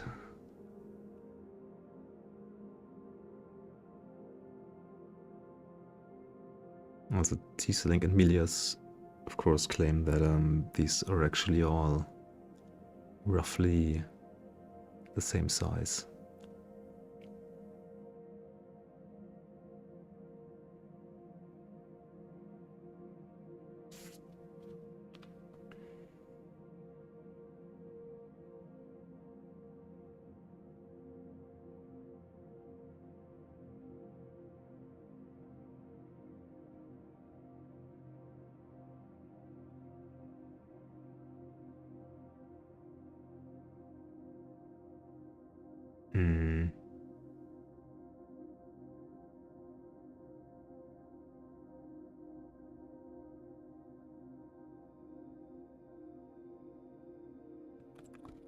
Relatively large range of effects.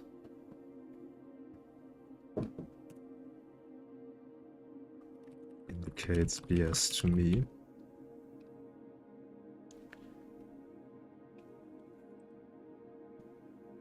Depends significantly on the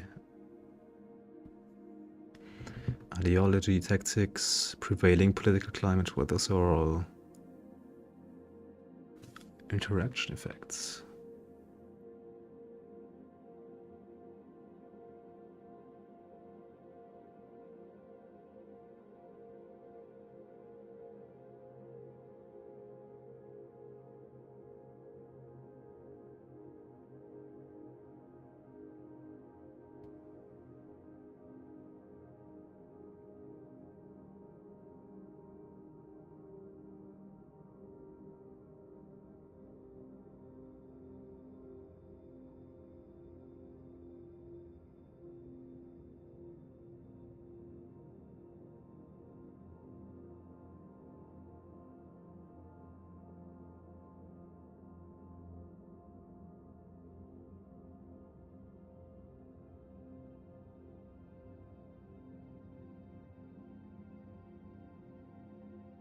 Maybe the identified effects depend somehow, but are 100% legit, but depend somehow on interactions with the political climate at the time.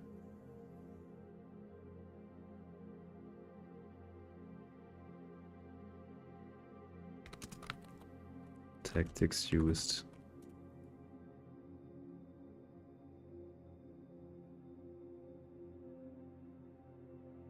Ideology of the movement, which is clever. That's a good idea.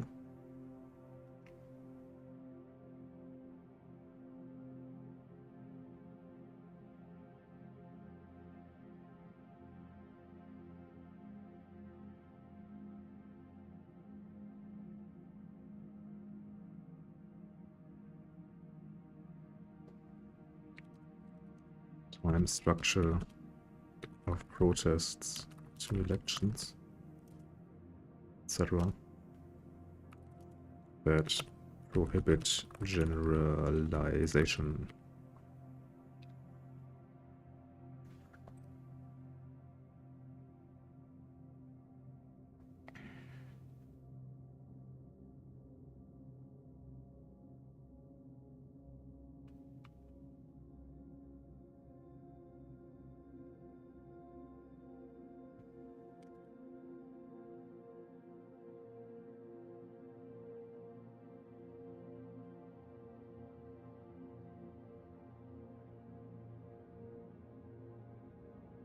Wesso's finding that non-violent protests generate support, while violent protests cause a backlash, is further nuanced by Teesalink and Milius' observation of an initial backlash followed by a progressive shift for BLM protests.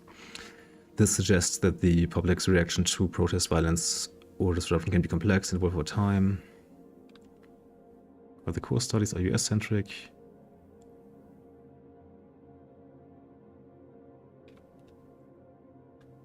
Broader literature on protest efficacy in various settings often yields mixed results. The concentrated focus of the reviewed studies on US political movements limits the direct generalizability of the findings.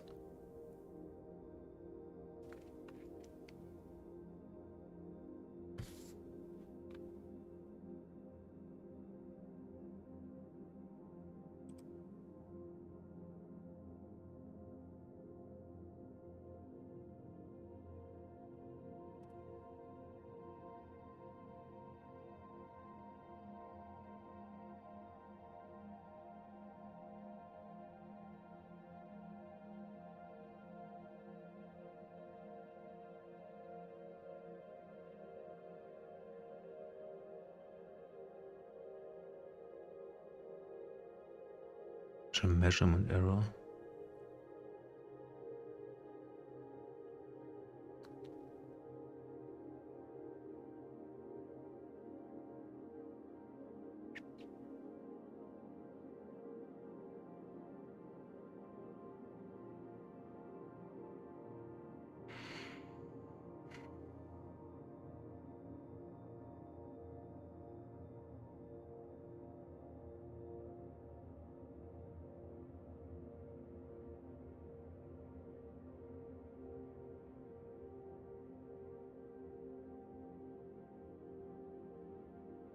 Very weasel word, fuck off. This guy.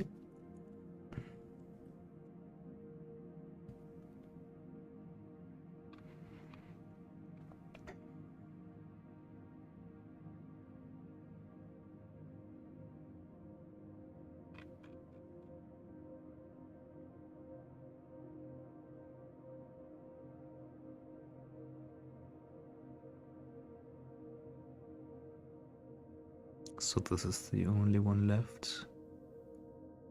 Then I might as well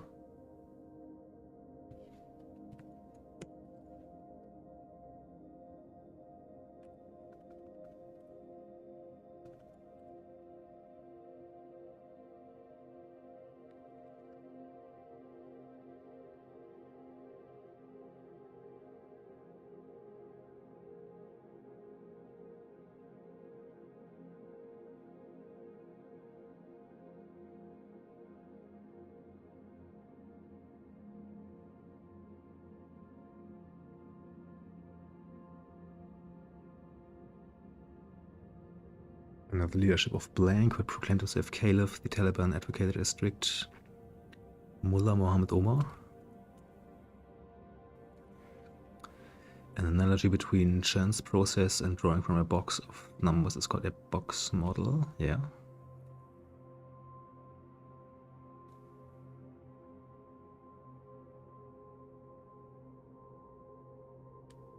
Okay.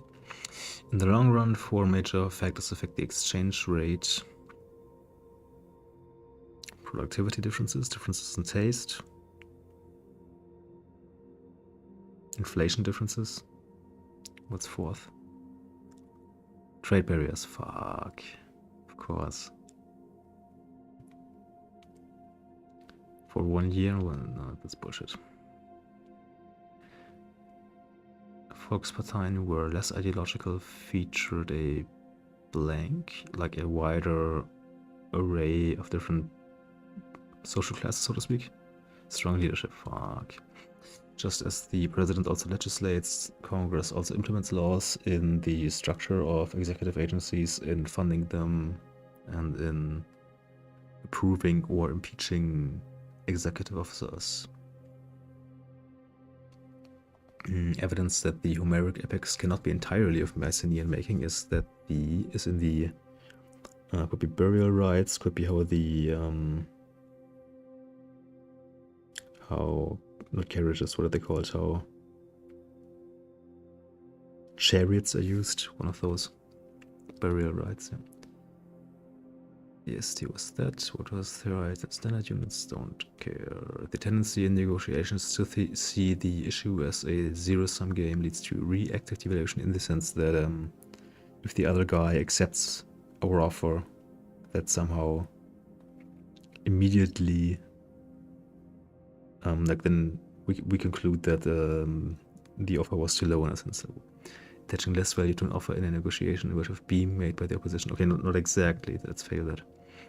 The point is that, yeah, using the revealed information that the other person accepts something. The blank is called the operating characteristic of a test. The blank is called the significance level of a test.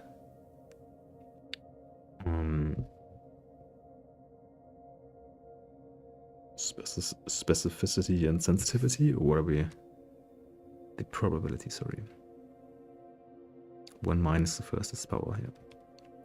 Recognizing relatives has an unexpected link to the major histocompatibility complex. Story construction, that is the perception of causal relationships between events, is so natural that we would list this as like some basic cognitive property, essentially. Automatic cognitive capacity.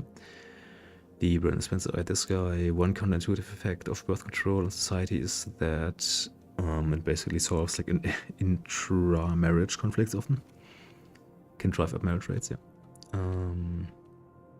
If I already have a database loaded in, get a count or list of the distinct, or count distinct. There you go. The Messina resolution is about the European Economic Community. 55, Treaty of Rome. Capital taxation with full austerity will increase risk taking.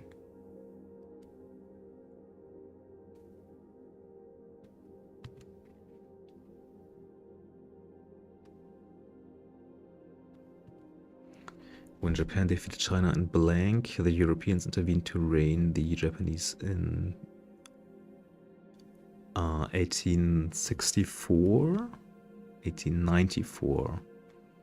Close enough. Some date in the 19th century. Perhaps the most important of the landmark Supreme Court cases regarding federal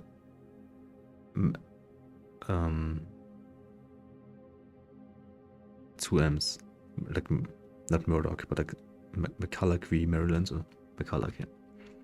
Within a week after Lehman and Merrill Lynch dissolved, Goldman Sachs and Morgan Stanley realized they would soon be essentially regulated, well,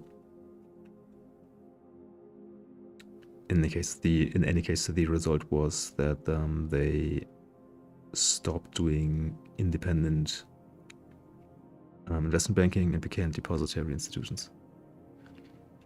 Become regulated on a similar basis and decided to become bank holding companies.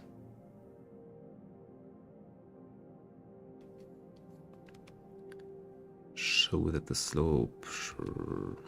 While post-1990 changes in Latin America were marginal, the 2000s marked a blank in US dominance, with Latin America pursuing multipolar alliances. Like a low in approval of America or rupture. The fuck is this card?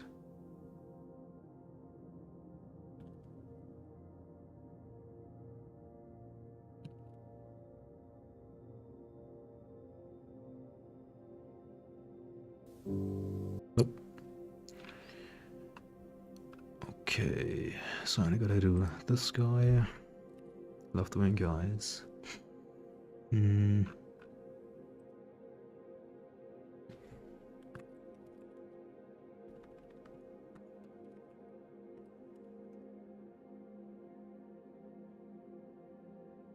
Disling and Milius investigated the causal effect of Black Lives Matter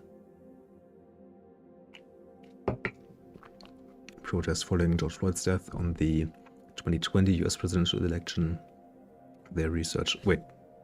What?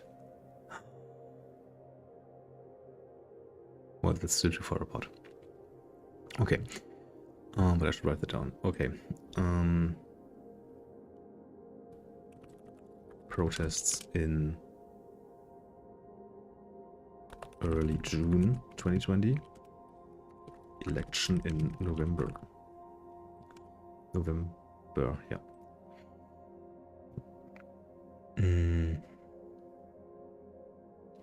The study compiled data from multiple sources, BLM protest data, including attendee numbers and days of protest for the period of May 26th through June 7th. Was obtained from the Crowd Counting Consortium. County-level daily precipitation data encompassing total rainfall, average likelihood of rain, was sourced from NOAA, voting data from 2012-2020. Change in Democratic vote share between 2016 and 2020. County-level racial attitude data was derived from the Cooperative Election Study.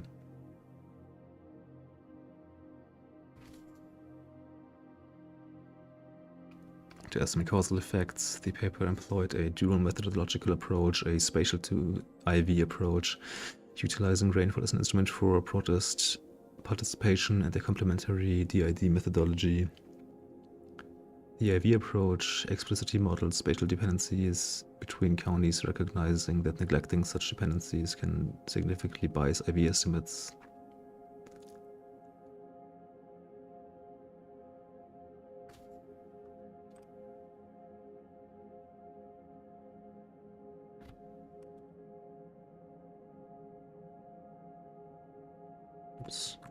The only once, I think. So, but hello? Weasel word. Everything's a weasel word to the grammar checker. The DID approach compared changes in outcomes in... One sec. Only identify slates. Except T and M with their DID.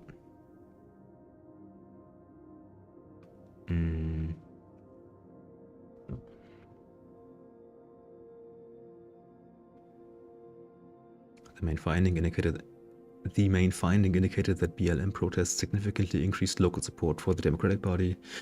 In the IV analysis, a 0.1 percentage point increase in the fraction of the population protesting was associated with a 0.33 percentage point increase in the Democratic vote share for countries experiencing protests. This translated to a 1.2 to 1.8 percentage point boost in Democratic vote share. The DID further showed the presence of at least one BLM protest.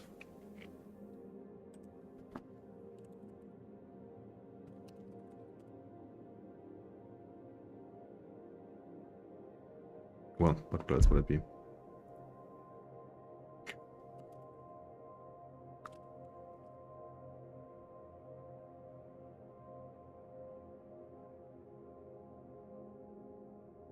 So only, well, so identifies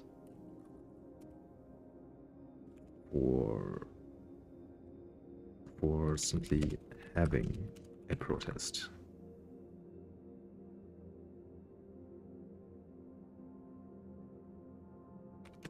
Rather than of increasing size.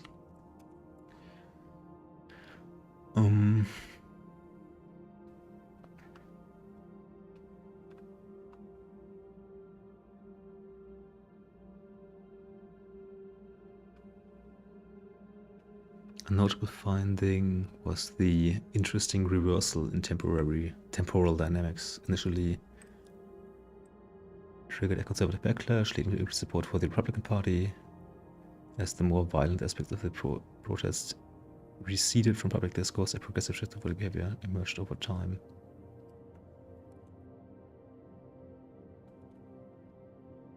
This observation highlights that the political consequences of protest are not static but evolve, influenced by factors like media portrayal and sustained public discourse. The study also determined that the effect on democratic support could not be fully attributed to increased voter mobilization. Instead, protests substantively shifted political preferences toward racial inequality.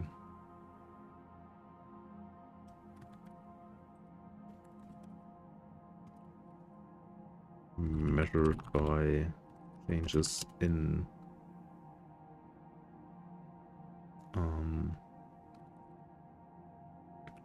professions of belief.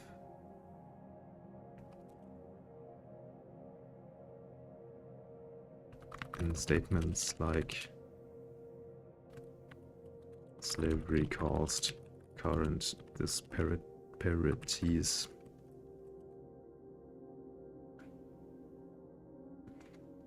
This suggests a progressive shift occurred among independent or Republican-leaning voters.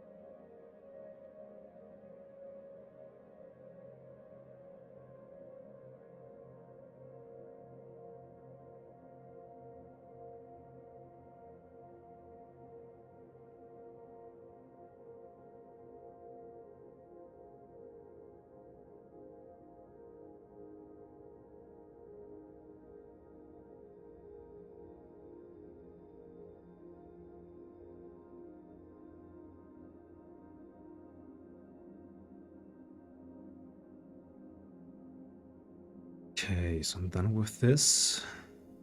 Forever.